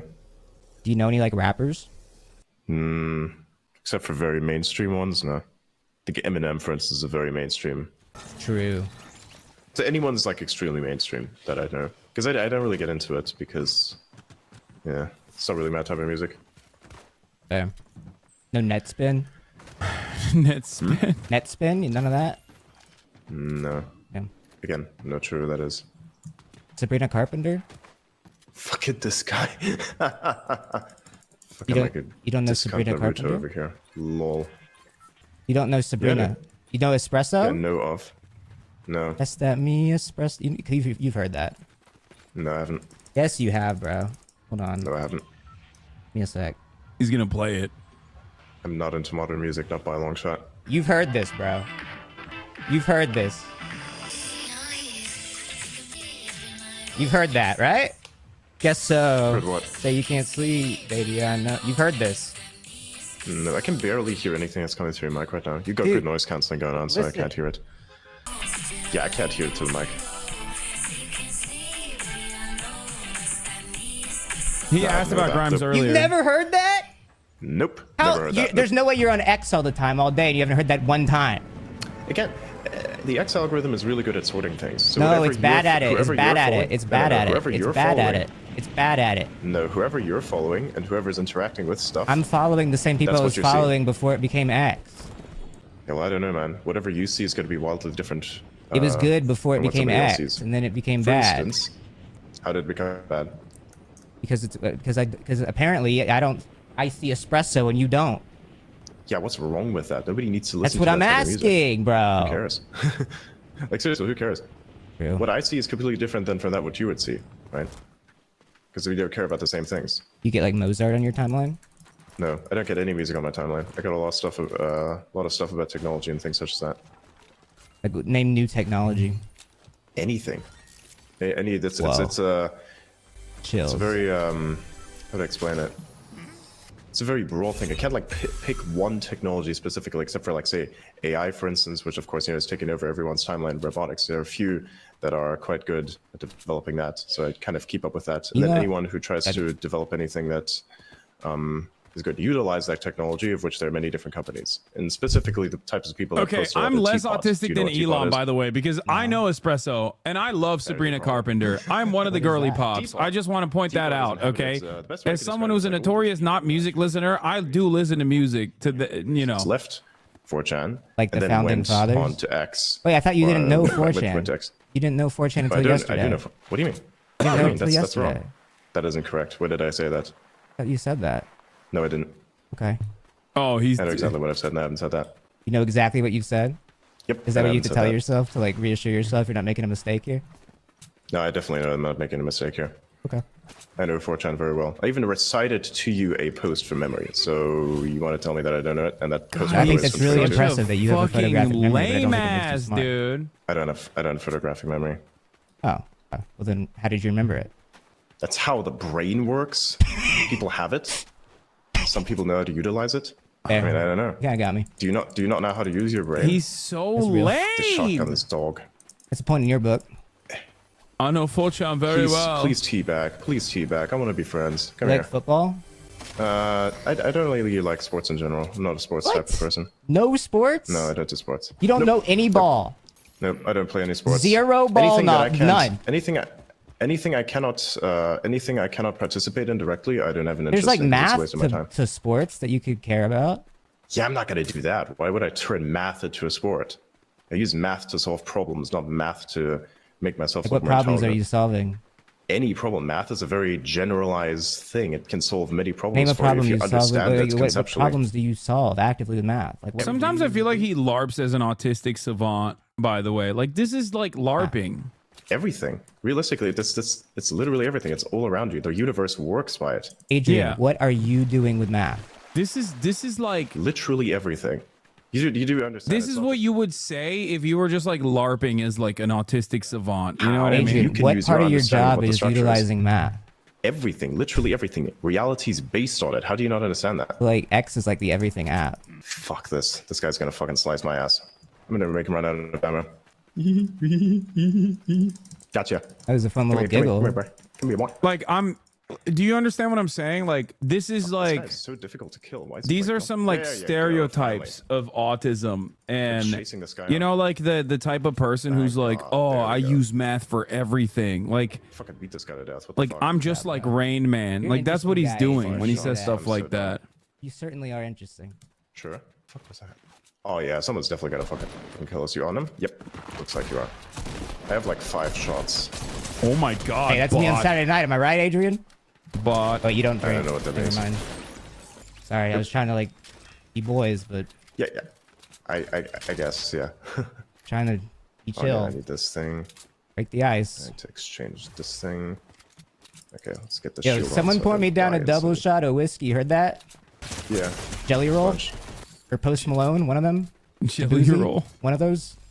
No, it's the black It's dude that interesting. We buy a raps lot of, country. Well, he celebrity sings country. He doesn't references. even Why rap. does it matter? Isn't Why does that who matter the to guy you? is? Because they're Shabuzi. popular. It's like, it's pop culture. Why does Culture that matter? matters. Culture matters. Pop culture and actual culture are very different things. I think pop culture, to a certain extent, you can have like an opinion on its utility, that's for sure. I mean, I think there's some elements of popular culture that are good, but not all of them. Yeah, but I think that like, it's fine to be interested in really pop so. culture and like enjoy things that people enjoy. Yeah, 100%. But I don't need to. I don't need that. Yeah, but I think it's strange to like question my understanding or knowledge of it or seeming interest. Like, it's just like I don't normal. question it. You asked why? I'm not questioning it. You know the Rizzler? Oh my fucking god. Yeah, I know some of the brain rot. It's The everywhere. Rizzler is not brain rot. What? Everything's brain rot. I wonder whose fault that is. Not mine. Not mine. Yeah. Would you I'm say not it's the one Elon's? who's making it, am I? No, definitely not. He's not the one who's making it either. He's the one who makes cars, robots, and rockets. He's not the one who makes internet I don't think brain he rot. makes a car, a robot, or a rocket. How's that? I've He never literally seen him does, build though. one. You've never seen him build one. He should like post a video of him building one. Are you stupid? You do realize it's like a national security problem if you were to post things directly about how these systems I mean, work. he could, You like- do realize I mean, that's a also one of car. the He reasons- could- you know, like, that's also one of he the could make a reasons why you car. can Oh literally my not God! He should make a car. Maybe, say immigrants work on the rocket. I think it's not just immigrants. I'm not themselves, talking but you about. actually- This is what actually I have mean to by be you a going on US citizen. tangents, Adrian. I'm talking. This is what you're No, doing. I'm it. literally trying to tell you why he cannot post anything about how he's constructing a rocket. Besides, he's I'm not the- telling he's not the you, person he that can directly post builds them. himself showing how to make a vehicle. Why? Because you just said he does it. Yeah, he does. Okay, I want to see him do it But why should he post it? because I don't Why? believe he does it. He's Well, then just that's your rich. belief, man. He just pays the people that do it. Okay, then how's he- Sometimes less okay, money than then they why do- deserve. Okay, how about this? How about this? How about this? How about this? How about this? How about you get a loan from a bank somewhere, get a bunch of people to invest in your I don't thing, believe and in the then banks. also make a bunch of money. I don't believe in the bank. Well, there you go, and that's your problem. Even though the bank is literally the thing that holds all your I money. don't believe you in like the any bank. currency. All that stuff's going away. You don't believe in any currency. All of it's going away. It's not. Okay, then why do you do anything? It's all going away. Why am I doing anything? Because my life doesn't revolve around Exactly. the capital I accrue. Like my family, the people Literally I care about, does. people I love. It literally No, I care does. about If my you have no family, money, like you the have people nothing. around me, and like putting a smile on people's faces, getting a little. Yeah, 100%. you know, Because produce even some if you good were to run out emotions. of money, then probably they will. Yeah, because then they would probably support you with their money, even if you didn't care about your own money. I don't give a fuck. Because But money like is that's what I'm still a thing saying. that Like you money need. is more like a problem. It is not. Yeah, you like it, don't you? I don't like money. It's a Little thing that bit. you need in order to do more things. Like a That's little it. bit. No. It's I mean, how do you... I just explained to you what I think about money, that I think it's a... Wait, what the fuck? I'm just gonna throw this grenade at him and see what he does with it. Do it. Nice! Wait, I don't... Random hit. You got him? Oh, there's a guy Good there. job. Well, it wasn't a random I think I hit. did, You did throw it right at him, but yeah. I'll give you that still. Yeah, something like that, yeah. Fuck, I'm an idiot. Die. Yep, you did. Okay, there we You go. gotta stop laughing, bro. Why? What's wrong with that? It Why gives can I it- laugh? I thought it was about It gives it putting, away, you bro. know, It smiles gives on it people's like if faces. you're trying to keep this up, like it. Okay. It gives it away. What gives what away? I'm very confused, man. I don't want to be the one to tell you. Super machine gun. Nice. Okay, I'm keeping that thing. Okay, what else? Do we have anything else here that's pretty useful? Let's look at that ammo over there. This shotgun's pretty useful. I'm probably keeping that. This thing has only got like 3 bullets in it, which is kind of You're kind of killing it this game, Adrian. Good for you. I'm kind of letting you run this show now, and you're kind of doing pretty well. All right, if you say so. You play chess, bro? A little bit, yep. I play checkers. Yeah. There's a guy that's coming around. Yep, two of them. They're squatting. Let me learn. Good job. Nice. What is he Nice shooting shots, at? bro. Flanked him. Yeah. Okay, this works. What is this thing? You gonna get married technical someday? shotgun. Yeah, that thing. Yeah, why? I don't know. I She's just picked wondering, the like, what wrong do you think fucking about like shotgun. I marriage? picked up a sniper rifle. You think someone can Ooh, have like nice. multiple That's pretty good. partners, or like just like one? Yeah, you can definitely have multiple partners if you'd Definitely. like. It depends on what your specific what your preferences are. You can have multiple partners, I think. I don't really go for that, but you can if you want to. A lot of people pull this off successfully. kinda and, woke. You know, it can work. Multiple It's not partners woke, is it's a bit woke. very, very, very. No, it's a very old thing. You have to look it up. That's been going on for centuries, maybe Oh. thousands of years. Like that's a very Yeah, but very that was, old like, thing. Not before, like, everything's work, man. iPad. Look, That was if before, you like, live in a iPad. work echo chamber, yeah, of course. Like if you live in a work echo chamber, that everything's work to you, of course. But that's just not work. Work is also based on something. What work was is something that's fundamentally. I think you're in an different than anti-woke what it is. echo chamber. No, I'm not. No, how do you know? How would you know? I'm in a tech. I'm not in any other echo chamber other than the tech echo chamber because that's like where I like to be. Because everything that defines everything is literally based on it. Oh, and this guy's about to fucking kill me. You're so interesting, Adrian. Yeah, I got fucked. You got to keep going, I guess, until you don't want to do it anymore. No, I'm fine with this. I'm starting to like kind of learn how it works a little bit. Oh my god, he's gonna have him on for so long until there's literally an emergency Kinda at funny. Tesla. Imagine Fortnite 2. What would you do? I don't know. I'm not really a person that does much with first-person shooter games, so I really wouldn't know what to tell you. Shooter. A third-person shooter. Sorry. When did you have your first kiss? Got a story? There's not really a story around that. I mean, there's always a Find story behind it. someone, You find someone, you sign Elon up their is brain. so and then it's, lonely, dude. Elon Musk is so lonely. We do what with their brain? I mean, that's how it works, isn't it? You what with their brain? What? It's all just emotions, you know. You try to find someone who likes you, they'll like you back, and then you play chess effectively, if you would, or checkers with their mind. It's just role play, effectively. Everybody gets a role. Yeah. Nah, I mean, I get that. Human emotions are kind of weird. They're like nobody's really in control of them to a certain extent, and they don't really know what it is and how they work properly. So they just like let themselves be guided by instinct, and they do such stupid things. It's fucking hilarious. Isn't it crazy that like you can have so much power? How do you mean? Like, theoretically, someone could just have so much power. Yeah. That's just crazy. What's? I suppose that's crazy. I don't see it as particularly crazy. I think it's just the way We that should, the like- system works. Yeah, but we should fix the system. In what way? Not electing the Republicans. Last It's a time good start. Elon tweeted was 59 minutes Why, ago. what's wrong with the Republicans? They're fucking losers. How are they losers? They clearly won. True. All right, they're That's just the kind of one they won by a they're, very large margin. They're. Hold on, I need a better like term. I gotta think of a You good don't need a insult. term. here. You need to objectively tell me what's wrong with them. No, I'm gonna think of a good term here. I think it's fucking funny. They're pedophiles. How so? A lot of them like kids. Who? Matt Gates. Can you prove that? I don't know. That's Congress's job or whatever. They're So like, hang on a second. Your entire shtick behind, so you generalize all of the Republicans, and you think and you allege that one of them, Matt Gaetz specifically, is like a person who supposedly likes kids. That's what you're alleging. I think he and likes you like to project that 17-year-olds. over everybody else. Yeah, I know what you're thinking, but that doesn't mean that it's true. I mean, I don't really make a differentiation there. I don't know. Well, that's kind of your problem, isn't it? Would you make a differentiation there? Yes, I would Is make that a something you want to differentiation. defend? I'm not defending anything. I'm saying that you don't have proof of that. Okay. I think you're just making that shit up. Or somebody else made I that do shit just up. be You saying believe shit. what they made up. This is a comedy show. Yeah. Yep. You just be saying shit too sometimes, though. Nope. No? Yeah, well, You gonna watch the Super Bowl this year? I think I might. It depends. What'd you think of the Super Bowl last year? It's kind of weird. What YouTubers did you like when you were younger? Ooh. I don't really like any YouTuber specifically. Right, because you didn't have access to the internet. No, it's not even that. It's like in general, I feel like this the idea of being very fanatic about your support for someone is not something that I'm personally into. I'm not saying this is something bad or something that people shouldn't do in general. I'm just saying this is something that I personally am not into doing. And you've come up with these perspectives in the... How many years have you had the internet now? I don't just come up with these perspectives. You just kind of discover them. It's like... I know, but like for how long have you had the That's how the internet? world works. Oh my fucking god. All right, I'm gonna run a poll. What the fuck I'm gonna is run a this person trying to poll. shoot me? Chat. How long? I'm It going can't to be more run than, a like, poll. 5 years, right?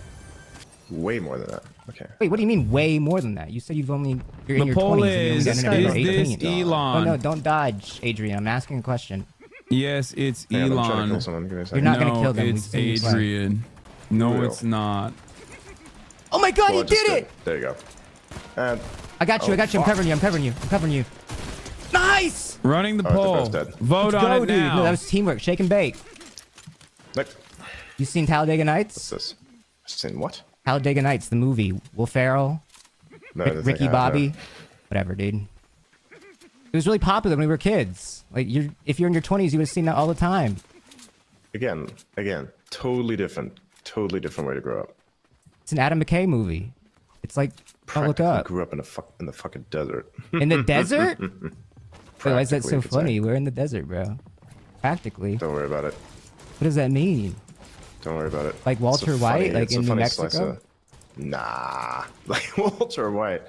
Yeah, that's a reference that I can get. Like South Breaking Bad was Africa? pretty good. And no, that's not okay. That's not it. Oh, did you watch Better Call Saul? No. You should. It's freaking great. I don't watch TV. I think it's brain rot. No, it's not TV. It's It like is. specifically a series. Sure, they'd be displaying it on TV. It was on but you TV. can They literally watch displayed it on side. TV. Are you stupid? Yeah. That doesn't mean that you have to watch it on TV. You can literally subscribe to various of What the does it matter? What? video demand providers. All Yeah, right, it does matter 85% because, say I yes, don't like it's to have my brain Elon. be inundated with ads and news that's all lies. Yeah, like on X. No, how's it a lie? You have to point to There's tons of lies on X all the time. On the timeline. Which ones? Which ones? Like, I don't know, Fox News. Oh yeah, but that's mainstream media though. Right. Or like, I don't know. That's the problem. I have a problem with mainstream media. Yeah, I think we could agree here. Yeah. Who's like your best friend? This is my best friend. Yeah. There's a few of them that have accounts on X. You know, my You co-hosts. only have I'd say, friends on pretty good X? Friends. No, I'm not gonna tell you who my friends are in real life. Get Oh, fucked. okay. Absolutely not. I was wondering if you wanted to talk about it. I don't know. Nope. I value my privacy. It's fair. Pretty sure you can understand that. No, totally. Where's the fucking crate? This thing's pissing me off now. It's this staircase. Good. I'm gonna have to tear it down. How could Connor afford interviewing Elon for that long, bro? Because he's jobless. You build a house. How like Connor has more of a fucking job than Elon does. Understand that he is a friendless, holeless, Twitter addicted, pathetic individual, and he also happens to be the richest man How on would the you do it? planet. Like if you need to like build shelter right now. He is the most unemployed man, dude. He's a CEO of like 3, 4, 5 companies. That's all he does is tweet all day. To kind of throw shit together. Which If would you be are in the very wilderness, difficult to do. you are in the wilderness. How do you make shelter? What resources do I have? And You're which in the wilderness woods. specifically? You're like in like a forest. I don't know, like a generic forest. Okay, so generic forest. You and I read assume Hatchet? North America. What You've tools surely do I you've have read at my Hatchet. disposal? You read all these books when you were younger. That's like what book everybody reads. You've read Hatchet, right? No. There's no way that you have not read Hatchet, and you read all these books, and you're in your early 20s. Nope, I haven't read that. Okay. Nope. Well, basically, you're in the middle of like the Canadian wilderness. Okay. A plane crashes. Okay. You need to survive. How do you build shelter? Dude, Megaphonics, you need to dial it back, okay? You need to dial it back, Megaphonics. God damn, we're watching not Elon, and you're freaking the fuck out in the chat. Yeah, okay, cool. Then I can't use that. Okay, that's a good definition right there. That's like saying, asking. It's from the book Hatchet. Right. Yeah. It's good. Well, I would know because I hadn't read it. Right. Of course. Like this very specific. I mean, it's a funny little trap. It's only like a book that's in every single curriculum. Like, how about this? How about this? How about this? Yeah. Yeah. Exactly. That's why the curriculum was dog shit. Anyways, think about it this way. But you took the. Okay. Let me ask you a question. No, I want you to answer this one. No. Let me ask you a question. No. I want to ask you a question. You were in the Canadian wilderness and you need to make shelter. How do you make shelter? You don't have tools. You're playing Crash. It's in the water. It's from Hatchet. It's the book. What do you do? Cut down a few trees. Cut down a few trees. How are you going to chop down the trees? Ooh, nice. Well, chopping down, not necessarily. How are you going to do that? You can find some somewhat. You couldn't do it. You couldn't do it. I think you couldn't do it. Yes, you could. Yes, you could. I don't think you'd make it. No, you couldn't. This is Adrian. Let's do it. I'll stream it. We'll put you in the wilderness. Go into the wilderness. We'll do it. Go into the fucking wilderness just like that. No, why should I? I got way too much stuff to do. Oh, we'll pay you. We'll get someone to sponsor it. You know Ludwig? You couldn't afford it. He's rich. Not that Mr. rich. Beast? You know Mr. Beast? It's not going to be valuable enough for him. Yes, I guarantee. No. Adrian. He has the money, but it wouldn't bring it. Let me tell you, Mr. Beast would be the first one to be completely down to put you in the wilderness and then record it and see what happens. I promise you, if I know Jimmy Beast, he would be on that in an instant if he could get permission to do that. Sure. So you should do it. Do I get to choose? Wait, hold up. Do I get to choose which forest? Probably not. That doesn't seem fair. Then you can like prep. No. Yes, that is what you could do if you knew. You could prep. So we're not letting you know. What's this button? Wait, why aren't you answering the question? How much explosion does this make? I'm sorry. Am I making you uncomfortable? No, you're not. I'm getting like a vibe. Yeah, this thing kind of sucks. I thought this Use the shield. I thought it was gonna blow up the whole fucking building. Use the shield. We have to go to the circle. We need to win this. You're pissing me off. Not funny. Oh no, it is absolutely funny for me. No, it's not funny, dude. This is a serious fucking show. Hilarious. Serious shit. I bet it is. What is a porta bunker? What does that thing do? I don't give a fuck. Fuck you. Sorry, I'm just joking. Just joking. Just putting on smiles. Oh, that's what this thing does. Okay. Oh, that's actually kind of nice. You got this, Adrian. They don't have the porta bunker in Hatchet, but it'd be cool if they did. Yeah. It's like infinity spam. So what's your issue with right-wing people? Like, what's your issue with them? I grew up like around like a lot of people that had that ideology and thought it was like right growing up. And as I expanded my horizons beyond the world and met people around the world, I kind of realized how narrow-minded it is and how lucky I was to be in a position where I benefited from right-wing politics. So you benefited from right-wing politics, but you dislike right-wing politics. Yeah, because I realized how it's a net negative like on the world. Like I think like the world is suffering because of those politics. Traditionally, for the most part. Really? You do understand that the Republicans specifically were the reason why slavery was abolished in the United States, even though the Democrats were one of the You understand like the party's flop, but it's not going to get into that. We don't even need to debate that part. It is. I mean, it is. It's literally how it happened. It's literally how it happened, bro. I'm not a historian. I'm not going to explain this to you. Well, there you go. That's your problem. You don't know history. That's not how debates work, bro. That's not how this works. No, that's exactly how that works, actually. Okay. That's not a debate. This is discussion. You watch Destiny? Actually, technically, it's an interview. Oh, God. Yeah, I do. It's pretty cool. I bet you do. Careful. Oh. Why? What do you mean? I bet you do. Don't look too much into that. Why? What's wrong with it? What's wrong with Destiny? I just don't like I don't like StarCraft. What? Yeah, StarCraft sucks. Boring game for nerds. He doesn't. He does political discussions. No, he's a StarCraft That's why player, I watch dude. Destiny. He's a fucking StarCraft player. He was a StarCraft player. I'm not sure if he even still does StarCraft. You weren't even on the internet when he was a StarCraft player. What are you talking about? His work as a You weren't even on the internet when he was a StarCraft. What are you talking about? Wait, what's your problem? What's your problem with him? No, seriously, what's your problem with him? I'm confused. He wasn't a How do you even what? I just don't like him. He's kind of mean. You know. He's mean to people I know sometimes. Yeah, it's pretty cool. I don't like bullying. Oh fuck, I'm definitely gonna get my ass beaten. They ambushed me from behind. I had like 0 chance. Oh, these guys suck ass. You died to them? I'm just joking. I died to them too. My white AR. What kind of guns did you have? Elon would like Destiny. Rocket launcher. That tracks. All right. We need to switch to a different kind of map and see if it goes better. I think OG is too difficult. Ask about Hassan, please. He already alluded to me before. It's kind of fun. You having fun? I mean, I know I'm getting like shot to pieces, but that's fine. It's okay. I hate the way this menu is ass. I will say even the X UI is better than this. Like, what am I even looking for here? Battle Royale, zero, but here we go. This one. Are you ready? I need you to click return to lobby if you can. No, I already readied up. How do you return to lobby? Like, press B, I don't know. Oh, there we go. There we go. You got any questions for me? Not in particular. No, So what's your goal? What's your goal with this? And I'll ask you another question afterwards when it comes to like the with like survival thing, Fortnite because the way Friday you're or asking like me about- interviewing like you? No. Which one? No, What's the actually, I'll question? ask you the first one that I wanted to ask you. Where we're still like on the Hatchet book.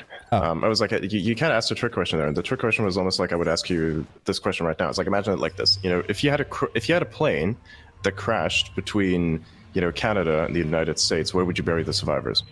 A plane crash between Canada and the United States. Where would you bury the survivor? Wherever their family wants to bury them. What?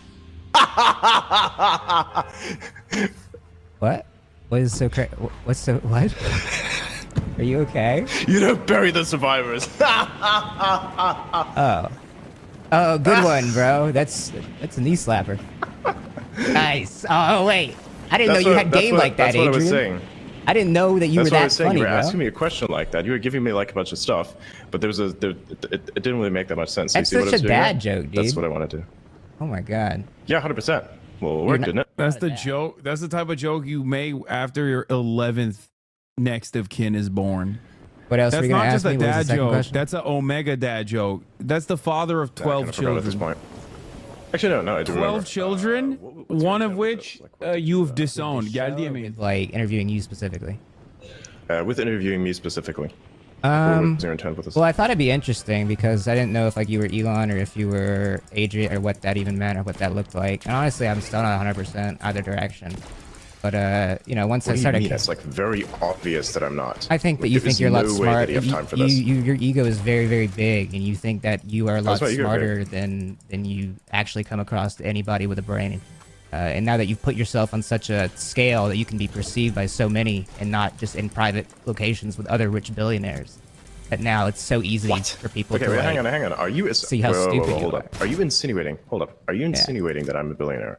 Are you insinuating No. that I'm a billionaire? No. That's literally what you just did. It's kind of ironic. I don't know what you that. just said, What does by the way. insinuating mean? You don't know English? What? You're confusing me.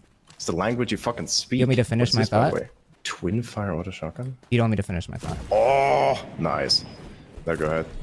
Explain some more. That's what I I was think you have saying. like the beef. I think you have like beef with some billionaires. Which billionaires do you like? All of them. Every single billionaire. Every single one. No one should be You a like billionaire. all of them.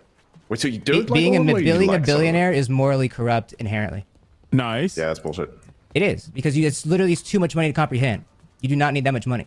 Yeah, you do. It's fine. If you have that much money, you should have that much money. What's No. wrong with it? Oh fuck, I'm gonna get swarmed. Because it should be going to other people that are not as fortunate to be given that money. Do you not understand how business works? You have to I have do. a business be profitable, and you are hiring people within that I business. do, but which I'm is not the way defending that how you provide businesses work people either. with money. I'm not defending how businesses work. That. Oh my god. I know you're like obsessed with like capitalism and like Alright, business, bro. but corporate structure. But Wow, like I don't sure. care, bro. I care about vibes, bro. I care You about the should. Super Bowl. I care about the Super Bowl in sports and like Fortnite, and like which Pokemon are The going to be Super in the Bowl next is literally game. the Super Bowl. The Super Bowl And, is like, literally my one of the beautiful most wife. capitalistic events. And like my future you and got my married. family. That's what I Oh, care fuck. about.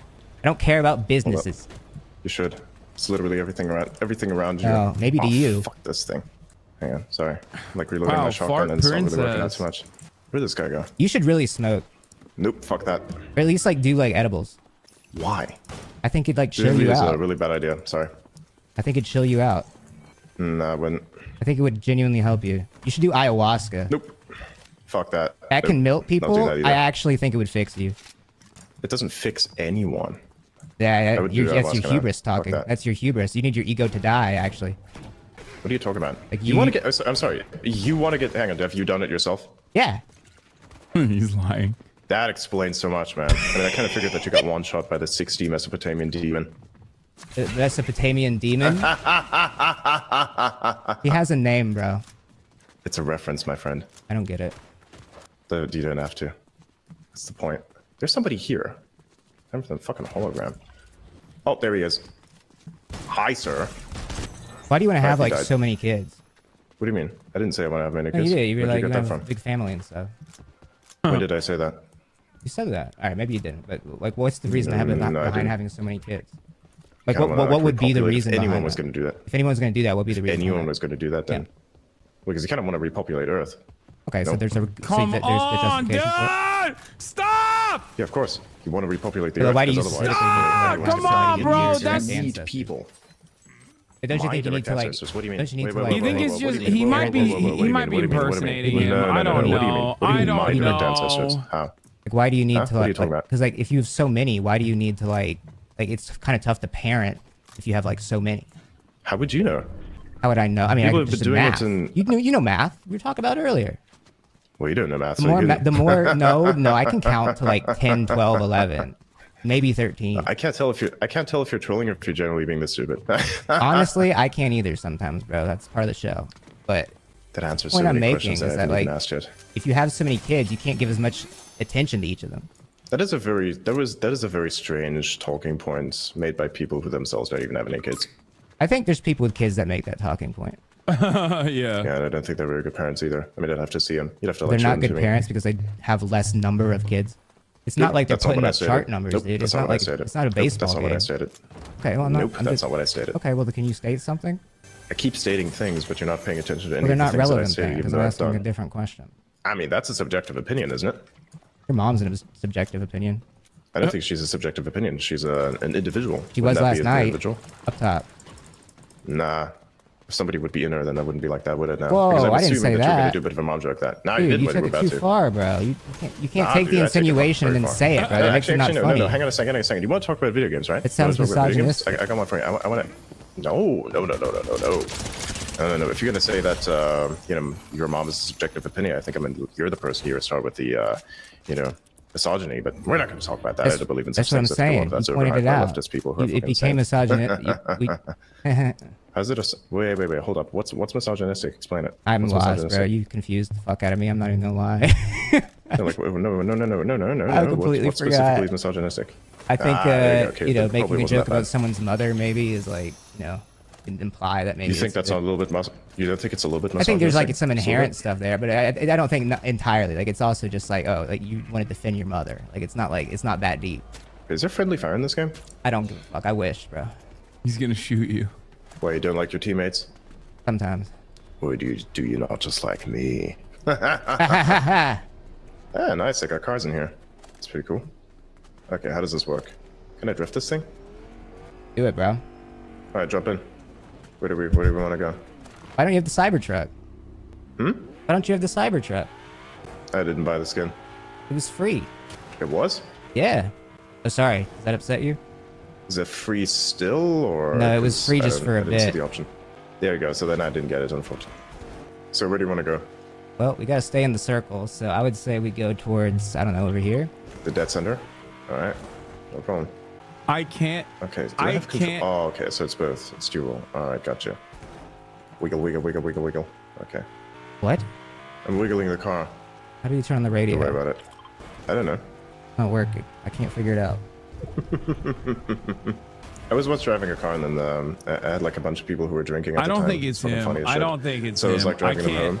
And while I was I driving, don't- somebody like reached over and Like fucking I pulled said, the it's car just into- pathetic. Whether it's him or it's not him, it's equally pathetic.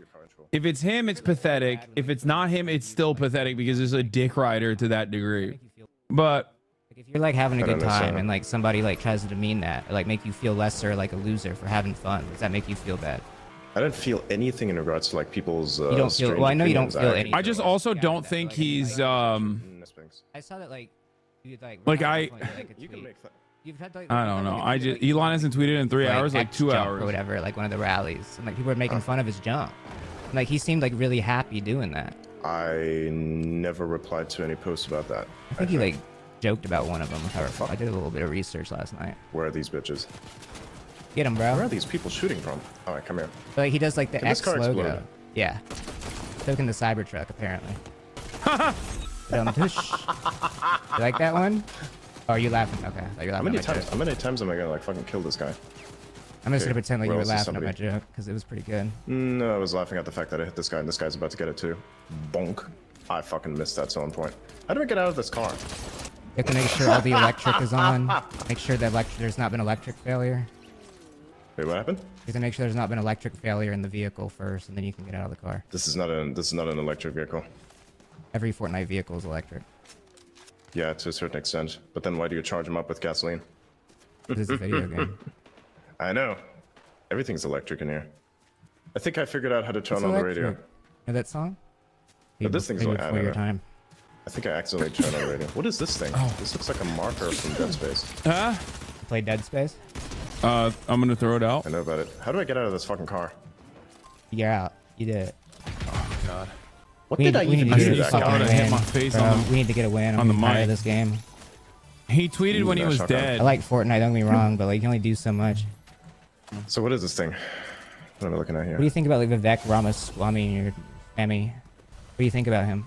Wait, hang on. Before Stop we doing do that. that, what is this thing and how does it work and what does it I don't do? know what it. I literally don't know what it does. I don't know shit. Reveal nearby spirits. I literally don't know what it does. Talk about Vivek What is this? Ramaswamy. Why? What's up with him? Like, what do you Why? think about him? I think he cool. He cool?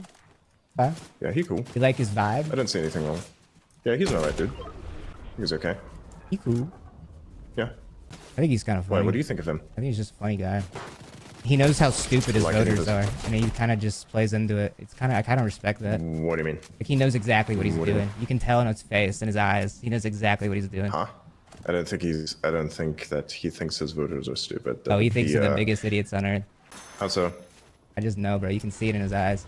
Nah, I don't know, man. What the fuck is this? Okay. Islands floating in the sky. Did you see when Great. Vivek played GTA? What are these fucking things? Whatever, that, like, dude. I'm run just trying to. around Like, here? you What is don't that even shit? like engage with me. You don't even like care. No, it's not. I'm like trying to figure out what this weird shit is that's like walking around here. What is this thing? Come here. It's a rock, bro. What is this? You played Breath of the Wild, Zelda It's a very on the cute, Switch. cuddly rock. You played Zelda Breath of the Wild on Switch. Oh my god! That yeets you. Holy shit. Oh, I thought it was a walking That's rock. pretty cool. Never mind. Ooh, damn, that yeets you quite high. You like Nintendo games? Yeah, they're pretty decent, yeah. Hey, man, I think you need to pick up like I think you need to pick up one of these things if you want to get on. I that don't island care. I up want to there. talk about Nintendo games, please, please, please, please. What about them? What's your favorite Nintendo game? I don't particularly have a favorite. Pick I've a really favorite gone some Nintendo very game. hard There's into- so many franchises. You surely have one, I didn't know about the Cybertruck in Fortnite. bro. Come on. Oh my god. What does this thing do? Mario, Zelda, Smash Bros, Pokemon. Oh my god, he literally tweeted about it. Conversational. You're never gonna get married like this, honestly, bro. If you can't even carry a conversation with me, like I don't know how you're gonna do this. Sure. I mean, you're into hoes. I'm into different things. I am not in the hose, bro. Don't say that, man. Okay, then what are you I'm in the broads.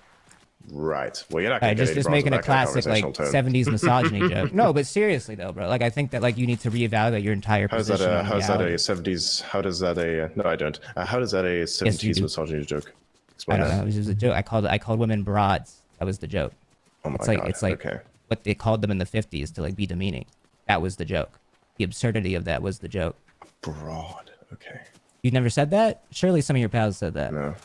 I'm sure No. Trump says that. No doubt. I don't know if he says that. I don't think it matters if He he goes, does or there's does no not. way this broad's winning this election. I guarantee he said that in the past year. 100%. I'm not sure if he did. I'm not even sure what's wrong with it. I bet you might have heard it. Even if, which I don't, by the way, because I don't recall that. Right. What's wrong with it? I just, he thinks lesser of women No, like, fundamentally. what's wrong with calling a person a broad? Like, It's a demeaning with that? term for a woman. how is it a demeaning term? Because it's just like Are you a woman? historically used as a way to like demean women. Are you a woman? Are you a woman? No, but I know women. Okay, then how would you know? I don't think you know women. Sure you do. I actually don't think you know a single woman or like have a platonic relationship, healthy relationship with a single woman. What? I don't think you do. What? Oh No, my I God. don't. Hang on a second. What is this thing? Name 3 women. Oh my God, this thing. Name 3 women. Name 3. I'm not going to name anyone that I'm personally. Name 3 women. Name 3 girls. Nice, got it. Name 3 girls. Why? Why? You're why on the should- timer. wait, There's a what? time. There's literally a timer going on right now. I really don't care. There's a timer. We're gonna see 3 women. Why should I name a specific woman? I don't understand that. Name I'm not into 3 people. women. Why? I'll name 3. Britney Spears, Miranda Cosgrove, Sabrina Carpenter. Boom. Oh yeah, she's such a sure. Britney Spears is a major inspiration. I didn't say she was inspiration. I just named a woman, which you can't do. I can name a moment. I just want Name it's funny to see how 3 you're triggered by it. women, bro. Name 3 of I think them. it's just funny. What is this? What does this thing do? It's a portal here. What does it do? I'm so glad people can't vote for you, bro. What do you mean? Like, because they would. Like, people would vote for you. It doesn't even matter that, like, you are the way you are. People would vote for you. They voted for Trump. How am I? Like, they voted for Trump. Like, I mean, you might as well be the president. Like, it's crazy. Like, I can't believe this. I just can't believe this. 3 women. How would I escape this? 3. Nope, not gonna. I kind of find it's funny girls, the way you bro. get triggered by it. You hate nope, girls. I do it. Nope, I do it. I'm not even triggered, bro. You're triggered. No, you are. Then why are you so loud about it, man? You're triggered, bro. How am I triggered? Dude, you realize that, like, your entire, like dialect and, like, your vernacular is, like, based on, like, 2013, 2014 era, like, online politic discourse on, like, Reddit. Like, you're so far behind. Reddit is an echo chamber. I've never been to Reddit. But you're Fuck that so place. far. What you don't realize is how far behind you are, and everybody's laughing at you. Everybody is laughing Everybody at is you because laughing. you. No. Like Your specific your echo chamber is laughing entire at me. behavior That's is what's so dated. It is obvious. It's Based appalling. on whose opinion? You say like based on you whose say like opinion, you? Keck Maximus and like fucking like. I didn't say Keck Maximus. Excuse me, Elon said. What your pal? You say God, like man, the dude, way your you perception is off the way the you refer to rails, like bro. memes, bro. But you don't even realize how that's like selling you out. You don't even realize how like the way that like you look at memes and the way you describe it is very much like Elon does, which is just wrong. This guy fucking idiot. It's just wrong, and it's so obvious. It's embarrassing, man. It's embarrassing, bro. Wait, what? Wait. Make hang on, comedy hang on. legal What did again you on say? X, dude. What? What are you talking about? The way that you talk you're about saying a lot memes. of things. So The hang on a second. How am I talking about memes? The way that you How am I talk talking about memes, the way you talk about jokes and internet culture is so dated that it makes it obvious. How? Which ones? Which ones specifically are Keck, dated? or say fucking the way you talk. This meme is great when you post like a Wojak or like a rage comic. Like you're just so far behind. I don't recall ever having You posted think a Hawk rage Tua comment, sucks, but I have dude? definitely. You think Hawk Tua Yeah, sucks? absolutely do. Yep, I do. Yep, I do. Got a problem with that? Yes. Do you don't like free speech? You don't like humor? I just know. You just said that he has a problem with free speech. Lol. It's awesome. You get it. Yeah, you got it. But I really let you interrupt there. Anyways, You got me, man. You got me. I don't care about any of this. The more this conversation goes on, the more I agree with Connor's take that Elon Musk thinks he's brilliant, but he's actually deep down inside a very stupid man. I'm not. Again, my dude. If you're supposed to be like very well informed, then why do you keep making these insinuations? My dude. Can I not use this boat? That fucking sucks. The more Elon Musk feels, ride it. Adrian Dittman feels like he's in a panic corner, the more he just like hyper focuses on the game. We're gonna get you a win, bro. Swear to God. Please, for the love of God, get me a fucking win. I don't care if I do or do not. Okay, evidence that this is not Elon Musk is the fact that and this chatter is correct, that Elon Musk would have had his feelings hurt a long time ago and left this interview. Whereas Adrian Dittman, if he is a grifter who loves the attention and loves Yes, I do. making it seem as though he's Elon Musk, that's the reason why he's farming this interview as hard as he can. Any particular dude, I'm not gonna do that Are either. you like Same shit. 4 years old? Am I? You tell me. I don't know. You tell me. You're supposed to be the one who psychoanalyzes people. I don't know. Mentally, I don't think I can even put you on a map. I don't think I can clock you anywhere, man. Like, I don't. Which map specifically? You don't live in the Alignment chart? Like, same what are we talking about? reality, and that's you are an indictment of Yeah, the we do. entire structure of world that we live in. Is what you are. You are a complete. This should That's exactly what you are. I don't understand. Is that supposed to be like meant as an insult? Because that's definitely a fun compliment. That you're an indictment on the way the world is. Yeah, coming from you, that's just like the max level compliment.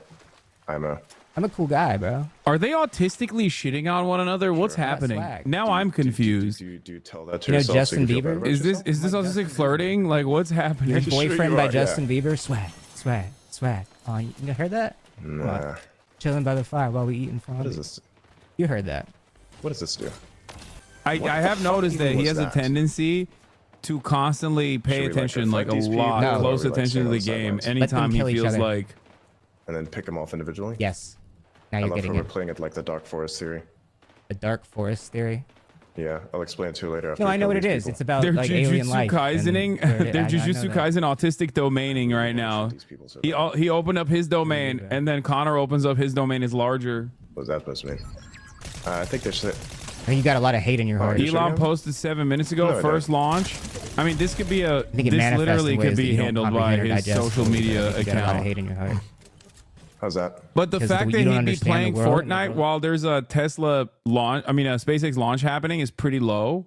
So it also is more evidence that this is not Elon. Nope. Your justification for it is your wealth and what you've accrued.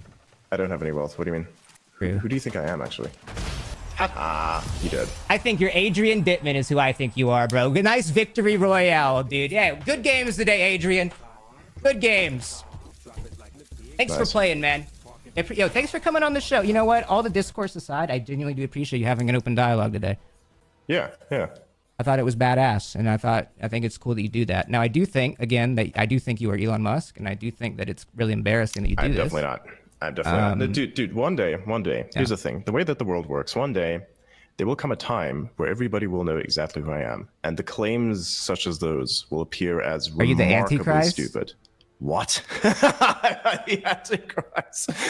That's Mr. Beast. Okay, so that's a new one. Okay. Wait, what? I'm just joking. Cool. Who do you think I am? Elon Musk. Do you think I'm the Antichrist? Okay, cool. Yeah, sure. Why specifically Antichrist? What How about do you me sleep? makes me? How do I sleep? Like, do everybody you else think does? that You like close you're your gonna eyes be and like then- you want your memory to be like good? Like I can tell that like you want to be go down in history books as like this guy got us to Mars, did all this. Like you're only gonna be remembered as like a negative stain. I am not going to be remembered as that. That's what Elon's going to be remembered as. That's what Elon's gonna be no remembered matter as. how many people. Right? Is a that's negative stain. Nope. That he's going to be the person who brings people to Mars, or he at least facilitates. That's what he it, because wants. That's, That's exactly what he wants, and SpaceX he's is. realized recently that it's not going to happen like that, and so he has to influence more than he was before. And now What he are you just talking keeps about? digging himself a hole. Okay, hang on a second. What do you think SpaceX is? Define it for me. Gay? You think space exploration is gay? Is gay, really? No, I said SpaceX was. Because that's exactly what it is. Okay, so how is that? Okay, so hang on a second. You want to say that some things are misogynistic, but at the same time you're willing to do things that are definitely homophobic. What's wrong with being gay? There's nothing wrong with that.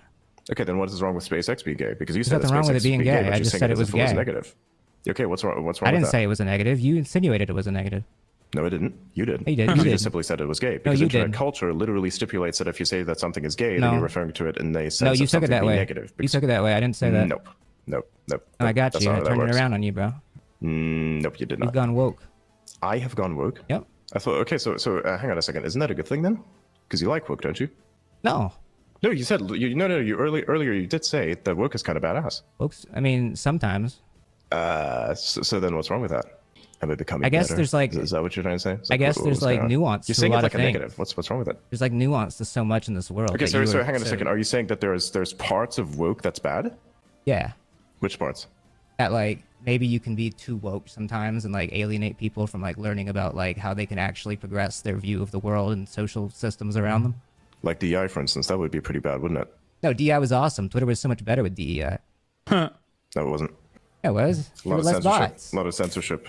Nope. Yeah, sometimes There you need weren't. censorship though. So like Nazis don't like run the site. No, Nazis run 4chan.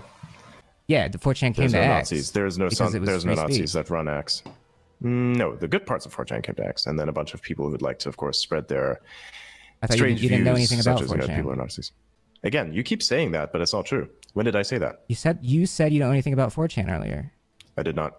When did I They're say that? having Point an me to it. autism. You They're got a going bunch of ban people for who ban. that can clip We your do. shit. When did We I say do. that? Yeah, we do. Okay, then find that moment for me. I'd Okay. like to. Well, I'm sure that I'm trying to. I've got to end the show, bro. I got plans. Gotcha. You free next week? You free next week? Perhaps. We'll see. Yeah. I'll try Deadlock. Let you me know. It's Depends the on next what I'm big gonna thing. do. Perhaps. Like, Yeah. Can you name three if girls also Adrian Dittman wasn't Elon Musk, though, I feel like Elon Musk would stamp it down. You know what I mean? Because he speaks for him, and enough people think he is Talking Elon. about girls, or you're talking about women specifically? Because I Either. don't know any girls, but women specifically. I do. Either. I don't know. I'm literally like it's not hard But why do you want to know it so bad? It's kind of because funny. it's weird that you can't name three girls.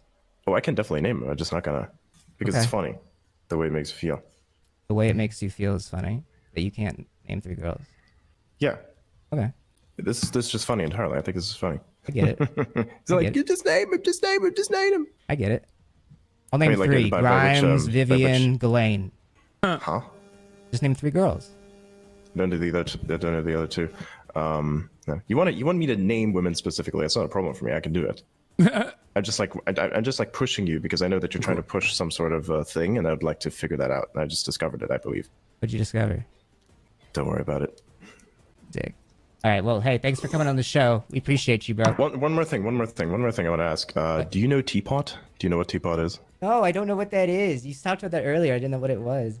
Yeah, it's kind of funny that you don't know what that is. It's literally called this part of Twitter, and it's like the tech side of things. Oh. You should look into it. It's pretty cool. The tech side. They won't like you too much. Are there girls there? Oh.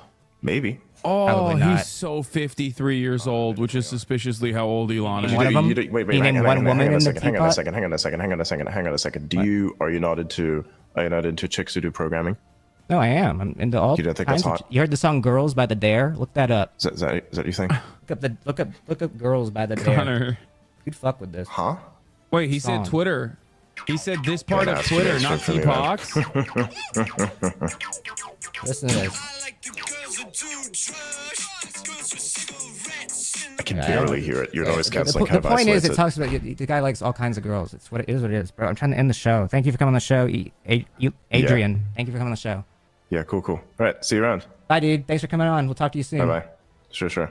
That was crazy. I don't even know what to say. I think there's a lot to process from that. That was crazy. I think it's him. I don't know. It could not be, which would be crazy. There's something about it, bro. I think it's him. I think his brain is so cooked. I think he is so obsessed with his own website and has no life. And he is just completely, he thinks so full of himself that he can create an alternate persona online and that people wouldn't. I don't think it's him, dude. He's probably at the SpaceX and launch. Now he just keeps digging his hole. That's the only thing I think. I mean, SpaceX launches a lot. That's what I think. Right? So he probably doesn't go to every, obviously he doesn't go to every launch. But he tweeted while you were live? No, I know. But like, I think someone else can tweet for him. Or he can even, it's not like his tweets are like hard to like do. Like he's just like concerning to like the fakest shit you've ever seen in your life. Anyways, thanks for tuning in to the stream, guys. If you're new here, welcome. I'm Connor Eats Pants. I play Marvel Rivals and Deadlock and Nintendo games and movie games on Monday and Fortnite on Don't Friday. you think the bigger indication is that he doesn't sound like Elon? He does. He just has a different by the way, shouts out to Connor Eats Pants. Go follow him. What a remarkable, incredible ongoing show. Big things are happening in the Hasanabi Head universe. You want to listen to Hassan? You want to listen to Hasanabi? Okay. What the hell? That's crazy. I do have this impact on cats. There are clear differences. I know Elon just tweeted. I know, I saw. His plane took off from Florida like 10 minutes ago. That doesn't mean he's in it, chatter. Tweeting doesn't even necessarily indicate anything, really. He did noticeably start posting a lot more as the Fortnite games ended, so that's weird, but also Starlink is a thing he'd be playing on his PJ. That's no. He would not be able to uninterruptedly play video games, be on Discord. Like he would have had to be in the PJ the entire time.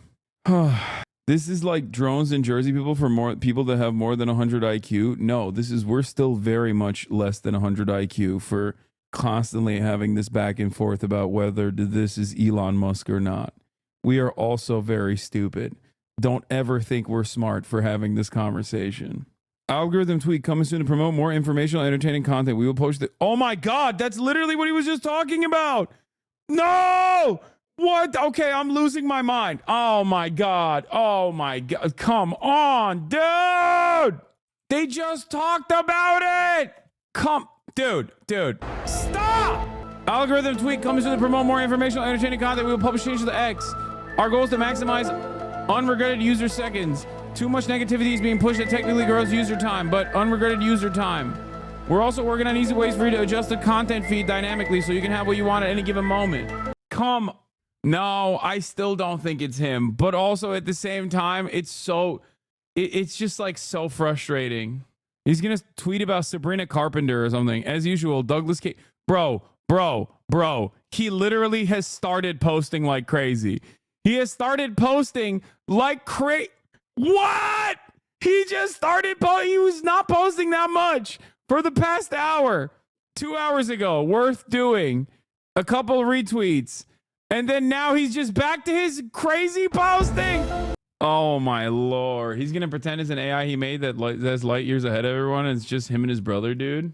I don't care about hearing his Twitter space. I don't care. Why are you in denial?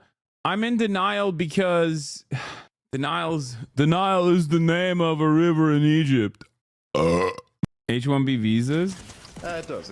I think with the kind of political stuff. What MAGA is between you doesn't matter. It does.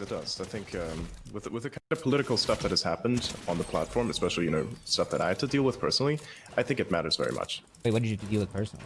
What has happened over the last couple days? I don't know. Even leading up to that. I'm confused. Elaborate. Well, yeah, very simple. Because so for instance, you had this discussion around H-1B visas, right? And there was a lot of so fundamentally, I think that was Elon that was talking about all that, right? And it was various other people as well. They were just kind of trolling him that he responded in various ways, but what the fuck is this? Who's this guy? See, he does it every time. He does it every time. Every time he gets nervous, he just like turns around and he's like, what the fuck is this? No, this is fake, chat. Stop. This shit is fake. Okay? This is not a real post. Please, you're getting duped by 4chan. That's not proof. I don't believe that one. Anytime he gets like cooked on something, he turns around and he goes, what the fuck is this?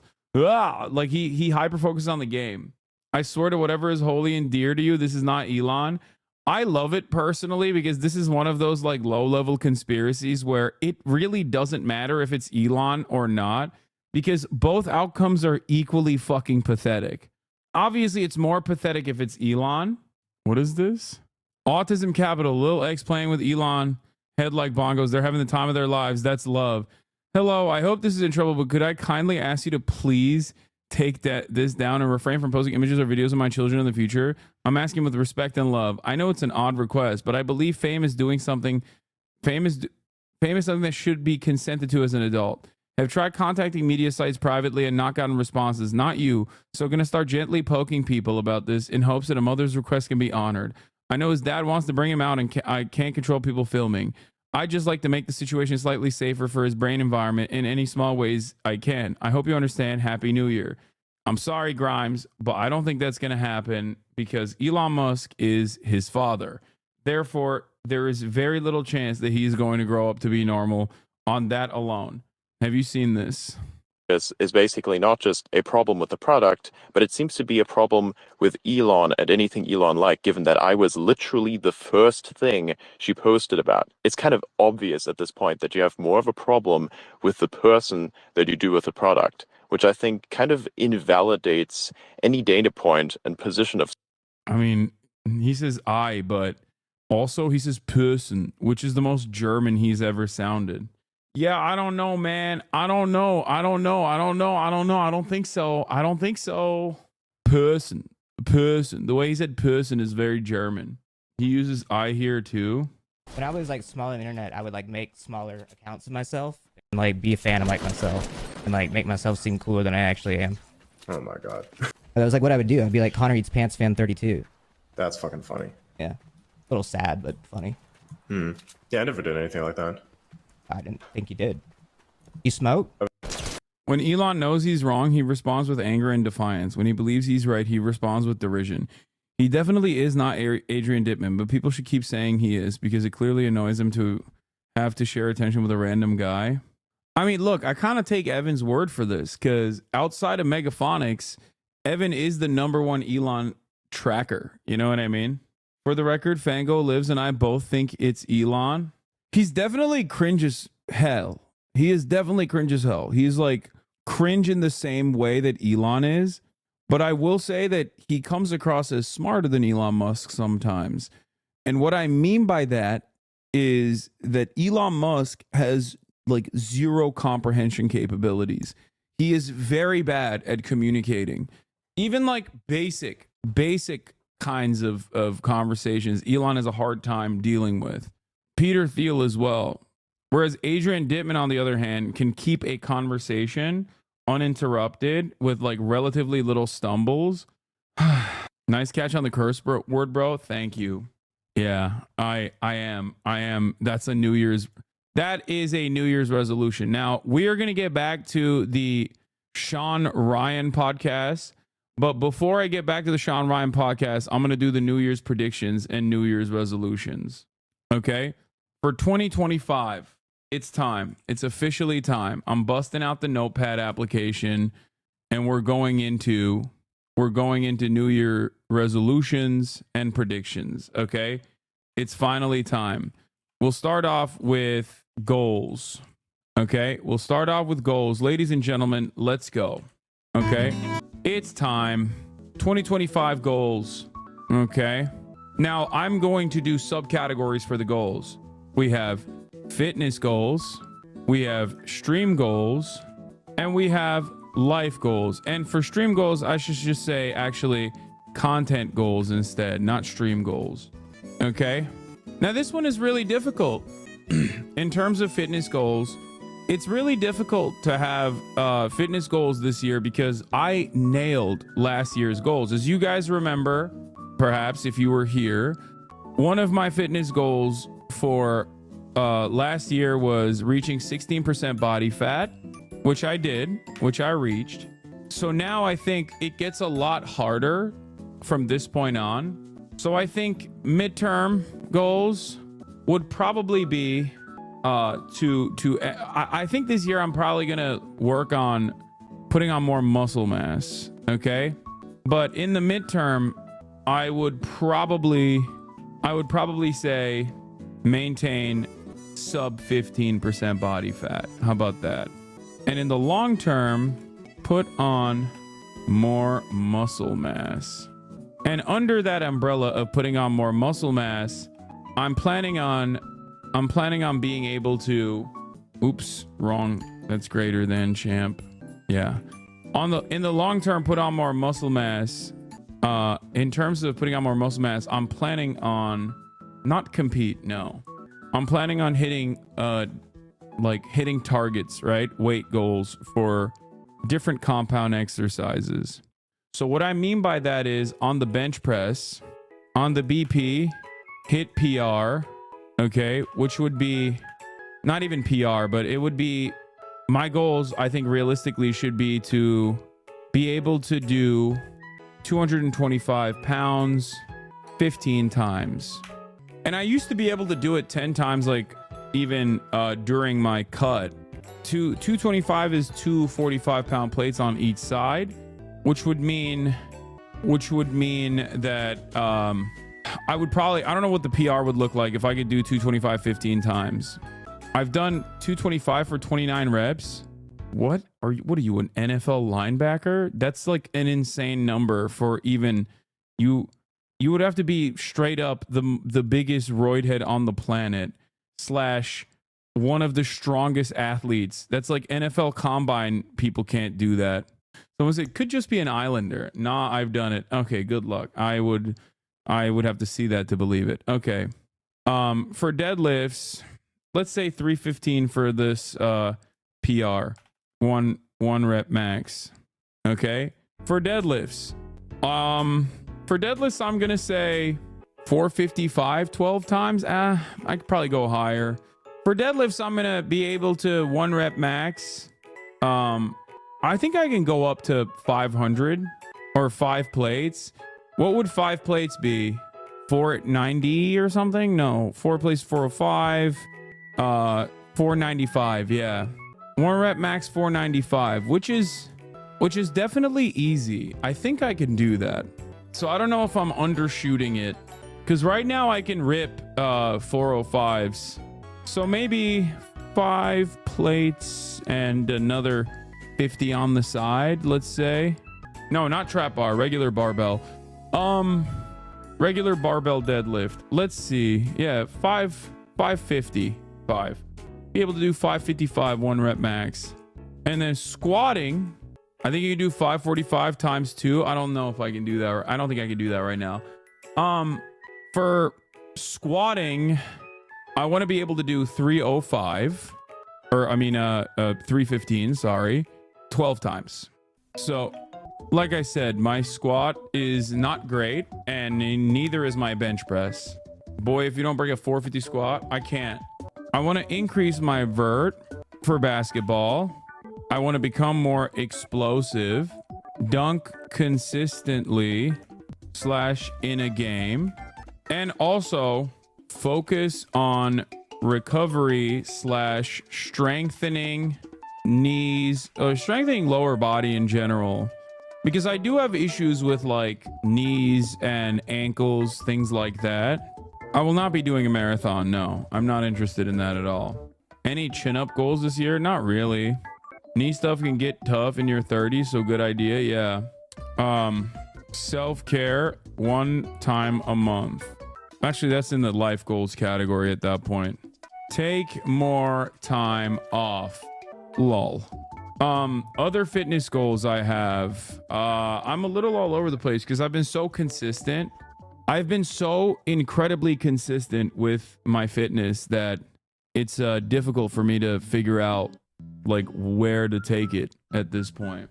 Also, another thing I've realized is that my community is so primed towards political content, and I do want to change that, because that definitely is a content goal. What I mean by that is, like, even after the Connor Fortnite thing, like back in the day when I used to swap from like politics to, you know, reacts or whatever, we wouldn't have this much of a massive number of people that are like, oh, you're not doing politics? Like, I'm done. I'm tuning out. And that is not like, I'm not faulting anyone for that but myself. I think that I do need to definitely focus on more fun content, more collabs, and reshape community to have more diverse fun tent enjoyers. Because right now we are so primed as a community. Like, look, when politics is happening, it's fantastic, right? Everyone is like locked in, dialed in. Everyone is invested. People come to me for politics. But back in the day, I used to be able to do politics and also other fun stuff, and people would just like come back in when we were doing fun stuff, right?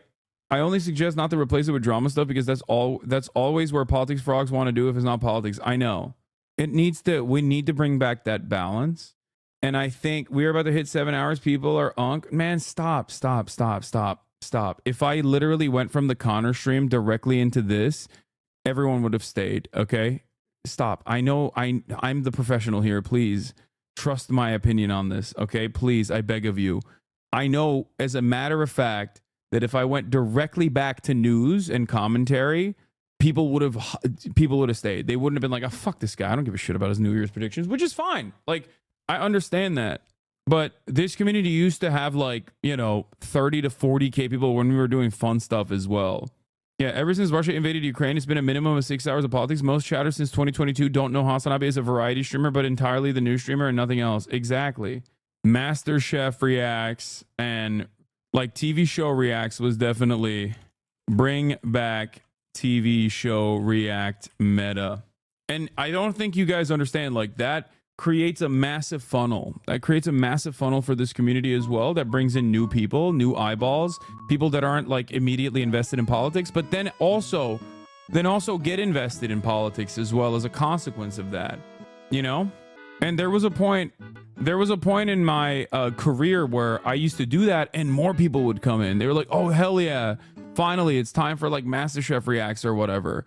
And now it's like, oh, if I know for a fact that if I swapped over from politics to MasterChef, people would be like, oh, dude, this sucks. I don't want this at all. I want politics. Get back politics. Bring back politics. Wouldn't you say that it's different because that was a platform-wide meta? Of course, you would have more people. The whole platform cared. Kind of.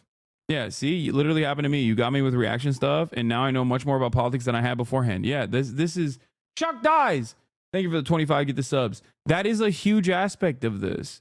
I think the more I do exclusively politics, the more people are shocked whenever I do collaborations with other people. Jubilee is a major turnoff. First of all, you're not wrong. But also, secondly, I do not care about your opinion as a 68-month subscriber. No disrespect to you. But you are exactly the type of person I'm referencing when I say, like, you've been here throughout the years and you've probably become a rugged politics hardliner in general. Like, Like, no disrespect to you, but you are the opposite of who I'm trying to target with this content shift in general. The content shift is exactly not you, but other people. No disrespect. Okay? Bro, you don't want us? No, it's not that. I love the community that I have. I love the community that I've cultivated. This is, you know, something that I'm very open about. But also, we got to slowly, but, you know, confidently edge in the direction of like more lighthearted stuff in 2025, because the exclusive political commentary very clearly has a negative impact. One of those negative impacts is that the moment that I swap out, here's how Twitch works. Okay? When you have 30,000 viewers, you are more likely to get 40,000 viewers. What do I mean by this? Twitch is a very top-heavy platform. So when people immediately trickle out, when I swap over to variety content, I'm no longer a variety content streamer, and I'm no longer at the top of just chatting. So more random people don't tune in for variety content. I also don't churn out variety content on YouTube and all the other platforms where people clip stuff. And therefore, people don't know me as a guy who reacts to random things or a guy that has fun. People only know me as a guy that does politics. So the expectation from my audience is only politics. Now, that's normal and good. There's no issue with doing only politics. I love politics. I do it all the time. The only issue, on the other hand, is that exclusively sticking to politics ends up creating a community that exclusively wants politics, that leaves when there's no politics, and that has a tendency to whittle away at the audience. Fun shit, dumb shit, collabs, and the like cast a much wider net. But when you train your audience into only expecting political commentary from you, like I have done for quite some time, I, one, am very off-putting to most people that don't care about politics. And two, I end up losing people whenever I do something that is less political. And when I lose people, when I'm doing something less political, less people hear about it, and it might as well not exist. That's the unfortunate reality of content in this sphere, is that you could do something. There are probably streamers out there right now on this platform streaming absolute bangers to hundreds of people, just hundreds of people. And they're putting all of their effort, all their creativity into hundreds of people watching. But because of the way that Twitch works and because of the way that the directory works, it doesn't mean that their content isn't good. Oftentimes their content is infinitely better. Okay? They're smart, they're thoughtful, and they're doing their very best. But unfortunately, they don't have the broad audience backing, so people just don't hear about it. People just don't see it, and it might as well not exist. Okay? That's it. That's the reality. This platform is the exact opposite of TikTok in that regard. So for that reason, like I said, I think it's important to make sure that the expectations are set appropriately. The expectation is set appropriately that this community is not just about politics, but about variety as well, that we can have fun. And while initially a lot of people might leave at the first inclination that we're doing predictions, for example, or community building related things, I'm not discouraged by that, because it takes time and people will inevitably come back. And then all of the people that say, oh, he's not doing politics, I'm tuning out, will also come back because they see other people. It's like moths to a beam of light. We are social animals, and I think we react to things like that we don't want to miss out. So we react to things that other people are reacting to. Anyway, I hope I made myself clear. Even though I described it as to the best of my ability, I'm sure that 95% of people are going to misunderstand and think like, his son doesn't want to do politics anymore or something like that. Of course, that's not the case. Anyway, are you bringing back chair reacts? Hell yeah, baby. That's what I'm bringing back. Yes. I'm just going to place the chair here and let the video bang. Can I give some good faith constructive criticism? I recommended you to an IRL friend one time and he tuned out after watching you only 1 hour since you were talking about some D drama for a portion of the stream, and he was just so confused. Obviously, you understandably got a bite back when getting flamed by DG and haters, but perhaps maybe you did give too much stream attention to them sometimes. Yeah, no, that is not good constructive criticism. That's bad constructive criticism, because in the process of doing 8 to 10 hour streams, I think the coverage that I've done on that issue is like so marginal and so minimal. It might have been a, you know, unlucky moment, I guess, for your friend. Some of your best political content isn't when you're covering politics 12 hours a day, and I wish some of the chatters who insta-leave will stick around to notice this. Yeah, it's fine. Bro, that's the most constructive shit. Okay, again, look, no disrespect, but for the 45-month subscribers, I'm not talking to you, I'm not talking at you, I'm not talking about you, okay? But the best thing to do would most likely be, depending on their interests of, like if they're a gym bro, show the Bradley Martin conversation. Because the reality of the matter is, it's probably better if you want to show, as a first impression, if you want to show me to your friends, it's better if you're not in the room. Okay? No disrespect to any of you. You're all wonderful. I love this community. But it is probably better if you are not in the room, which means I'm just not talking to chat, but instead I'm talking to a random person. Okay? It's just true. Because many of you have probably recognized that when all of you are in the room in my ear, I am not at my very best. Okay? Do you feel me? You understand what I'm saying? But let's continue. My friend said you don't smile. It's true. I used to a lot more, which is, we're going to get back to that. Okay? Smile more. More travel content. Japanuary. It's happening already. China. Thailand.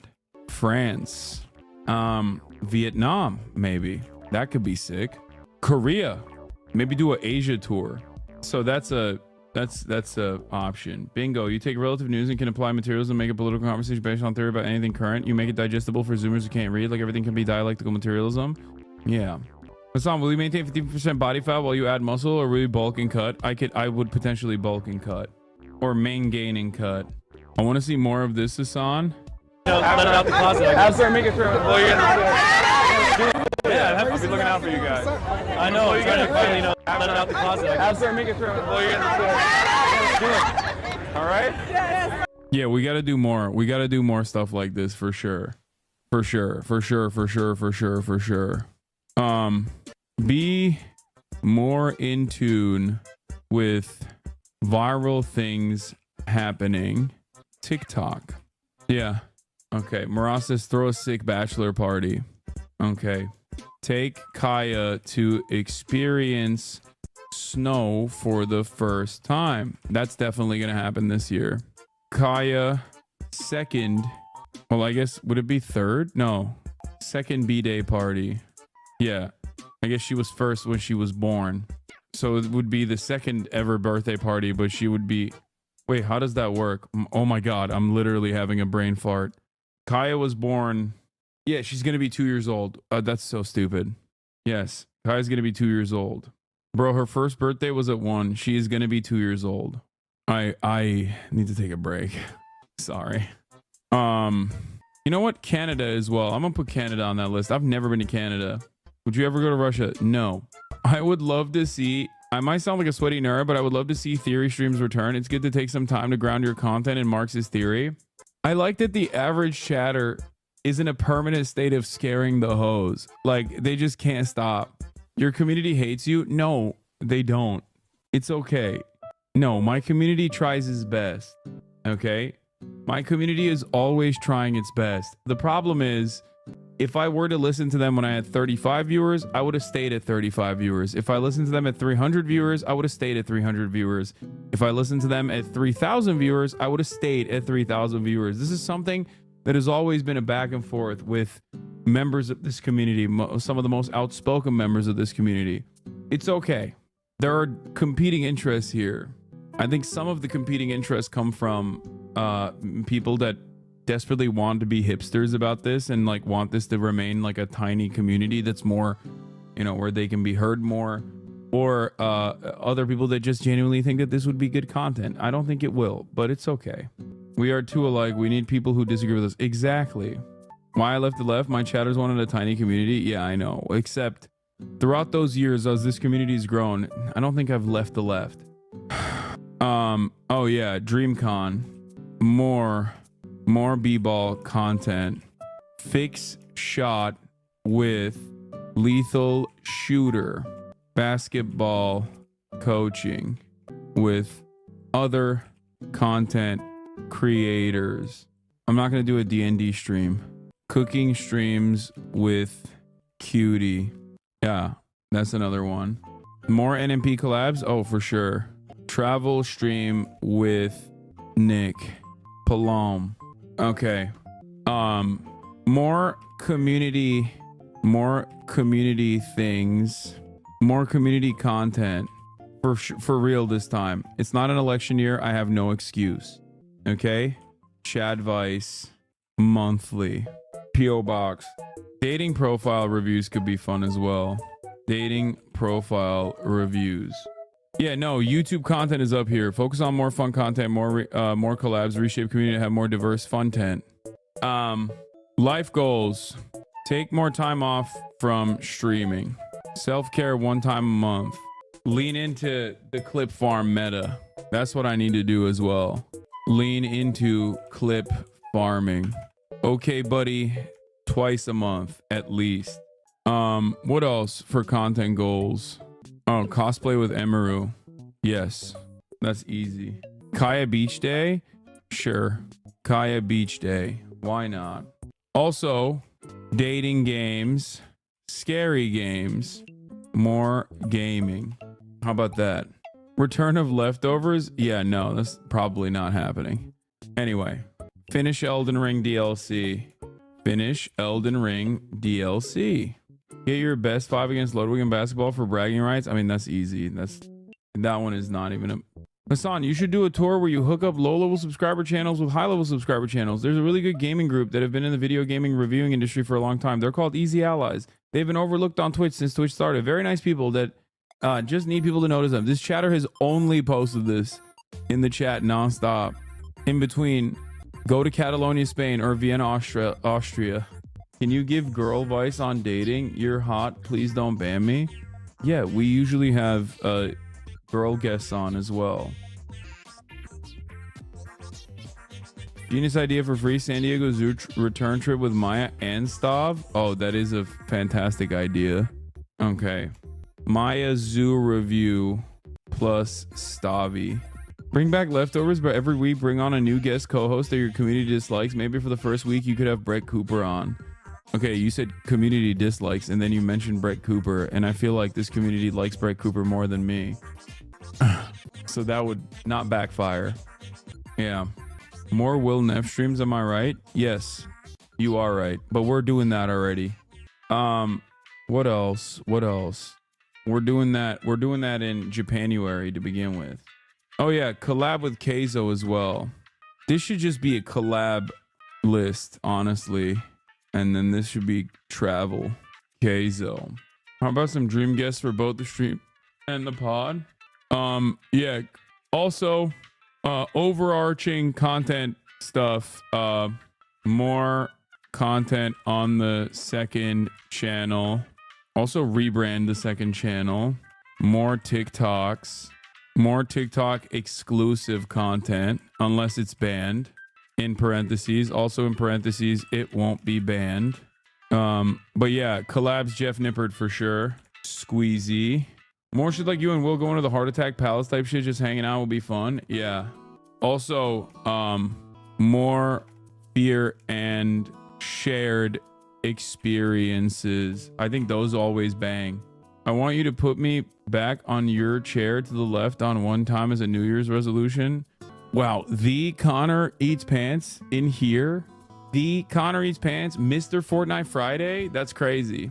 What the heck is the Heart Attack Palace? Oh, it was Heart Attack Grill. Here, this is what they're talking about. I used to do so much fun stuff, man. World record awarded our quadruple bypass burger as the world's most caloric burger. Yeah. With 9,000. Oh wait, I think. Wait, don't turn. Look at that. Since that time, we've expanded our surgical with even bigger. I don't know. We don't allow left-wing sharing any of our larger burgers whatsoever. We went to Heart Attack Grill. That's also the worst possible Epic idea, looky here. Get a wondrous idea, Gaming Trust. Play random Steam horror games you can play. 1 or 2 streams will be highly rewatchable as well. Yes. Meet Paramount leader Xi Jinping. Yeah, no. That's a stretch goal. It's not going to happen. Game demos and indies. Yeah, I'm going to do that. Oh my God. This one Turkish chatter constantly chirps at me for biting my nails. I'm not going to stop biting my nails. Okay, please stop. Please stop asking me to stop biting my nails. Yeah, look at this. Heart attack grill. Yeah, we used to do fun stuff. Speed will meet G. Collab with Speed. Speed. You're more likely to... Wait, what? You're more likely to get a Presidential Medal of Freedom than get anywhere near CCP Politburo? I think CCP Politburo, yes. CPC Politburo, yes. But higher level CPC Politburo absolutely won't happen. It will never happen. I wish it could, but it will not. That would be amazing. Squeezy. Oh, I said it wrong. Squeezy. I also want to do more of like I want to do track racing again because that was a lot of fun. Yeah. This is already so much of a, this is a massive list already. Track racing. Take Austin to a straight bar. Learn to ride a motorcycle. How about that? Something crazy. Off-roading with Murat. I mean, that's so boring. Off-roading when you're in the car is not as fun. Like when you're in the car, it's fun, but like you're not going to get pleasure out of it when you're watching. This is a massive list. Anyway, get at least one high profile. Get at least one high profile interview that seems insane. Luigi Mangione or the guy who shot Shinzo Abe, something like that. Hideo Kojima. Interview Abu Muhammad Al Jalani. Okay, that's insane, and I don't want to do that. These are all more likely than Hassan finishing games. Is true, but not the finishing Elden Ring. I said I would do it, and I will do it. Visit the Italian Cultural Institute of Los Angeles to atone for your anti-Italian racism. Swim with fishes to defeat your fears. How about that? Okay, life goals. Let's get to life goals. We did so much content. There's so much content goals here. I mean, look at this. Look at this list here. Let's zoom out so that people can see it. We got the fitness goals, pretty basic stuff. No more injuries. Let's just say avoid injuries. How about that?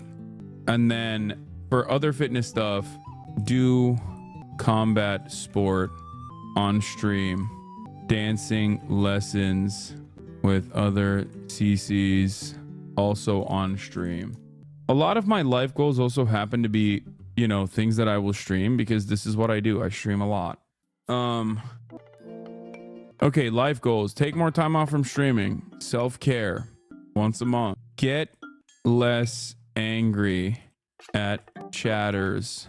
No more cursing. That's a good one. No more cursing. Get less angry at chatters.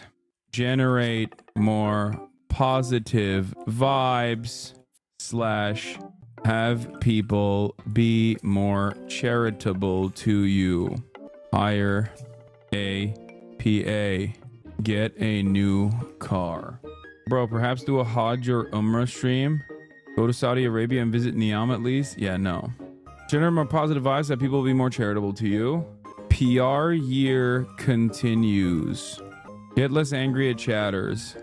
Less focus on bait unless it's funny. You not cursing is going to be creepy. For the past couple of days, I've already been doing that. I don't know if you guys have noticed or not. I just didn't make a larger point of it. Leak a dick pic this year. You won't. Yes, I won't. It's almost never funny. Stop trying this shit in chat. It's not an invitation for you to debate. I know.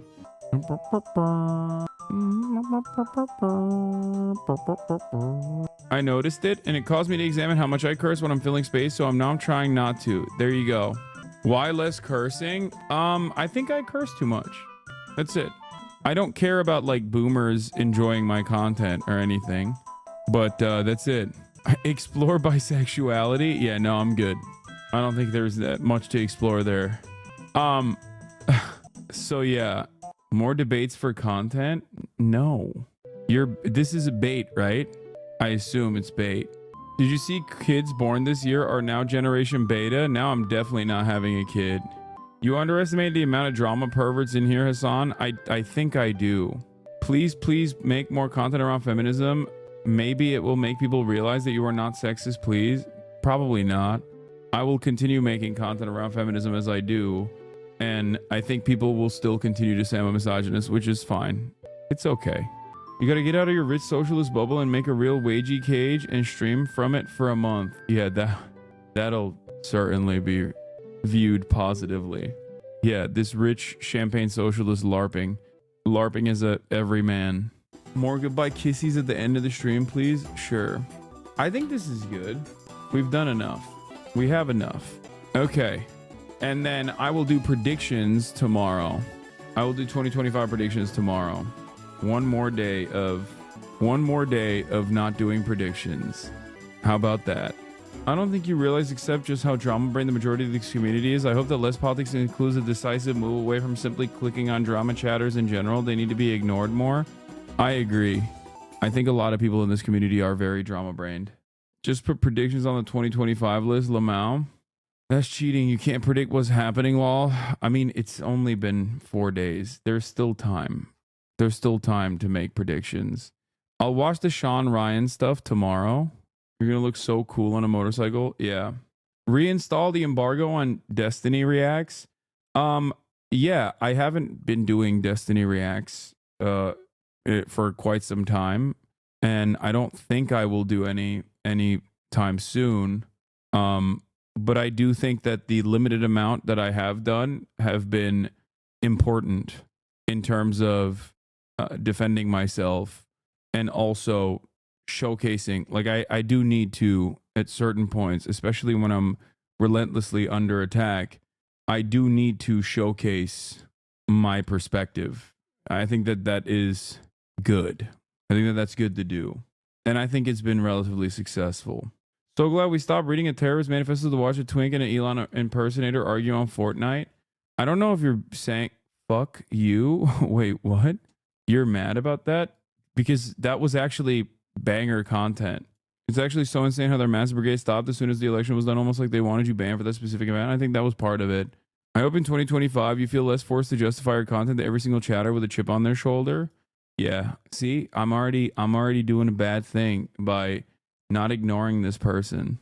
But, you know, it lasted 2 minutes. It didn't last for that long. But hey, listen, I said I'm going to get better at it. It's going to take time.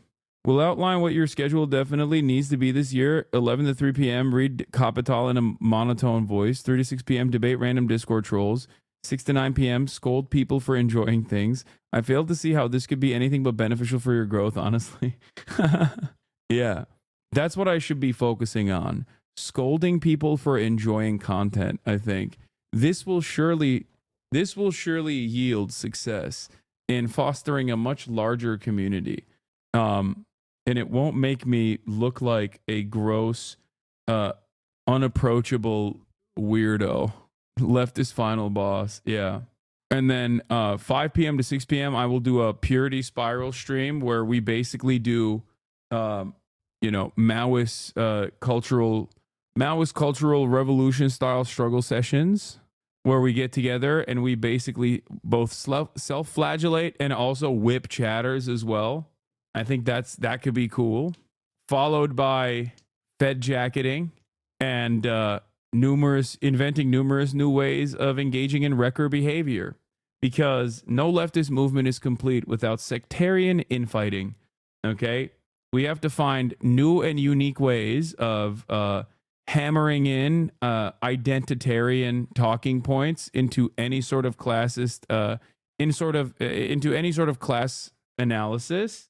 And also, we must do it in a way where we accuse each other of not being sufficiently progressive in a world where most people just either laugh at or openly and actively despise progressive politics, partially because of how unapproachable, boring, and also smarmy and self-entitled, self-aggrandizing it is.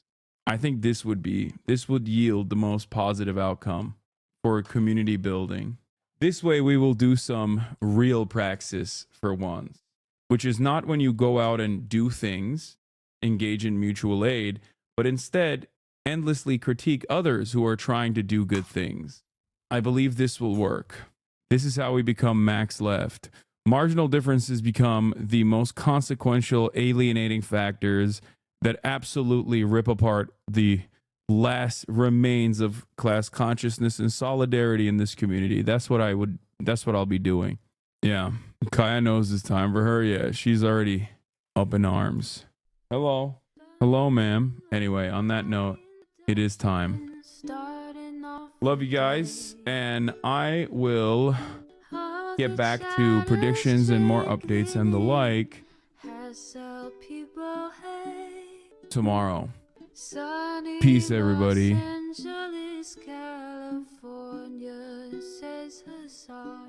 The starlight to the starlight to the topic just begun. There is again a sun is streaming, a sun is streaming. There is again a sun is streaming, a sun is streaming. Review in the P.O. box, Uncle Uger's face. Sudden Discord active prop, great names take on breaks. Tiny Bernie Sanders, LGBTQ Air Force. The whole left at your fingertips, Ane at your door. H3 crowded debate, the Young Turks online show. 3 full fucking years of this, plenty more to go. 90-day fiance, talks of champagne bourgeoisie. A Trump rally live reaction, a mass riot at DC. There is again, a sun is streaming, a sun is streaming. Yeah.